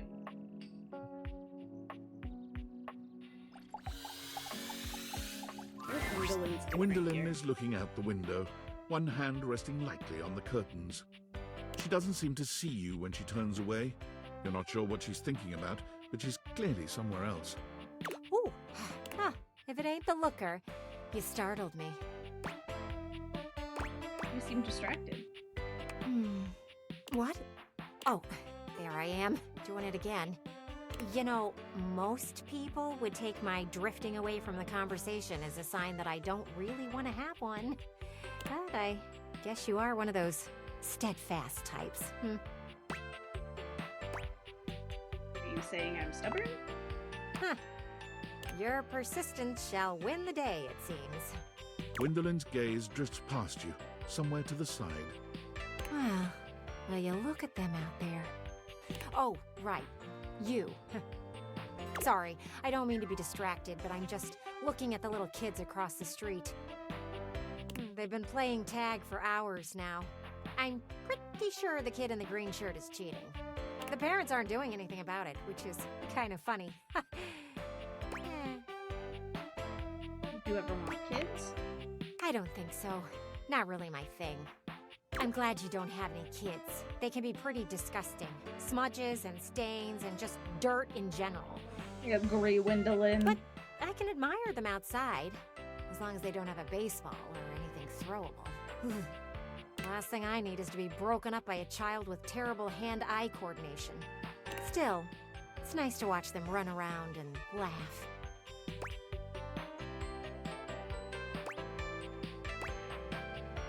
I was a hide-and-seek fan myself. Sure, you've got the hiding part down pretty well. Aha! Green shirt finally got caught cheating. I'll see you around. I want to see what happens. Hey, see ya. Oh, there's one more. I'm gonna go talk to Mateo again. Aww. Look at my parents. So cute. So cute. Oh.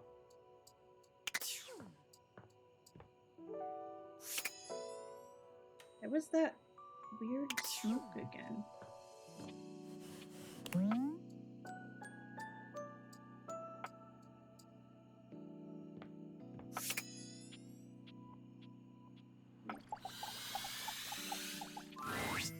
Hey, look who's here. Mateo's inanimal friends greet you with joyful barks and wagging tails. We've been waiting for you. Oh, so cute. Hello, me? Yes, you. You act like you've never had someone be excited to see you before. Kinda new for me, honestly. Well, better start getting used to it. You're stuck with us now. I haven't had a chance to properly thank you for what you did. I just followed Davy's lead. No, really. You don't know what it means to have all of us back together again. I've been carrying around so much guilt over what happened with Stitch for such a long time. Losing her was like losing a piece of myself. Well, I did lose myself for a while. I just felt like such a failure. I let her down. And I knew no matter how many inanimals I saved, it wouldn't bring her back. I guess I just hoped, in some way, that I could make it up to her. You know, by making sure none of them were forgotten. Making sure she wasn't forgotten. But then Davy went missing, and I thought it was happening all over again. I was trying so hard to keep it together for them, but honestly, if it wasn't for you, I don't know if I could have gotten through this. You're stronger than you give yourself credit for. You gave me back that piece of myself. You brought my family back together. And more than that, when I saw you walking up with Davy and Stitch, I realized that you'd become just as much a part of what makes this place so special to me. He's so cute. Somehow, in the middle of all the chaos, you became family too. Adorable. It wouldn't be the same without you. And I don't want to go back to missing a piece of myself again. I'm rambling again, I'm sorry. This isn't going as smoothly as I hoped. It was a lot easier when I was just practicing with the inanimals. That's the cutest thing I've ever heard. What I mean... so freaking cute. What I'm trying to say is, I want you to stay. Here. With us. With me.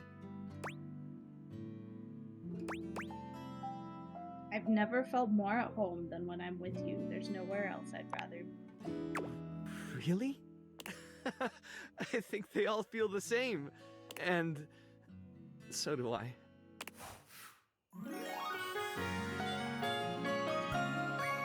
Cute. The inanimals miss you.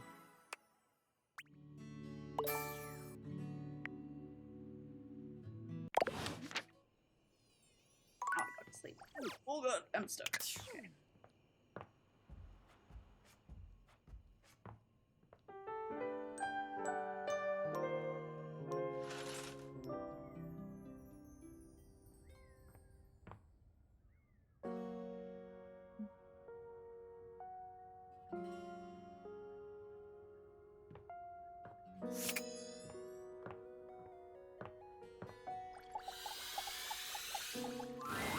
Oh, look, a fantastic red shirt. If only you were a Toreador. We have just been discussing whether or not we're excited for the upcoming end of our little project. I, for one, cannot decide. On the one hand, it means we will have completed the piece. And there's something wonderful about that. Something wonderful that we've worked on together. What we've created couldn't have been created by anyone else at any other time than by us, right now. On the other hand, we won't be in the midst of it anymore. And that's... there's so much sadness in that. I think that I'll miss you all. I'll miss this. Such suffering on either hand. How sweet. And Cam? Cam? Yeah? What are we talking about? About the end of our time together. How we feel about it. I'm very ready to have it all finished at last. How about you? Oh, yeah, I don't care. Apathy? What a fetching color it is on you, Cameron. Shall we get started?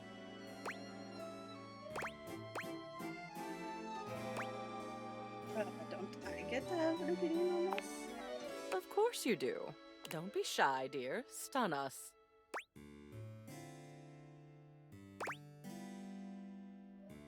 I'm going to miss going through my memories. Well, I'm just glad you have gone through them. And don't worry, when you make more, you can go through those too. I am a constantly renewable resource. Oh, I was wondering when we were going to get to this one. This is a photo. It's a darling photo. Of you on the toilet, taking your first all-by-yourself poop. You kept screaming for her to get the camera, and you held that little poopy in until she went and got it. I don't think your father was there. He heard about it over dinner. Shall we put this on display? No. Let's put this one back in the box, okay? Well, if you insist. And it looks like we're on a roll with your childhood. Spaghetti was just not your favorite as a child, was it? Those noodles look really familiar, actually. My, what an amazing expression. Oh, look at those tears. What shall we do with this one? We can throw this one away. Love me some spaghetti. Wonderful. Next up on the Childhood Railroad, you doing a lot of childhood-type things. There are a couple of them that still make me smile. You playing knights with the plunger sword. That evil dragon never stood a chance. Pretending to do your homework by wearing the book on your head. You thought it was some version of osmosis, where if the words touched you, you'd just know them. It didn't work, of course, but one can dream. Anyway, it's a lovely little collage. This definitely goes on the wall. Oh, I agree. What is artistic if not our own life histories? Isn't he sweet? Sweet, you. Oh, darling. Keep complimenting my sweetness and I'll show you my salty side. Oh, look, it's something you made. Your Plentio pasta portrait. Your teacher was quite a talented artist.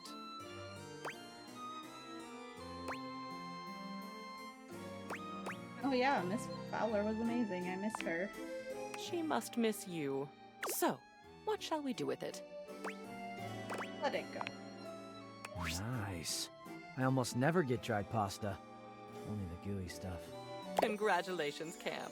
Oh, this one is a bit ironic. Your diploma, your Bachelor of Fine Arts in Customer Service. Ah, we love Bachelors of Fine Arts. You know, and no matter Customer what Service happens, from you Cardboard still earned University. this. Shall we hang it? AI be damned. Hell yeah. I earned that shit. you did. The art of an achievement. We are quite near an achievement ourselves. Oh my goodness. This is our last item. It's your graduation day from high school. We were all so proud of you. And look who else was there with you. It's Teddy. Teddy? He was so nice that day. With you forever and always. What about this one? Yeah, we're gonna put that up on the wall. I know too. just where it should go. Excellent. This concludes our last culling. Your walls are absolutely bursting with your memories. So much better than being bursting with them myself. Well, my darling, I'm quite sad to say that it's over.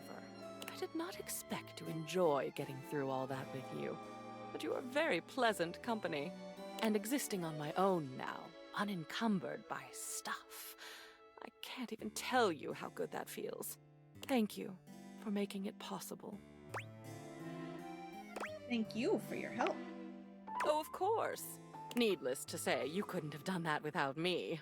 Or you wouldn't have, at least. But I also couldn't have done it without you. We both enjoyed ourselves, it seems. We make a good team. That we do. Thank you, my friend. Yay! More to organize. Friends.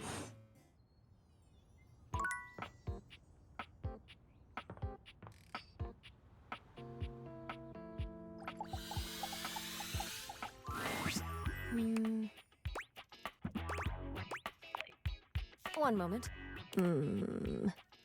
Okay, the numbers are the same, as they always are. Sounds great.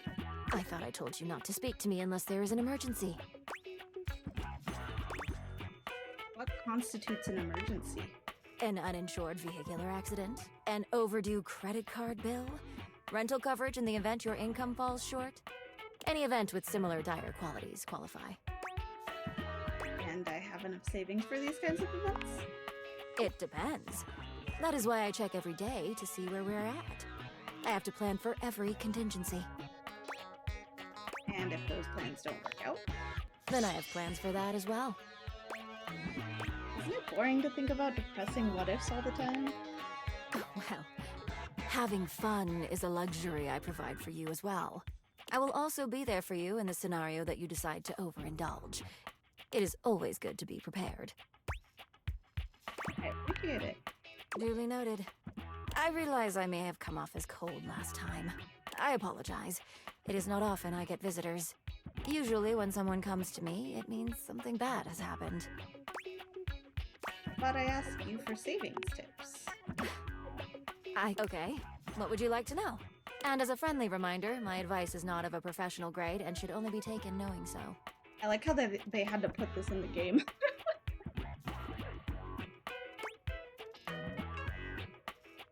How can I save on utilities? That is quite simple. Start by turning off appliances when you aren't using them. Also, consider using less water by reducing your shower time. Oh, and shutting off the lights to rooms you're not using. I see, thanks. Of course. Now, if you will excuse me, I am going to recount, just to be sure. Just so you know, guys, that's not legal financial advice.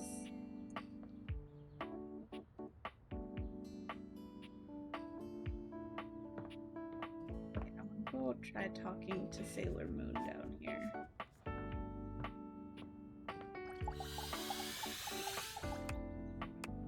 God.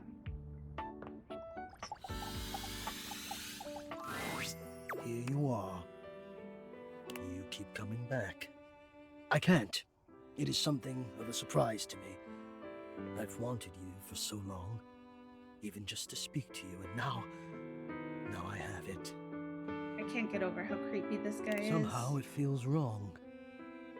Like I'm going to lose it. But I also really want to know what he looks like. You know what I Surely mean? if you're lucky enough to get the thing you've always wanted, you cannot be lucky enough to keep it.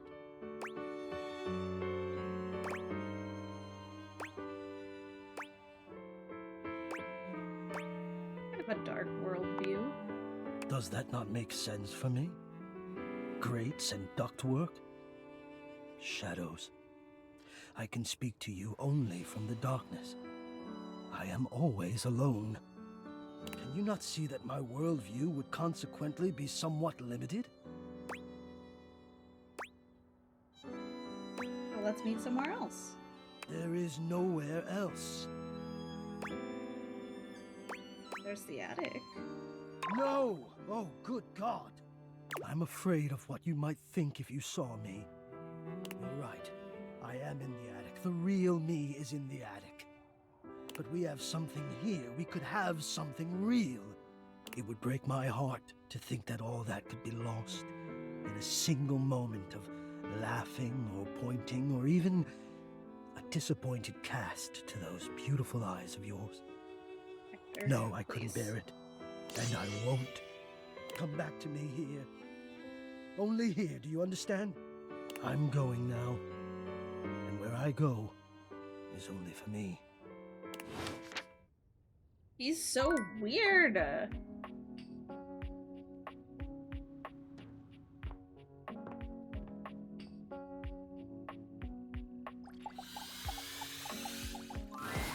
Oh, you trying to hang out right now?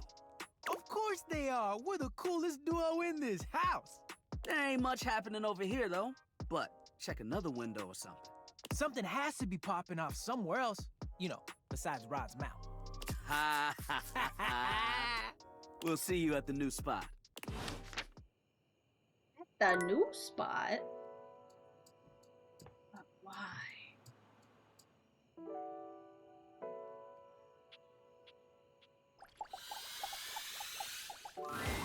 Hey, look at me on the couch, dude. Like I was made to be here. Find the new digs? Oh, you know it. Just vegging out. Telly was surfing for me. Think it might be a good thing that I wasn't anywhere near the TV before. I could spend some serious hours hanging out in here. See anything you like? Are you kidding? Where do you even start? Streaming? Cable? On demand?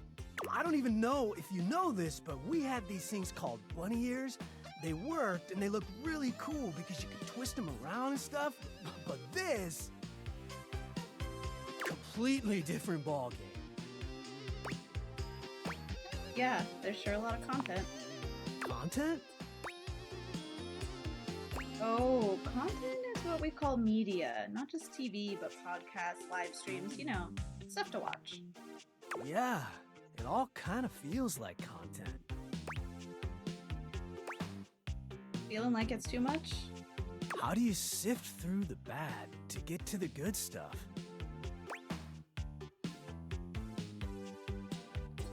It's like I have no idea. We just kind of consume it, good or bad, depending on what's trending. Huh. I guess that's why none of it really feels special. Yeah, that's the algorithm for you.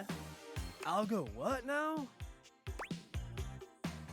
You know, a finite sequence of rigorous instructions. Explain. In this specific instance, they use your media viewing preference to build a synthetic prediction of what you'll enjoy. My head hurts. Let's change the subject. Whew! Thank goodness. Do you have any favorite television shows? Man, the tube was awesome back in my day. Family neckties, Bash, Houston, the Jeffersons, Wonder Bread years, growing Wonder pain Bread relievers, years. Facts of Life, Miami Vice Grips. Oh, so many classics. Miami Vice Grips. Certified bangers. Oh man, too good. Hey, who's your favorite Silver Senorita? Oh my god, I always loved. Yeah?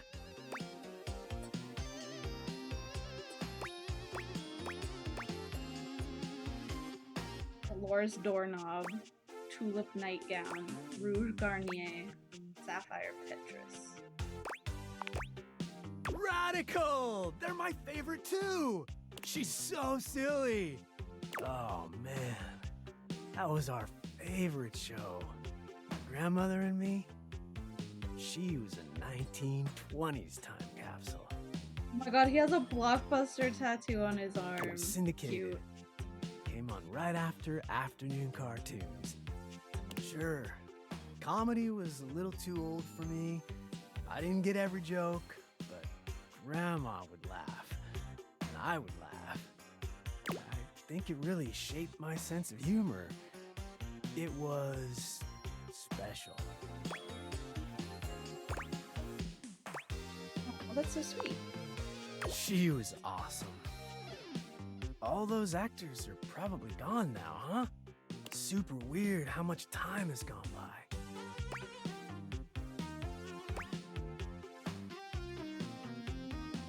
Sapphire was the first to go, I think, but Tulip lived to be 99 and made people laugh the entire time. Oh, wow.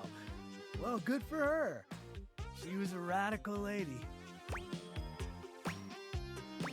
Wait a minute. Yeah, I think I want to be alone for a bit. Is that okay?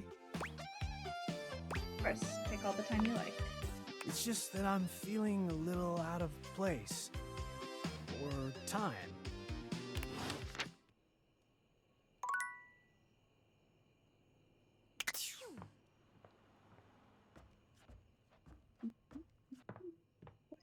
Oh. Put it on my dresser. Oh, I need to talk to Kopi before I go to sleep. That's what I need to do.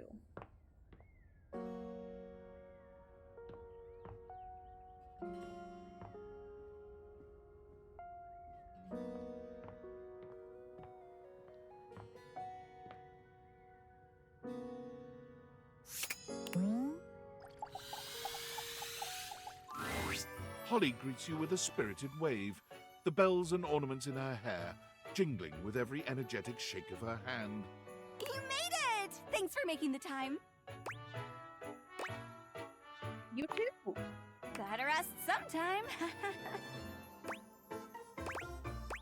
What do you actually do? Everything! Oh, I've got a 5-page resume, which I know you're not supposed to have, but I'm secretly very proud of it. I've been a waiter, a maitre d', a caddy, an usher, a valet, a pinata, a mascot, a bartender, Pinata mascot, a line chef, a runner, a ticketer, a seat holder, an election official, a Zamboni driver, a scuba diver, a pickpacker, a mail carrier, a timekeeper, and an ice did fod judge for a local junior yodeling competition. Amazing. Seems like you're always working. Almost. There's always something happening somewhere. Gig work then? Oh, the giggiest. The best kind of work for me personally. Always something new. I can't sit still for too long. Bores me to tears. I need 50 things to focus on, or absolutely none at all. That's Dozer. Sounds hectic. It is. It's perfect. It's joyful too, bringing joy. Someone's always celebrating something, and I get to be a part of that all the time. It doesn't even have to be a holiday for me or about me. I just enjoy joy. You know?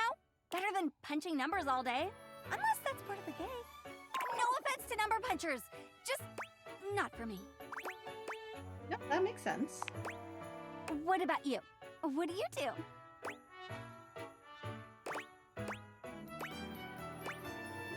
Nothing really. Got fired my second day. Oh, sounds nice. It is.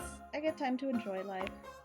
It's good to have something simple around here. There's enough crazy to go around, but you know that.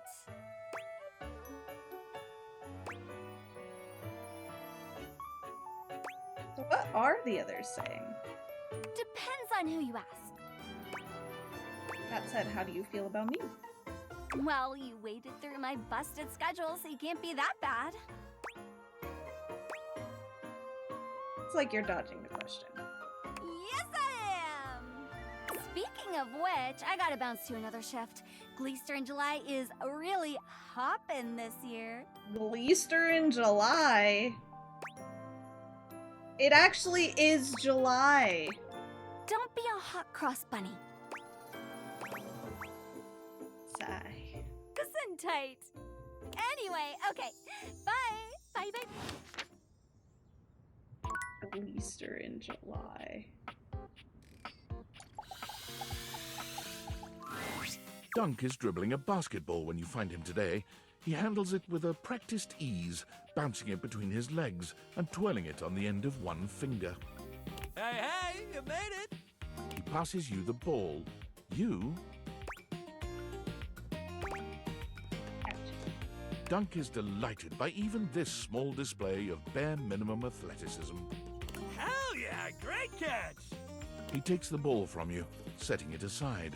Dunk claps his hands together as though he's psyching himself up. Sports, baby!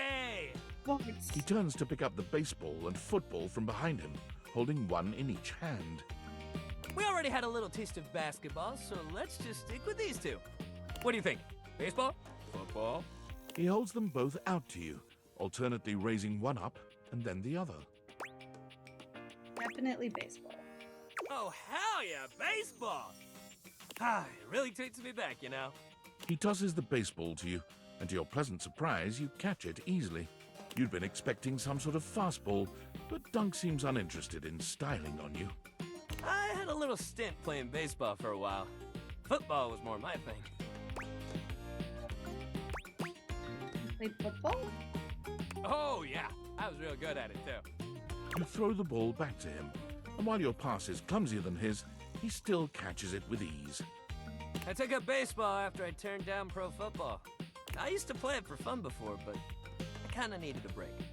Everyone around me was so mad at me for turning down the chance of a lifetime, my dad especially. He just couldn't get that playing competitively at that level was his dream, not mine. I just couldn't even pick up a football for a while. I'd always get too sad.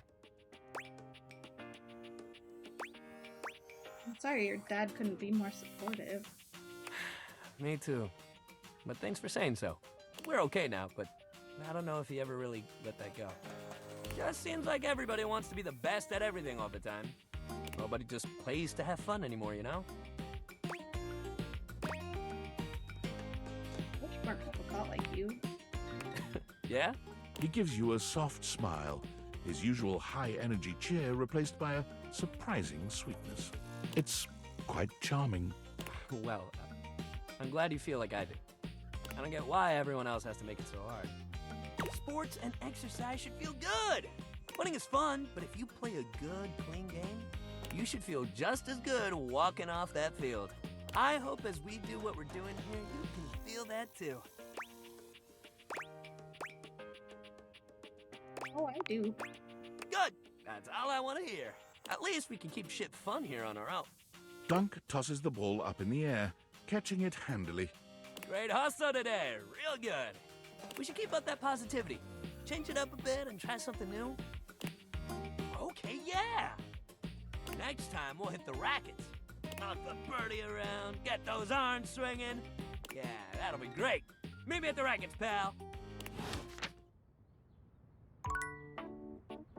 Okay. I'm gonna talk to the trophies again. You find Stepford polishing his well-muscled arm vigorously. He appears to be muttering to himself. Hey, Stepford, what's up? Oh, hey. Sorry, I'm just trying to get this spot out. Not sure if you've noticed, but I've gotten a bit, bronze lately. Looking gold. Wait, looking gold as ever to me. That's sweet of you to say, but I know you can see right through me. I don't know what I'm gonna do about it. Why is that happening, do you think? I have an idea, but I can't be certain. It's so dramatic, you know? It's like this. I got the way I am, all gold and beautiful and all, because in my youth I was extremely competitive. I entered and won every contest I could find. I was a complete natural. I never really needed to try. I just showed up and showed off and showed everyone what first place looked like. I lived for the competition, the cheering, the adoring fans, the tough opponents. It was the life for me. But it didn't last. Bingo. If we stop competing, we turn into showpieces. Our gold starts turning to silver and to bronze. It's not that we stop getting given out, but our inner essence changes. So that's what's happening to you? It is. Eventually, we come to a turning point. It's either get back in the fight and risk the arena once more, or retire and spend our time polishing up, clearing away the patina, and covering up what can't be cleared away.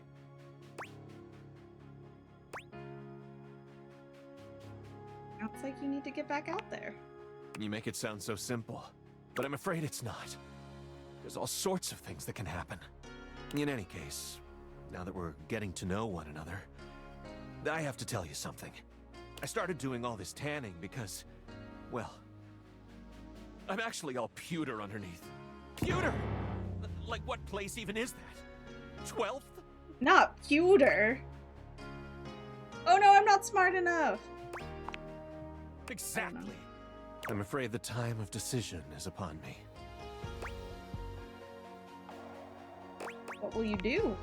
Honestly, I don't know. What do you think I should do? Work hard and get back into competition form. Maybe you're right. Thanks for talking to me. I think I'd better think about this for a bit. It's not an easy decision. If I compete again, I could get hurt or even lose. And I don't think I could bear that. Come see me again sometime soon, okay? Be around. Second to last. Oh my god. I didn't even notice that. Beautiful. Second to last. Ribbon.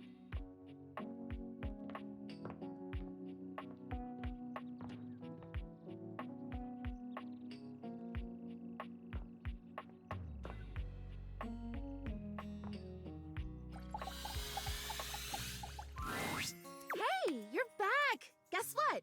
The Flirtalizer is totally working!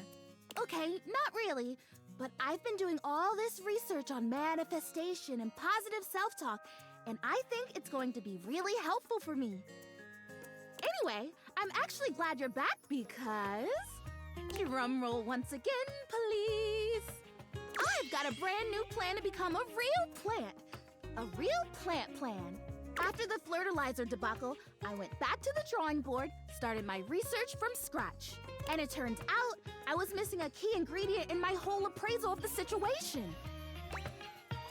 Oh, which was? Are you sure you're ready for this? It's called the Woot. The Woot? Okay, I'll bite. Tell me about the Woot. I think you're really gonna connect with this. The Woot basically is love. I know it sounds cheesy, but hear me out. It means encouragement, visibility. Woot is the essence of giving someone support, cheering them on, believing in them. And you don't even necessarily have to feel those things in order to give them to someone. That's the crazy part. You can offer someone the Woot before you feel it. And in the offering, and by them receiving it, you actually get it too. You know what this sounds like, right? Magic? Total magic! I am so glad that you get it. Yeah, totally. So how does this factor into your dream to become real? Yes, so glad you asked. Allow me to introduce to you... Prissy holds up a small green and pink watering can. It seems pretty unremarkable to your eye, but you suppose you'll have to wait and see. The Wootering Can! Watering can? This can, the technology in this humble garden implement is so specialized that it can literally hold and transfer the pure essence of Woot from the can to me. And through the power of the Woot, presto, I become real. The Woot doesn't exist only in this can, of course, but according to the manufacturers, this is the most efficient way to preserve the power of the Woot and transfer it in its purest form.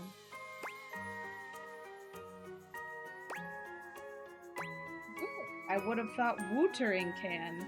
Like, I woo you? Yeah, that totally works too. If you were intending to woo me, which would be interesting. Are you? Sure yet, maybe. Oh, you are a tease. We can talk about that later.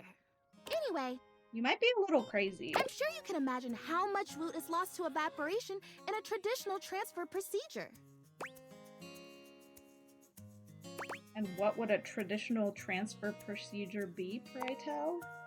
Ooh, what a great question. Cheering at a game or a concert. That's a pretty recognizable one. Think about it. Those fans are watching, paying attention, loving, moving, and grooving, producing huge quantities of Woot. And by the time it gets to the field or the stage, all the way over there, so far away from the source, how much of it has just drifted away? That's a lot of lost Woot. I know! Hence, the can. But nope. Essence. Essence? I've already filled the can, but the Woot charging ceremony as described in the instructions takes 2. So we do the ceremony, and then you water me, or you wooter me, I guess, and then, I don't know. I guess I'm real. Ah, so exciting! What do you think? Are you ready? I'm so into this. Let's do it. Yes! Ah, you are so cool. Okay, so to start, we both stand next to the can. Do we hold hands? No. Okay. And we both deliberately imagine the Woot making its way from the can across the medium of the water, intertwining with my roots.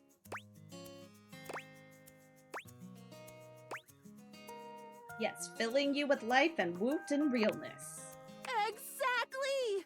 And when we have this image firmly in our mind's eyes, we say with a big breath, and the Woot shall be. Woot shall be? Yep, Woot shall be. Okay. Imagining. Okay, I've got it. Do you have it? Yep, front and center. Wonderful. Okay, ready for the words? Here we go. And the Woot shall be. And the Woot shall be. Great! Quick, pour the water. You pour the Woot, or the watering can at any rate, doing your best to think positive thoughts for sweet Prissy.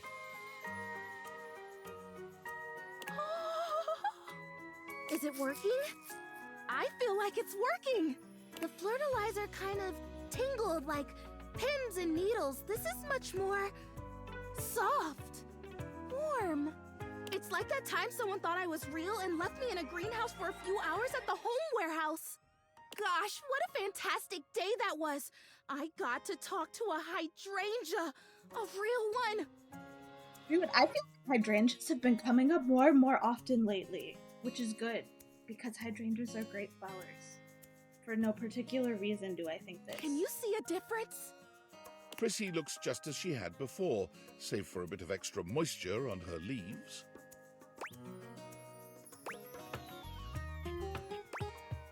I really can't. You just look a little wetter. Oh boy.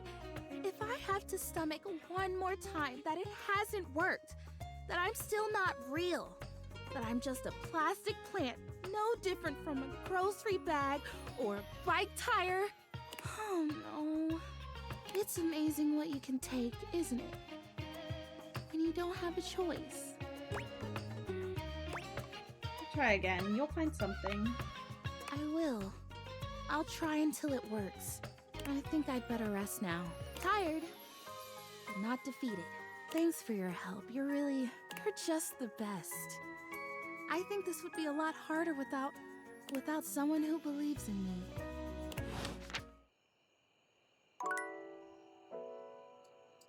I'm gonna go talk to Sailor Moon now. I hope I can.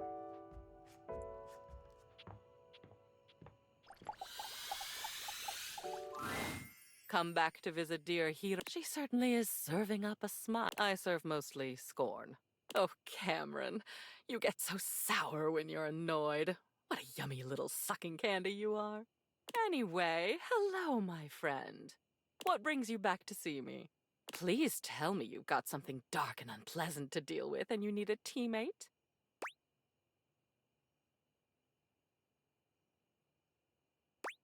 Be dark and unpleasant if you want. I'd like to realize you. Realize me? Me? Really? You think that's safe? The embodiment of all your memories running around in the real world unchecked? Unmonitored? I didn't actually think about it. You're braver than I thought. Well, I'm not going to give you time to change your mind. I'm ready. Now.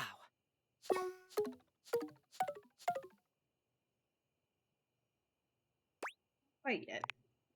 So you came to me with a promise before you could fulfill it. How excellently disappointing. You know where I'll be when you're ready. Well, I thought I was gonna be able to talk to Sailor Moon because she's on here. I see her at the bottom.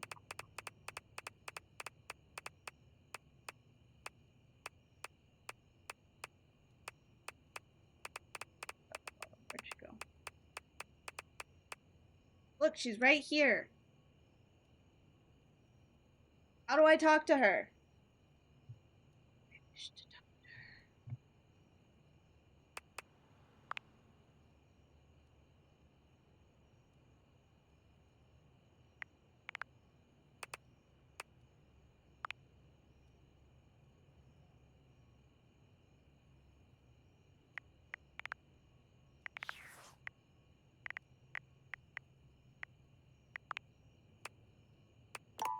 Oh, oops.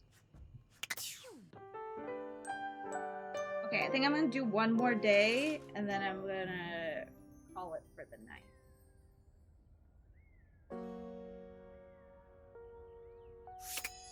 We haven't talked to the towel in a long time. Tyrell yawns and stretches. He looks as if he might have been napping. What time is it? Did I oversleep? It's nice of you to come by when I'm off peak hours. Sorry that my shelf isn't more done up.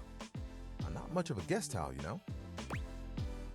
I'm surprised you don't have more guests. So am I. Still, I'm content with using the time in here to think of ways to fold my fabric friend into new shapes. Which, since you came by, you get to see my newest...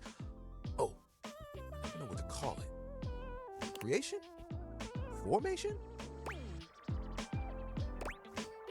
Fabrication? No, it still sounds too stiff. Oh, how about this? Let me introduce you to the newest iteration of my buddy, Towel Turtle.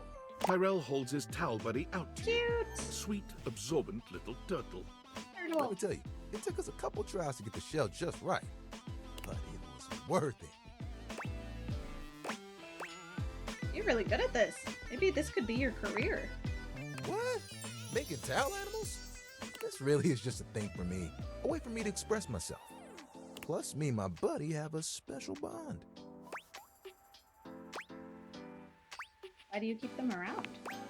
They've seen me through a lot. Remember when you got me from that thrift store? I was wrapped with my towel buddy. I remember you saying it was as good as new. Well, let me tell you, I've seen some massive spills in my day. Things you wouldn't believe. Did you know what pasta sauce can do to grout? It ain't pretty. But I didn't have to take on the task alone. Nope. There was a team of us, all dedicated to helping keep things nice and dry. I was happy to be with my friends, working together, Hell, we used to hang out at the bathroom bar most nights and just chill. It's like a nice way to relax. Oh, it was the shit. Hanging out with people who get what you do, nothing like it. Towel buddy over here would do tricks, turning into different things, making us laugh. Every colored towel you could think of, all in one place. And the linen closet? Always a party. Sometimes it was so full, you couldn't get a shelf. Those were the good times. Where's everyone else? It makes me shudder to think of it. It was a day that will go down in infamy. It was spring. It was raining something crazy. And our owner had their grandkids over.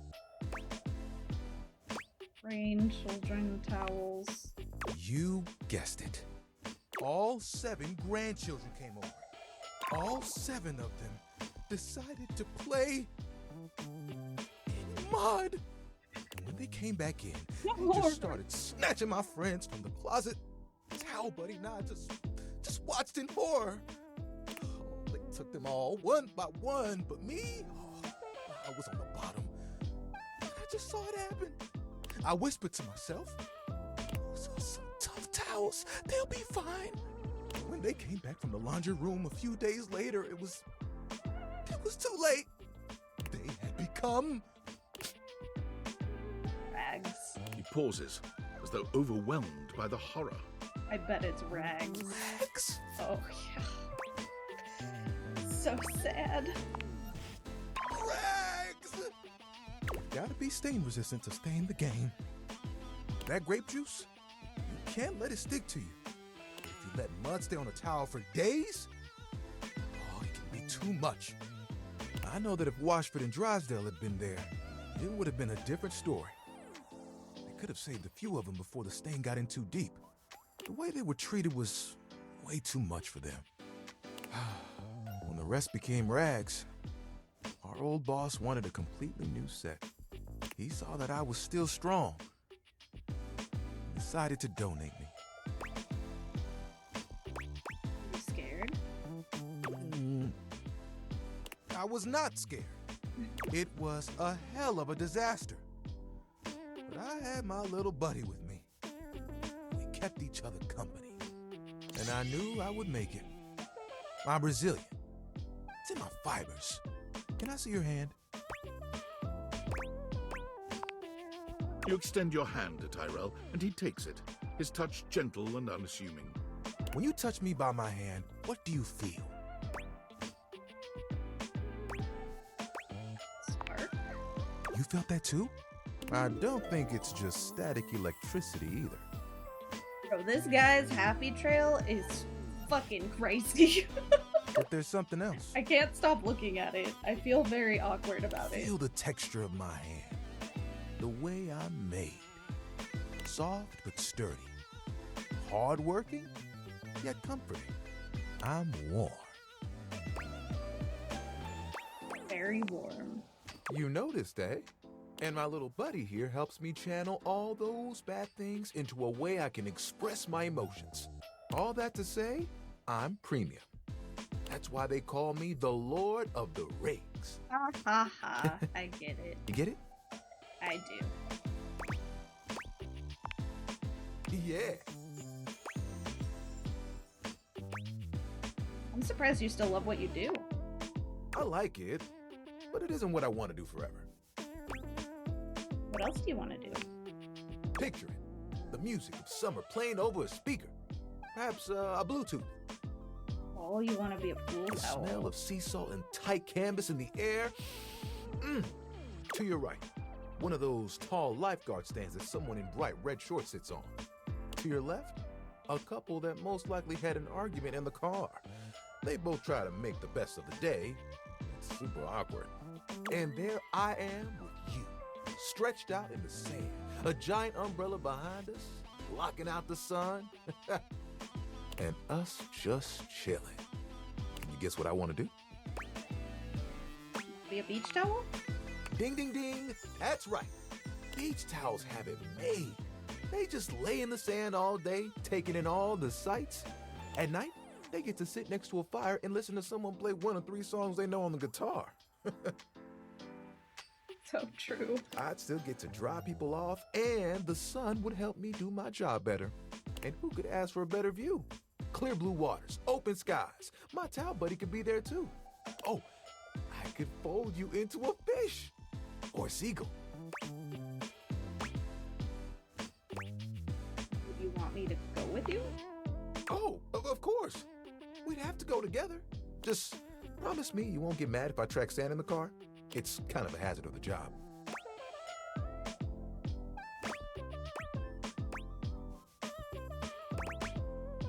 I'd go to the beach with you, just to see you smile. You would? You would leave the house for me? I think you'd make an awesome beach towel. I'd love to see it. I think I'd be good at it too. You know, that's the first time I've told anyone my dream. I'll be honest, I was a little worried that you might think it was silly. We all have dreams. There isn't anything wrong with that. Tyrell fans his face with his hands. Tyrell, don't cry. Who's gonna dry you up? You're the best, you know that? And think of all the sunsets we could watch together. You and me, cuddled up real close. It would be like nothing else mattered. Oh, that would be awesome. We've got to make it happen.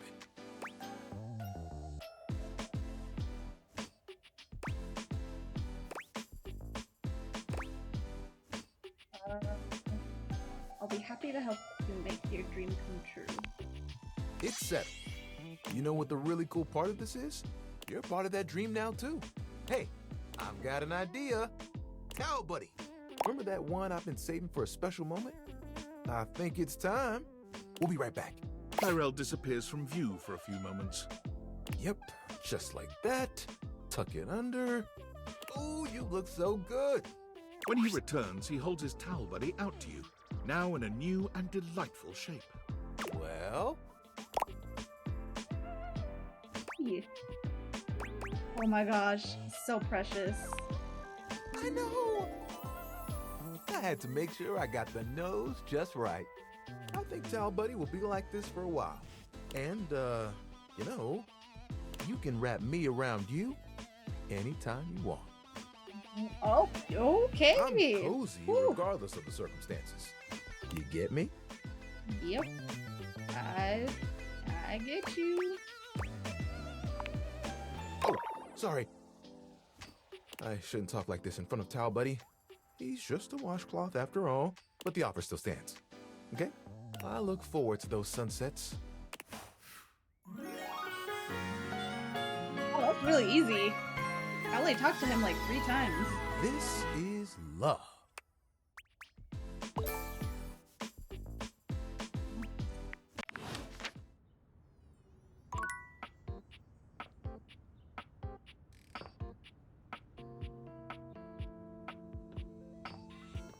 Who should I talk to next? Oh, wait. I want to talk to... Wait, I'll talk to her downstairs. I want to talk to her. Can I talk to her in the kitchen? Yes, I can.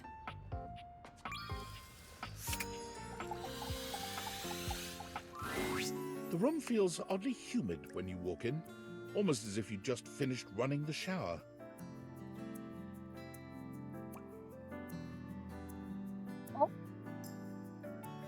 Wait, what the heck? Did someone just give me something?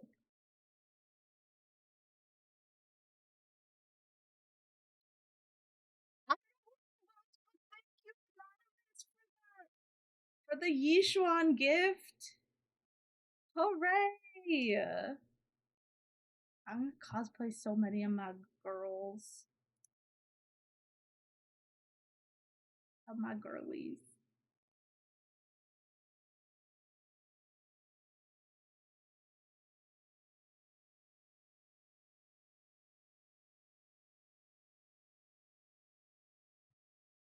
The reason soon becomes clear, however. You see River speaking with someone on fire. Or made of fire, anyway. Steam rises from River's skin, filling the room with warm air. You really gotta learn to relax, homie. I can relax just fine. Just please tell me how to be more likable. Well, I don't know if I can do that. I heard you telling Scandelabra how to up his game yesterday. Yeah, and dude did not like that one bit. I never seen him so huffy. He was all like, "Man, you impugned my skills at La Sex?" I was like, "No, bro, I'm just trying to tell you there's a better way." He didn't even let me get into my theory or anything. But yeah, like, I can tell you how to talk to others more effectively. But I don't think I can give you some magic key to being likable. River seems deeply disappointed by this response. Can you tell me one thing, then? Which version of me do you think is the best? Well, not the best. All of you is great. But if I had to choose, I mean, who doesn't like a little steam? It's steamy, you know? Totally sexy.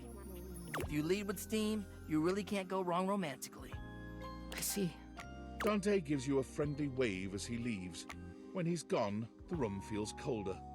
Hey, you weren't listening to that, were you? Might have been.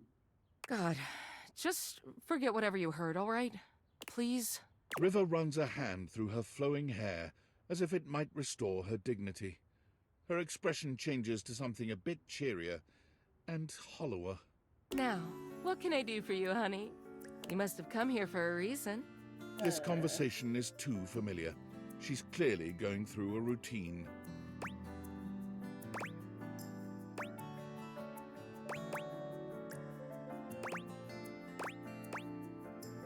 I'd like to get to know you better. I'm not used to hearing that. I'm usually the means to an end. You want to wash your hands? A quick in and out. You want to cook? Fill a pot with water and assemble your ingredients, the real star of the show. Even when you want a bath. I mean, Bathsheba is the main attraction there. I help make the bath happen, but it's about the vibes, the comfort, the soak. And I mean, that's fine. Don't get me wrong. It's better that way. But just don't be surprised if I'm surprised.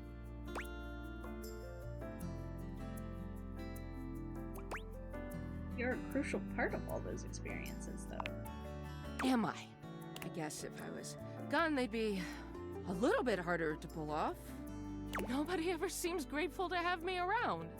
When I'm gone or late, or not the way people want me to be, though, nobody has a problem complaining about it then.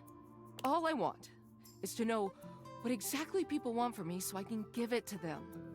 If you don't want anything from me, and you can't give me that,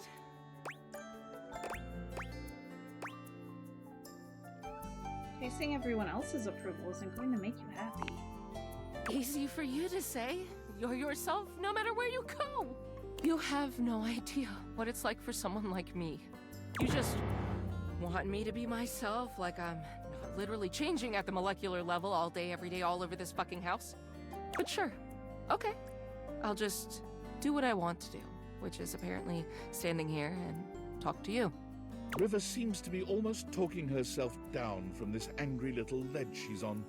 She folds her arms over her chest, looking away from you for a good while. Eventually she exhales, seemingly more relaxed than she'd been. So, what do you want to talk about then? I need something about you no one else knows. Well? This throws River. It takes her a little while to speak, but she does consider your request. I love to paint. Watercolor, of course. I don't have much time for it, but it's one of the things that makes me happiest. Maybe you could show me your work sometime? I don't know. Don't ask me that. I shouldn't have even said that. I'm just gonna go. Bye. Good conversation, River. That went well.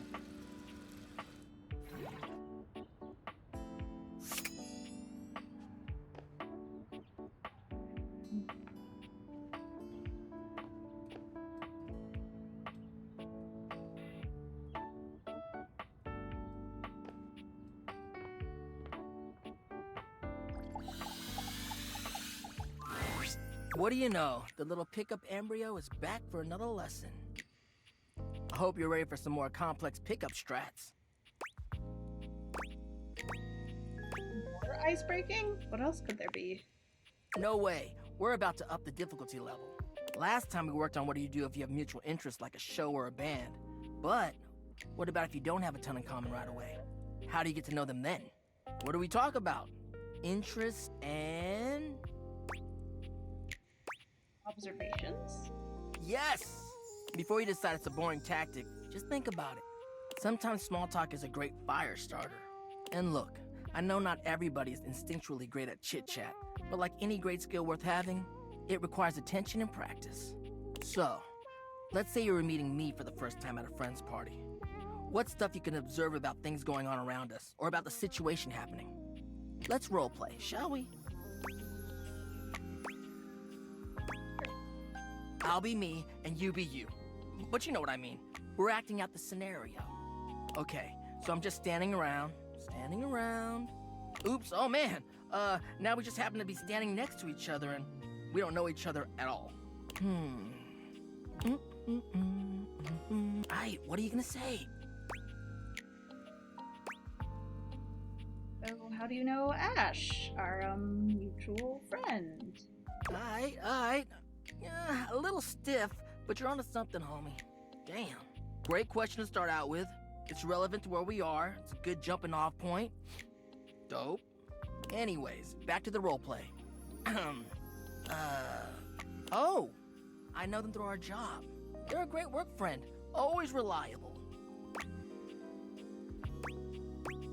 What do you do at the office? Do you enjoy it? Perfect.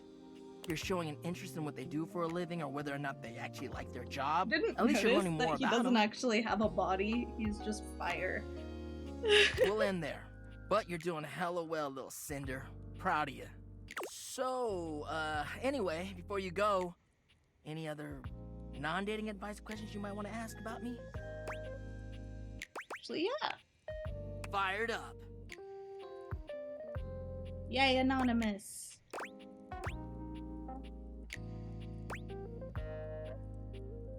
What aspect of love do you think is most important in life? Well, it's about actually making sure you build a friendship with a prospective partner. Humans are out here getting into situationships and they don't even think about actually accepting their partner for who they are. Like, no, you ain't gonna change a person to your whims just because you think they're hot and want them. You don't get to change how they are to suit you. Don't try to just make someone into something they aren't. Yeah, you need to be able to be vulnerable with your partner. Even though your attraction is often what leads us to talk to someone for the first time, it only goes so far. If you want a long-lasting relationship that is sexy and mutually fulfilling, it's about the personal trust you build with them based off your mutual friendship. That, to me, is the most important thing. Zuko is giving me dating advice.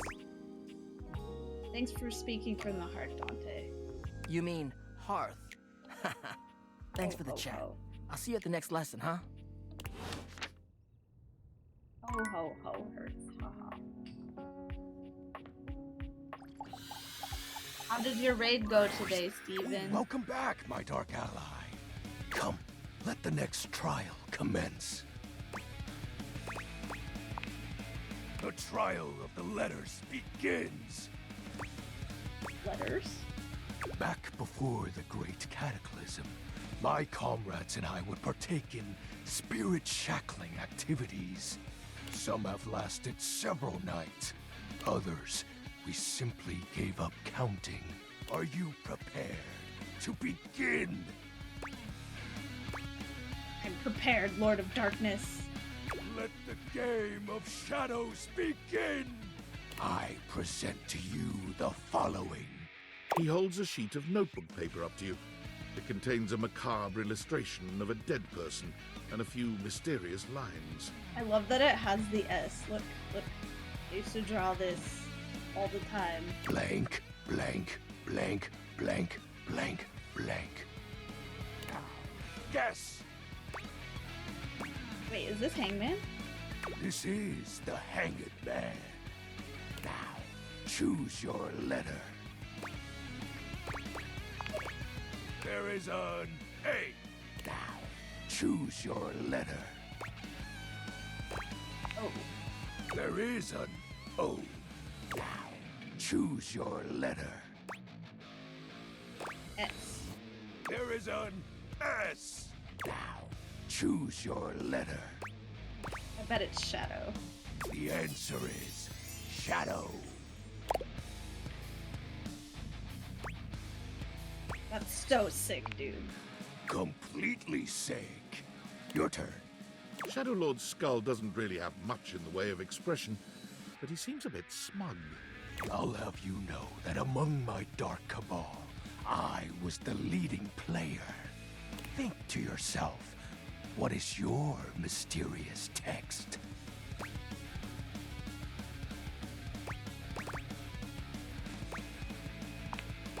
Eight letters, my favorite. Why, you ask? Isn't it obvious?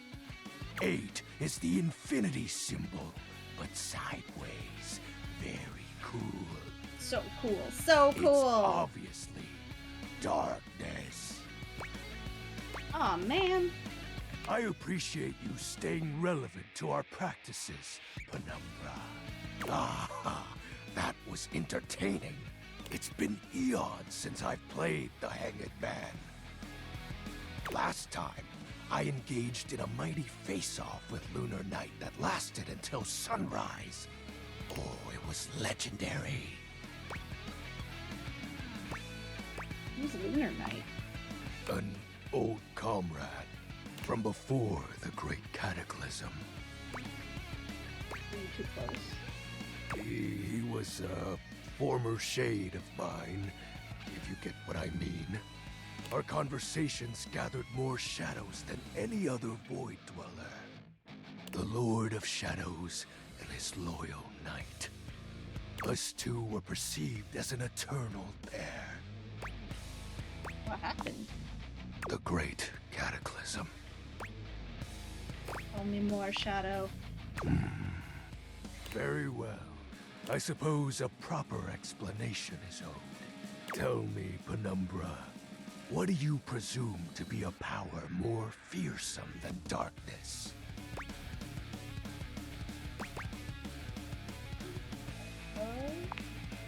We don't live in a world of whimsical tales and fantasy. Not anymore, at least. The overwhelming phantasmic force that realigned the unified lives of my comrades and I is time. You drifted apart? There was no one moment or act that caused it. One night, I was with Lunar and my friends, joyfully conversing about whatever came to our minds. Time crept into our dark haven. Distance, a symptom. And then, many nights later, Lunar no longer wished to be by my side. Boredom came next. My friends took less and less interest in our nightly discussions. They too left, one by one. So sad. And then, I was alone. You may think it cruel of them for leaving without a proper goodbye, but I respected all of my friends' decisions, even Lunar's. I don't harbor any wrathful thoughts against any of them. I just think back to those days fondly and wonder why time had to come for us. We were happy. I was happy. Shadow, I'm so sorry. Oh, shed not a tear for me, Penumbra. Time comes for us all in ways we don't expect.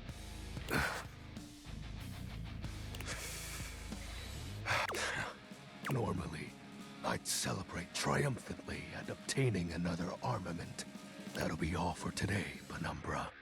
Thank you for listening to my tale. I think it's so funny that Alex Lee has like... He's so small. He's like a small little guy. Oh, I didn't realize Bobby Pin was here. Hello, He has Sunshine. such a deep voice. Abel told me to say hi. Abel? My sturdy cowboy. I've known Abel for some time now, and I'm not surprised he sent you to me. He's a solitary type, but if you asked, he'd give you the cloth off his table. Why, he holds up practically half the house without a word of complaint. He's said he doesn't like the casual stuff, but sort of dodged me when I asked what he meant. Yes, he would dodge that question. I think the most important thing to know about Abel is that he's not quiet out of any kind of shyness. That's just how he is. If there's nothing to say, he's content to share in your company. So, does he like coffee? Everyone likes coffee, darling. I'll pour you a cup of his favorite. It's an Ethiopian Sidama Adi that tastes like strawberries, served black and hot.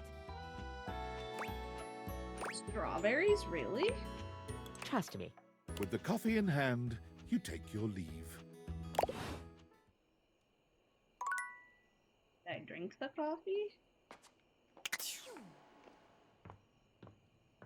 I wanted to drink the coffee so I could see Nightmare, but I don't think I drank it. I did not drink it. Alright. Well. Oh well. That's where we're gonna end for tonight. There's still a lot to do. But it is almost 11, so I'm going to find someone to raid out to. And then I will be back again on Thursday. I'm not streaming tomorrow because,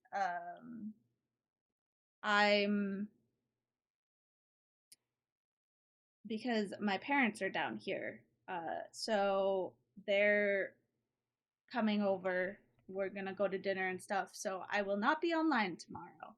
But I will be back on Thursday, and I'll be doing the Nikke story, so that is the plan. I'll eventually get back to this game. I do want to finish it, so I do have plans to actually finish it. Let me see. I'm gonna raid out to someone. There's a lot of people online right now.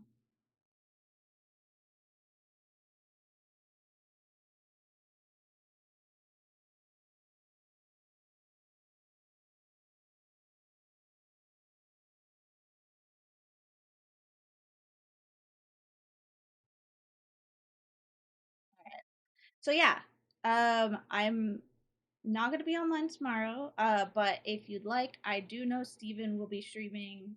They'll be playing Monster Hunter like usual, so go watch his stream. At Steechan. It just will be without me tomorrow. And then if you'd like to come watch me play Nikke, we'll be doing the second part of the summer story on Thursday night, and then on Friday I'll be playing the new Wuwa update. So that's my plan for the rest of the week. Eventually I'll get back to this probably next week. I still don't know what's going on in terms of like raid stuff, so I'll let you guys know at that point what is going on in terms of raid stuff. I know Steven's group wants me to help, so I'm gonna see. I'm just so I'm still feeling kind of iffy about it, but we'll see. But anyway, I'm gonna go raid out to Sano. She's gonna be playing HSR, I think. So, hi Mel. I was wondering where you were. Stream was fun. Yay, I'm glad. It was very silly. I got to